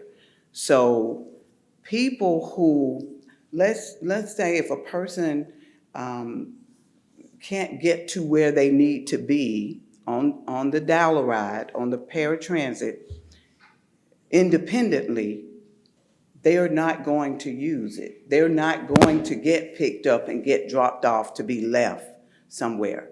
Some people will use the private vans that go around if they need to, because their workplace may be further or where they're going than where they can travel. So there are independent, private, non-medical emergency vans that are all over the city that people choose to use. For whatever reason, some people qualify for Medicaid and it pays for their trips. So they will opt to use those type vehicles to get them. But as far as our paratransit service, we pick people up at their home or doctor's office or wherever in the service area and take them where they need to go within the service area. Okay, then I misunderstood, so thank you Yes. for clearing that. Yeah, And I think everything there we were some do other is people that were within the not service clear on area. that. Yeah, okay, thank you. All right, but that's all the questions that are queued up. Thank you. I just wanted to, appreciate your concern and your passion about this. I think, my concern is I want to go on record publicly as saying, when we consider all of these different services, let's not put something in place that we don't have the funding and the resources and give to people that, and I know that you won't do that, but I think that's very important because there are a number of on-demand services that we're asked to look into, and we'll get direction from the city manager on where we need to go in terms of the micro transit or any other services that you need. But thank you, yes, sir. I just wanted to get that email to you. Okay, if you can email that to Councilor Barnes. Yes, sir. And Yes, sir. might as well include the rest of council just in case they need it. And so, Mayor,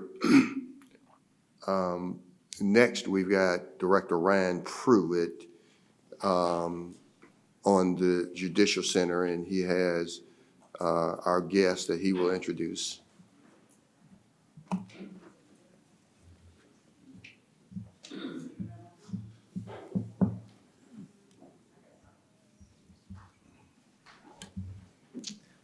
Thank you, Mr. City Manager. Good afternoon, Mayor, members of council. I'm here to provide an update on the Judicial Center. where we stand with the design process and the project as a whole. So I'm going to be pretty brief in my remarks. I'll introduce our team members here in a second, but it is a process that we are going through. Really since 2019 is when we started meeting with the user groups, trying to understand their needs and preferences and how we could best deliver those given the budget that we have. So we continue to go through that process. We currently under contract have a design team through the SLAM Collaborative. We also have a construction manager through Gilbane Building Company. And so they're at the table through this whole process. And so when we make a change on the design side, the building side could let us know what the implications are on that from a cost standpoint. So we've been working through that process, making good progress, but still meeting with the users to be able to deliver a facility that they want. So I'll introduce the team members. We have Doug Kleppen. He's a principal with the SLAM Collaborative. He's going to be doing most of the presentation today. Also part of the design team, we have Will Barnes and Paul Gibson here with Barnes Gibson Partners, an architecture firm here locally. On the building side, we have Henry Painter, senior project executive with Gilbane Building Company. And then we also have David Hawkins with Freeman and Associates, who is the local contractor partnered up with Gilbane. So I'm going to turn it over to Doug and let him go through the presentation. Good afternoon. I'm going to run through a series of slides that are really documenting the history of the project. As Ryan stated, it goes really back. I think we got kicked off in this room late 2019. We developed program recommendations really through January of 20 and moving into April of 22. Those are done in concert with all the users. We met, we toured, we did surveys with them. We targeted kind of the core judicial components at about 311,000 building gross square feet. That projection included expansion space, their future staff. It included right sizing, and it included best practices, which all impacted the total square footage. We incorporated 14 courtrooms, which is a growth over the 10 that currently provided. And it included all of those listed components or departments. We had Superior Court, State, Juvenile, Probate, Magistrate, Municipal, the Clerk of Courts, District Attorney, Public Defender, the Law Library, the Sheriff's Security component, not their administrative component, Jury Assembly, and the Accountability Court. And there's a few other minor, but those are the main players. And I want you to note as we go through this timeline, that's going to be consistent. We have retained all of the participants within this entire process.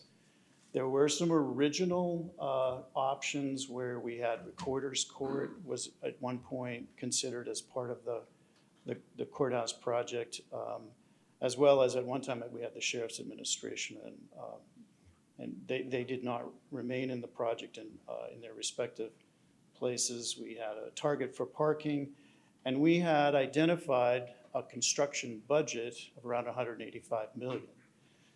So construction cost includes really everything it takes to get the building built, but it also includes any temporary measures that had to be provided. It includes for the demolition as well. That's in that construction budget number. There are other funds within the SPLOST, but I'm going to just focus on construction budget. Moving forward, in August of 22, we presented schematic design. In this instance, we had around 315,000 square feet, same 14 courtrooms, all the same participants, the parking spaces. And in this case, we're within 6.5% of our target budget. You're going to see the budget fluctuate a little bit. It's the nature of the process. It goes up, it comes back down. We are doing this in concert with our construction managers providing the really pre-construction services. They're providing estimates. We have design assist partners that are helping us delineate and detail the scope as we move forward. And, you know, it is part of the process of the development of the project. So from that point, we developed or transmitted that into the SPLOST recommendations. So it's essentially that same exact target number and square footage and the players and participants within the project, which was in November of '22. In January of '23, we had produced in our lexicon, the next stage is a design development phase. We got a partial or 50% set. Again, we were tracking on our square footage. In this case, we managed to include an extra shelled courtroom, just by the way the layout of that particular plan worked. It included all of the departments we've identified before, the parking. But in this case, we have a big jump relative to what the estimate for that project was at that point. So we are now 24% over. You know, you have to recall that there's a lot of things happening that affected really construction really throughout our practice. We're seeing, you know, it was affecting a number of things. Henry, you want to chat or talk about it? Yes. Good afternoon. I'm Henry Painter with Gilbane. Let me take a little deeper dive with what Doug was explaining.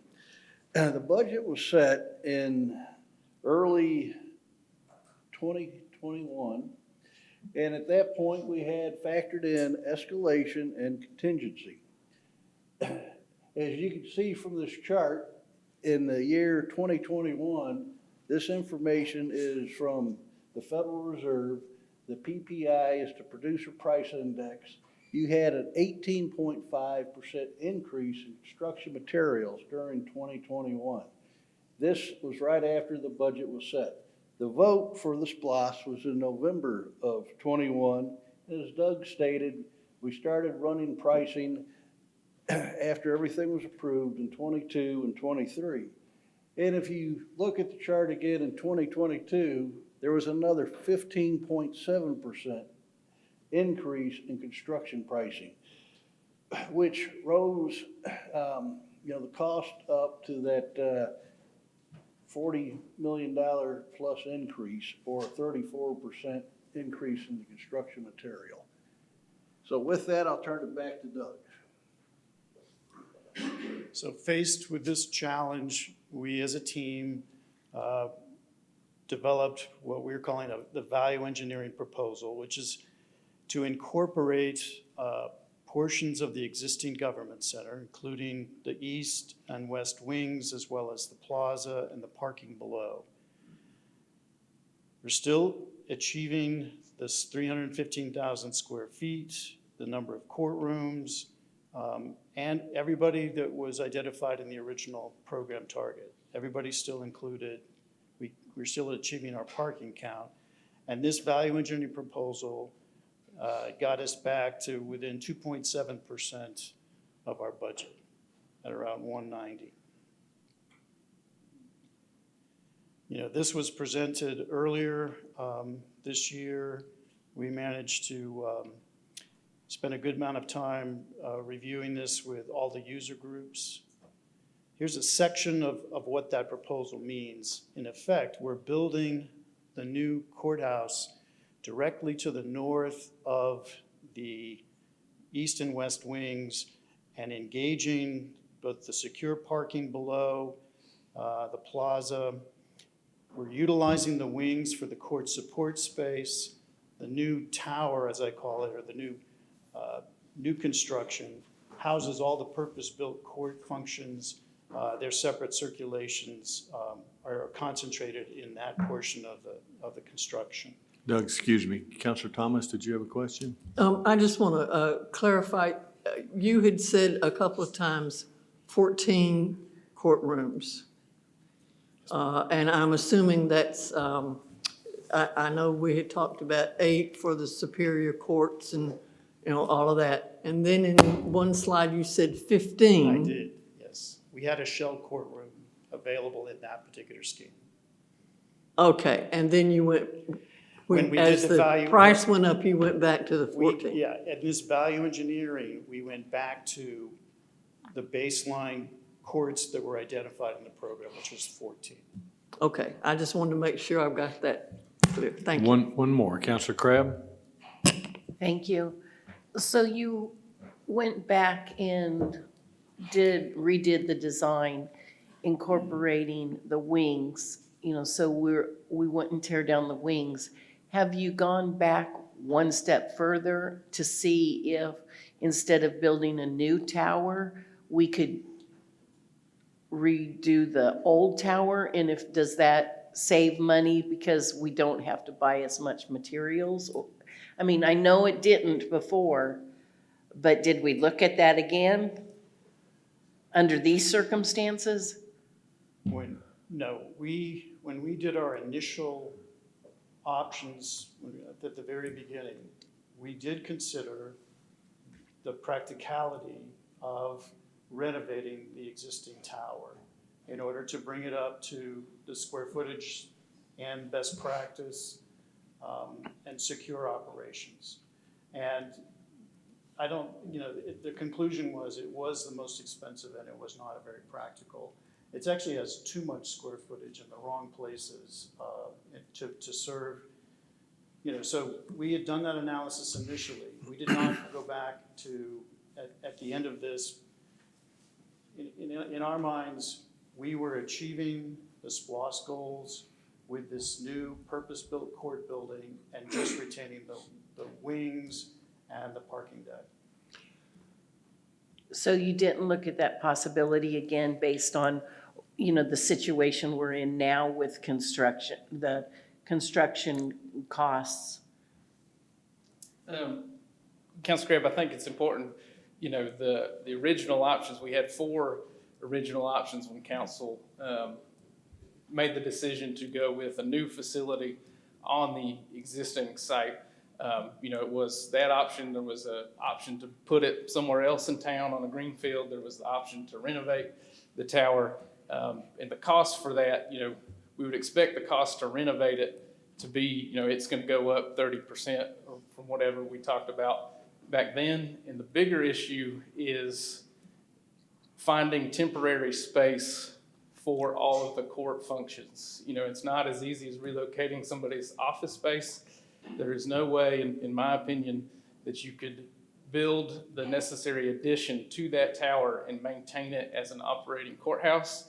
And so there would be tens of millions of dollars, I believe, that if we went that route, that we're spending on a temporary facility for those courtrooms, because you have all the inmate in custody, all the security things. And so we'd have to find a facility and retrofit it for the courtrooms just for those couple of years. Right, okay. And we've got a lot of slides to go through, so council, I would ask you if it's okay if we hold questions till the end, unless there's something on a screen that you just need clarification on, if that's all right with y'all. Go ahead, Doug. So there, is there a way for this to, oh, there you go, thank you. I just wanted to point out that in this new option, we really have access to the court, both from 10th Street and from the plaza. They both come together in the lobby and go through screening. There's some advantages from our mindset relative to how some of the adjacencies worked out. I think there was one thing to note, that this particular scheme, given the available square footage, forced us to do what's called here a collegial or a co-located judicial chambers, really for Superior Court. And I just wanted to note that because that came up as part of the review with them. So subsequent to that development, we advanced the scope of work to a 75% design development of that VE proposal. So again, it's the same scheme, just with a little bit more detail. And our price has gone up slightly.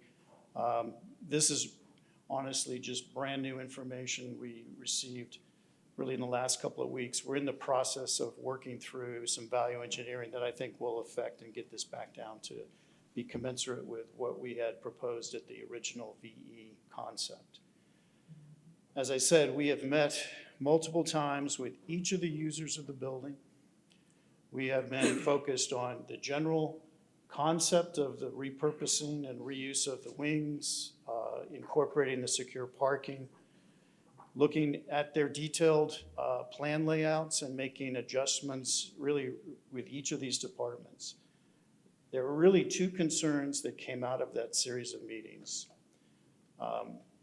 There was a concern expressed about the amount of courts that we had and chambers, the need for future growth to be built in to the initial construction. And there was a concern about this operational preference for chambers, conference areas to be adjacent, co-located in effect on the same floor with courtrooms.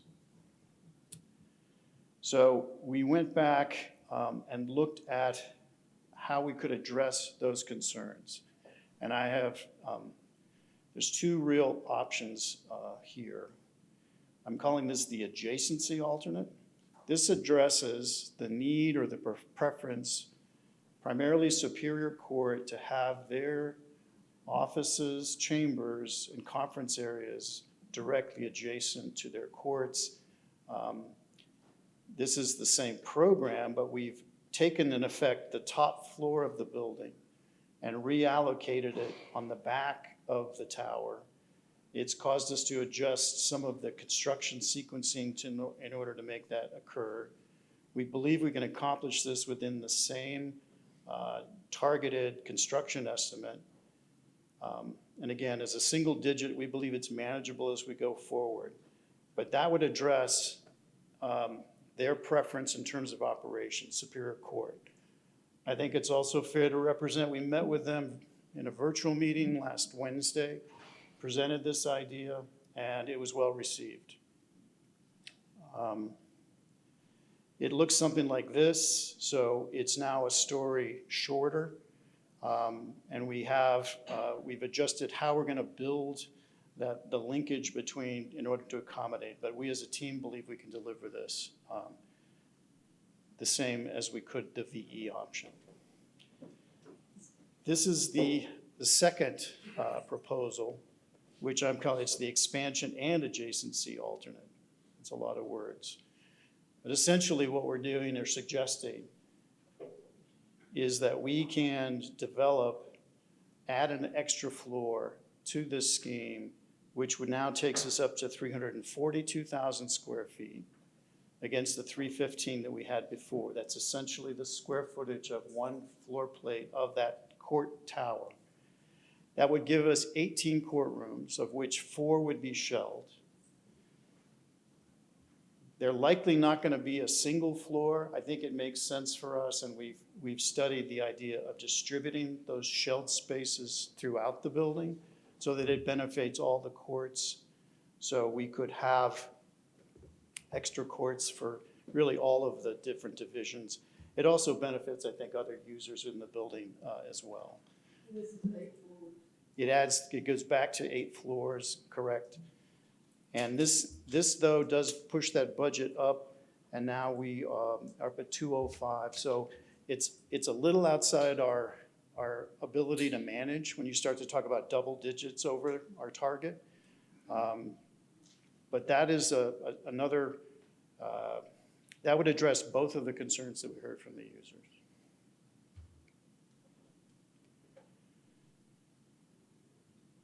And it would look like this. So it does add that extra floor to the top. And really what we're doing is just expanding the court floors and then placing pockets of shell that would be available. You know, the nice thing about this strategy is that all the public circulation is in place, all the secure circulation is in place, judicial private circulation is in place, and these rooms are sitting there available to be plugged in over time. And it gives you the freedom to develop them. And it's not a huge premium. It is outside of, I think, our ability to manage within the current SPLOST funding. But I think it is something that is well worth consideration because it's pretty close to what we should be. So this is on the boards. I just wanted to give you a brief update of where we're at because all of this redesign has an implication to what the building looks like. You know, we had it more of a mid-block, and I think we are conscious of the effect it has when we move it closer to 10th Street. And I wanted to touch base on some of these aspirational things that we identified earlier. You know, there's this idea about transparency and a connection to the city. I've heard it suggested that by putting the courthouse up closer to the street that we're building a wall across from the Springer. I would like to suggest we're actually building a window. And this idea that the courthouse is a window back into the city, back to the Springer, and that all of our public spaces, so if you're going to any of the courtrooms, if you're going to the clerk, you're going to be on that north face. It is the right orientation for us to take advantage of that natural light, but also just the views and back across the street to all the church steeples, smokestacks, the city, even the river, I think. So we're conscious of that, and that's still a part of what our proposal includes. We're also borrowing that north light to get inside our courtrooms themselves. Our courts, in a linear fashion, don't all have exterior windows like we have in this council chamber. But we're able to borrow that daylight across the public realm in order to get daylight even into those interior court spaces. I think the other concern is just how do we be contextual? And our context changes slightly with this new proposal because it now includes the government center building.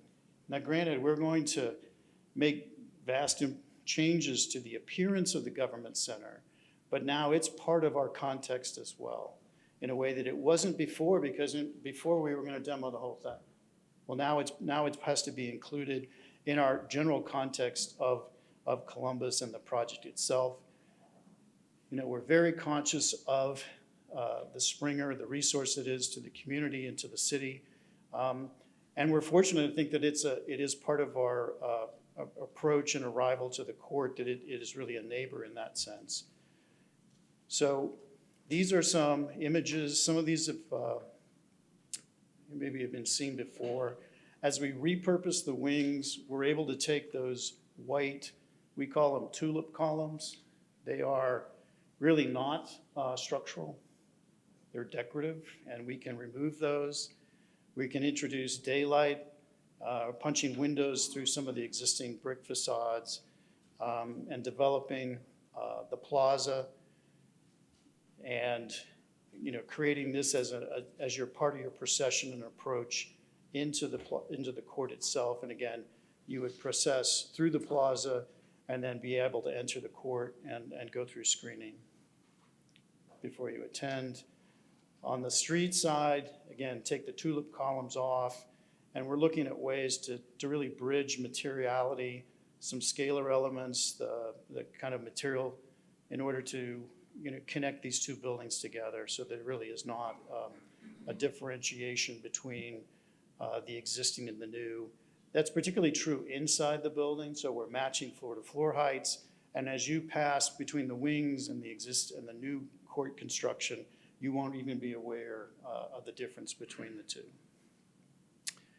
We're still developing some options and ideas about the front of the building. Again, it's predominantly glass for the north facade, which is our public realm. But again, we're also looking at these relationships between the court and the Springer. These sections start to look at the scale of our building relative to the Springer and how those two might actually form this visual corridor down 10th Street. Here's a more close-up section of what's been proposed. So what you're seeing in left to right, it's Springer. The darker mass is really a composite of our proposed construction. And then the River Center is the other form to the right. We've done some shade studies to ensure, how good of a neighbor we are to the Springer. And honestly, I think there's only a few times in the peak winter solar path that we would even cast a shadow on the Springer. And again, here's work in progress. So we're still vetting a number of these. We're real close to be able to make a recommendation on how this building relates to both the city and the Springer. But that's where we're at today in terms of the update on the Justice Center.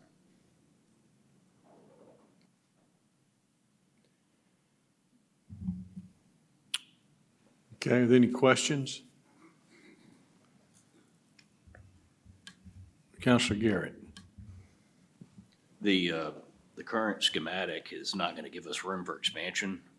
And we're gonna probably, the one with 18 courtrooms does, but the one with 14, we're most likely to get another Superior Court judgeship and probably another state court judgeship. We already meet the numbers and the criteria for a third state courtship judge and another Superior Court. So I know it's over what they were estimating, but all of our costs have gone up, and I would hate for us to not deliver what we promised the taxpayers, which was an adequate courthouse on the ballot.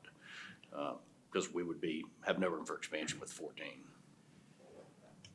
Just for clarification, so the plans that we have proposed actually have the chambers included for an 8th Superior Court and for 2 additional state court chambers are included in what the difference in when we go to the 342 or the 18 is really just the courtroom. So it affects really just that piece of the development. Councilor Thomas? I was a little disappointed that I had thought that we talked about, there has been general conversation about making this facility blend in more with the neighborhood. And I know that there are a lot of those buildings and so forth in the neighborhood that are brick buildings, and they don't have the windows that you've provided here. I worked for a number of years in the mayor's office on the 6th floor, and one of the best things we had was being able to look out over North Columbus. So I understand that, but keep that in mind, if you will. I'm not asking you to do dramatic changes to what you've shown us here, but the compatibility with the rest of the surrounding downtown area, uptown area, I think is important to a lot of folks. That and that's one reason why the current government center, in my estimation, is probably the ugliest building in captivity. But so it elected to contrast, as opposed to complement. So that's where we're trying to find is a place where we can be complementary to that, the context, the immediate context, as well as just the entire city. So we're looking at brick. We're looking at the scale of the cornice line of Springer and how we can match that on the Justice Center. And we're conscious of the view corridor from the green space that's in front of River Center and how our building serves as a terminus. So those are things we're conscious of. I believe we have an ability to find the sweet spot, but again, we're not quite finished, but I appreciate that input. That's good. And Mr. Mayor, one of the questions that I have is, we've been given a good bit of, we're looking at this and we're looking at that and we're looking at, this number of courtrooms and all that kind of stuff. Who will make that final decision? Is that a council decision? It's a council decision. There'll be probably consultant's decision? Is that Yeah, there'll be a recommendation from staff based on what fits with the area, what fits in the budget. But if the direction from council turned out to be add 2 more floors, then we'll add 2 more floors. We'll just have to adjust the budget and go over. But no, this council will approve the final. Well, I understand particularly about the budget piece of it, but, you know, I'm not sure that, I don't know who will say we need 14 courtrooms or we need 15 courtrooms, you know, that sort of thing. And I'm assuming that would land a good, in the lap of those, you are the experts, and we gotta keep that in mind. They'll bring you their recommendation, and then whatever council does is, of course, up to the legislative body. Okay. Councilor Crabb? Thank you. Are these tulips just decorative, or do they have any support whatsoever? They do not support anything. I'm wondering if there's a way we could incorporate them somehow. Maybe as elements within the courtyard, as maybe like an umbrella or, you know, something like that. And So- I'm not saying all of them, but it would just be kind of, you know, kind of like what Counselor Thomas was saying. You know, we want to, you know, keep with the character of our downtown, but it would be kind of nice to incorporate the history of what once was. We can look at that. It's an interesting idea.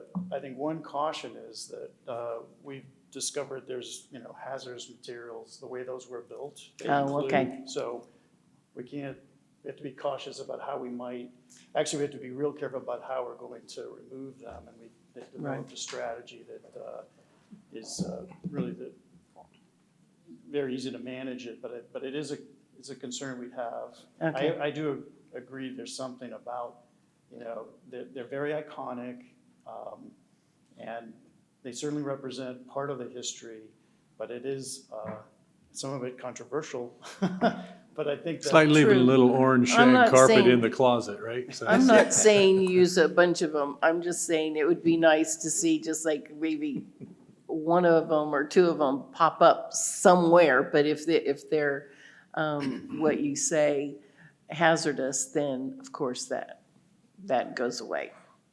Thank you. Doug, I think that's all the questions. Oh, we've got another, Counselor Davis. Have you already, 2 questions. Have you already started identifying your subcontractors, and where are you at in the timeline as far as mobilization, or have you already started initializing mobilization? I'm gonna let Henry talk about the sequence here. Yes, as Doug said earlier, we have selected some design assist subcontractors. We went through a competitive process, and we have a mechanical and an electrical, curtain wall and foundation design assist partner on board. The city, Ryan and the design team sat in on the interviews, and they've been a great help with trying to run the costs down. And we've been trying to make sure we've included local participation. Alexander Electric is your design assist electrical firm. Your second question on the schedule, we received the first early release package for the foundations and the demolition work last Friday. We're going through that process currently to get that out to bid and have the pricing put together, but at the same time, making sure that the total project fits within the budget before we come and ask for permission to move forward with that early package. If that works out, we would actually start that in the December timeframe. Thank you. Thank you, sir. All right, I think that's it.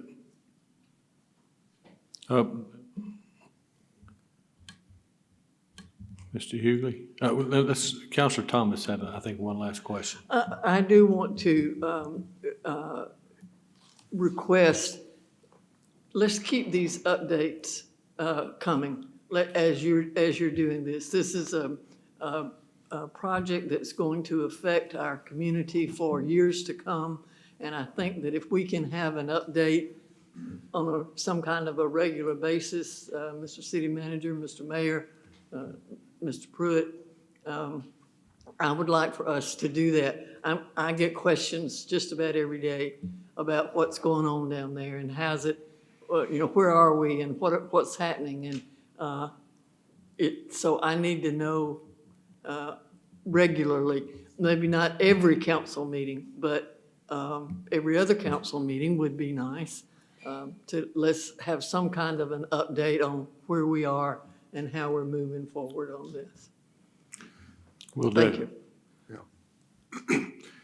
Mayor, I just want to thank our team here for their hard work and your patience, because I know a lot has been going on, and every time we ask for a meeting, they're present, the whole team. So they've done great work for us, and we appreciate them. So thank you for being here today. Thank you, gentlemen. Mayor, that concludes my agenda. All right, thank you. We've got a couple of counselors. Counselor Kogel.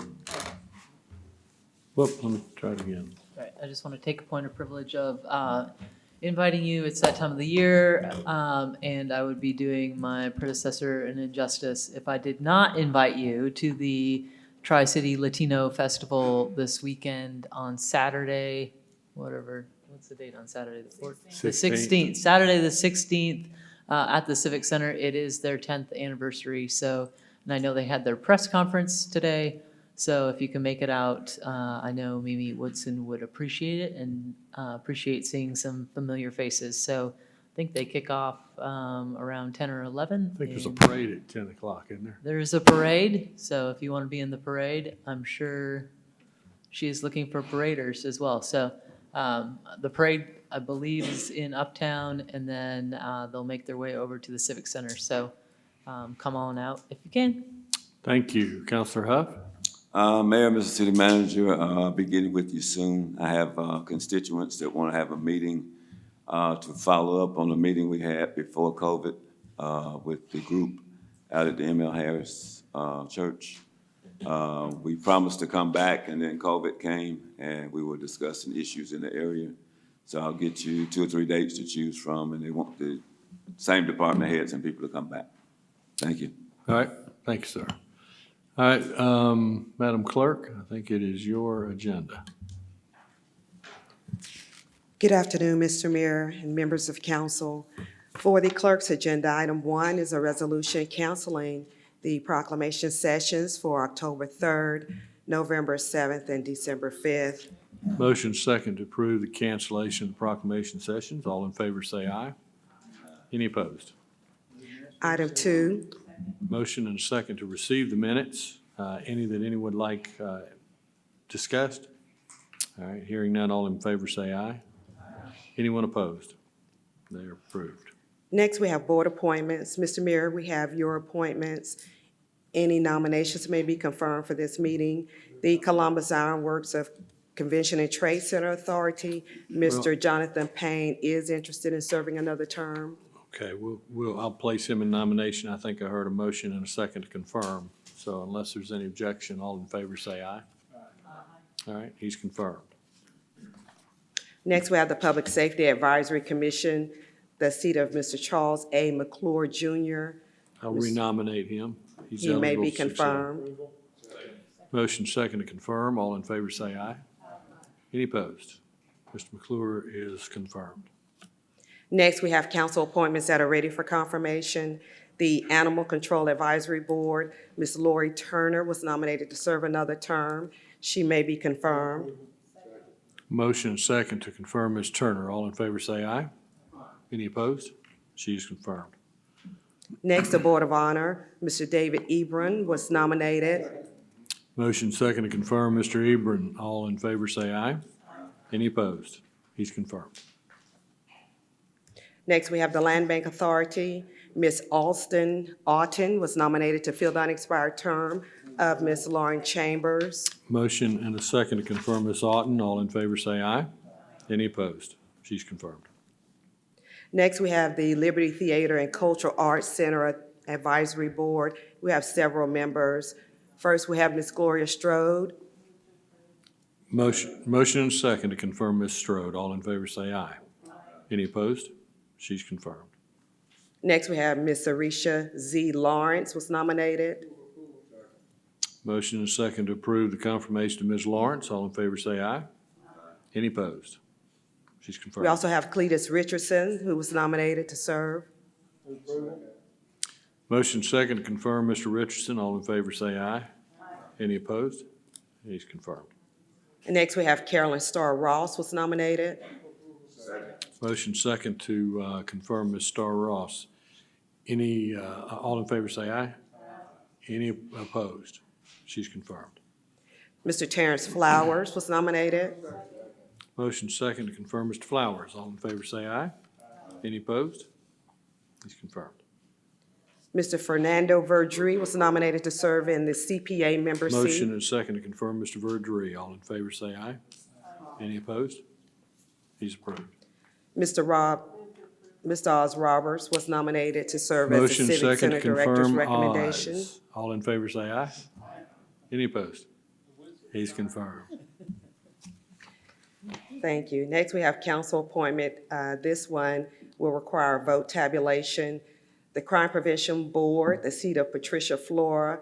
This is the Senatorial District 29 representative. Councilor Tucker Okay. has nominated Ms. Erica Cottingham. Madam Clerk, I think the counselor wants to remove Marty Nguyen. So that Okay. should leave just Ms. Cunningham. Okay. She was nominated at the last meeting, so we can move confirmation. All right, motion second to confirm Ms. Cottingham. All in favor say aye. Any opposed? All right, she's confirmed. Next, we have council appointments. Any nominations will be listed for the next meeting. The Animal Control Advisory Board, the seat of Jane Dunn. She is not eligible to serve another term. It is open for nominations.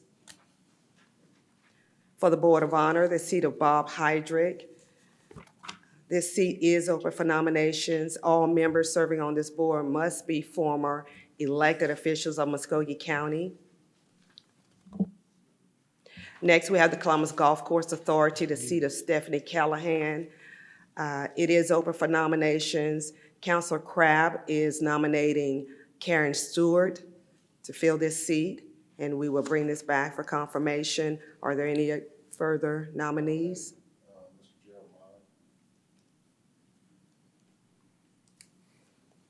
We will bring this back for a vote tabulation at the next meeting. For the Land Bank Authority, the seat of Mr. Lance Hemming. He is not eligible to serve another term. Councilor Tucker is nominating Ms. Jackie Leonard, and we will bring this back for confirmation. For the Liberty Theater and Cultural Arts Center Advisory Board, we had 2 seats remaining. Councilor Huff has nominated Ms. Kawana Ingram, and the Civic Center Director is recommending Ms. Dolores Carr. And we will bring these back for confirmation at the next meeting. Thank you, Councilor Huff.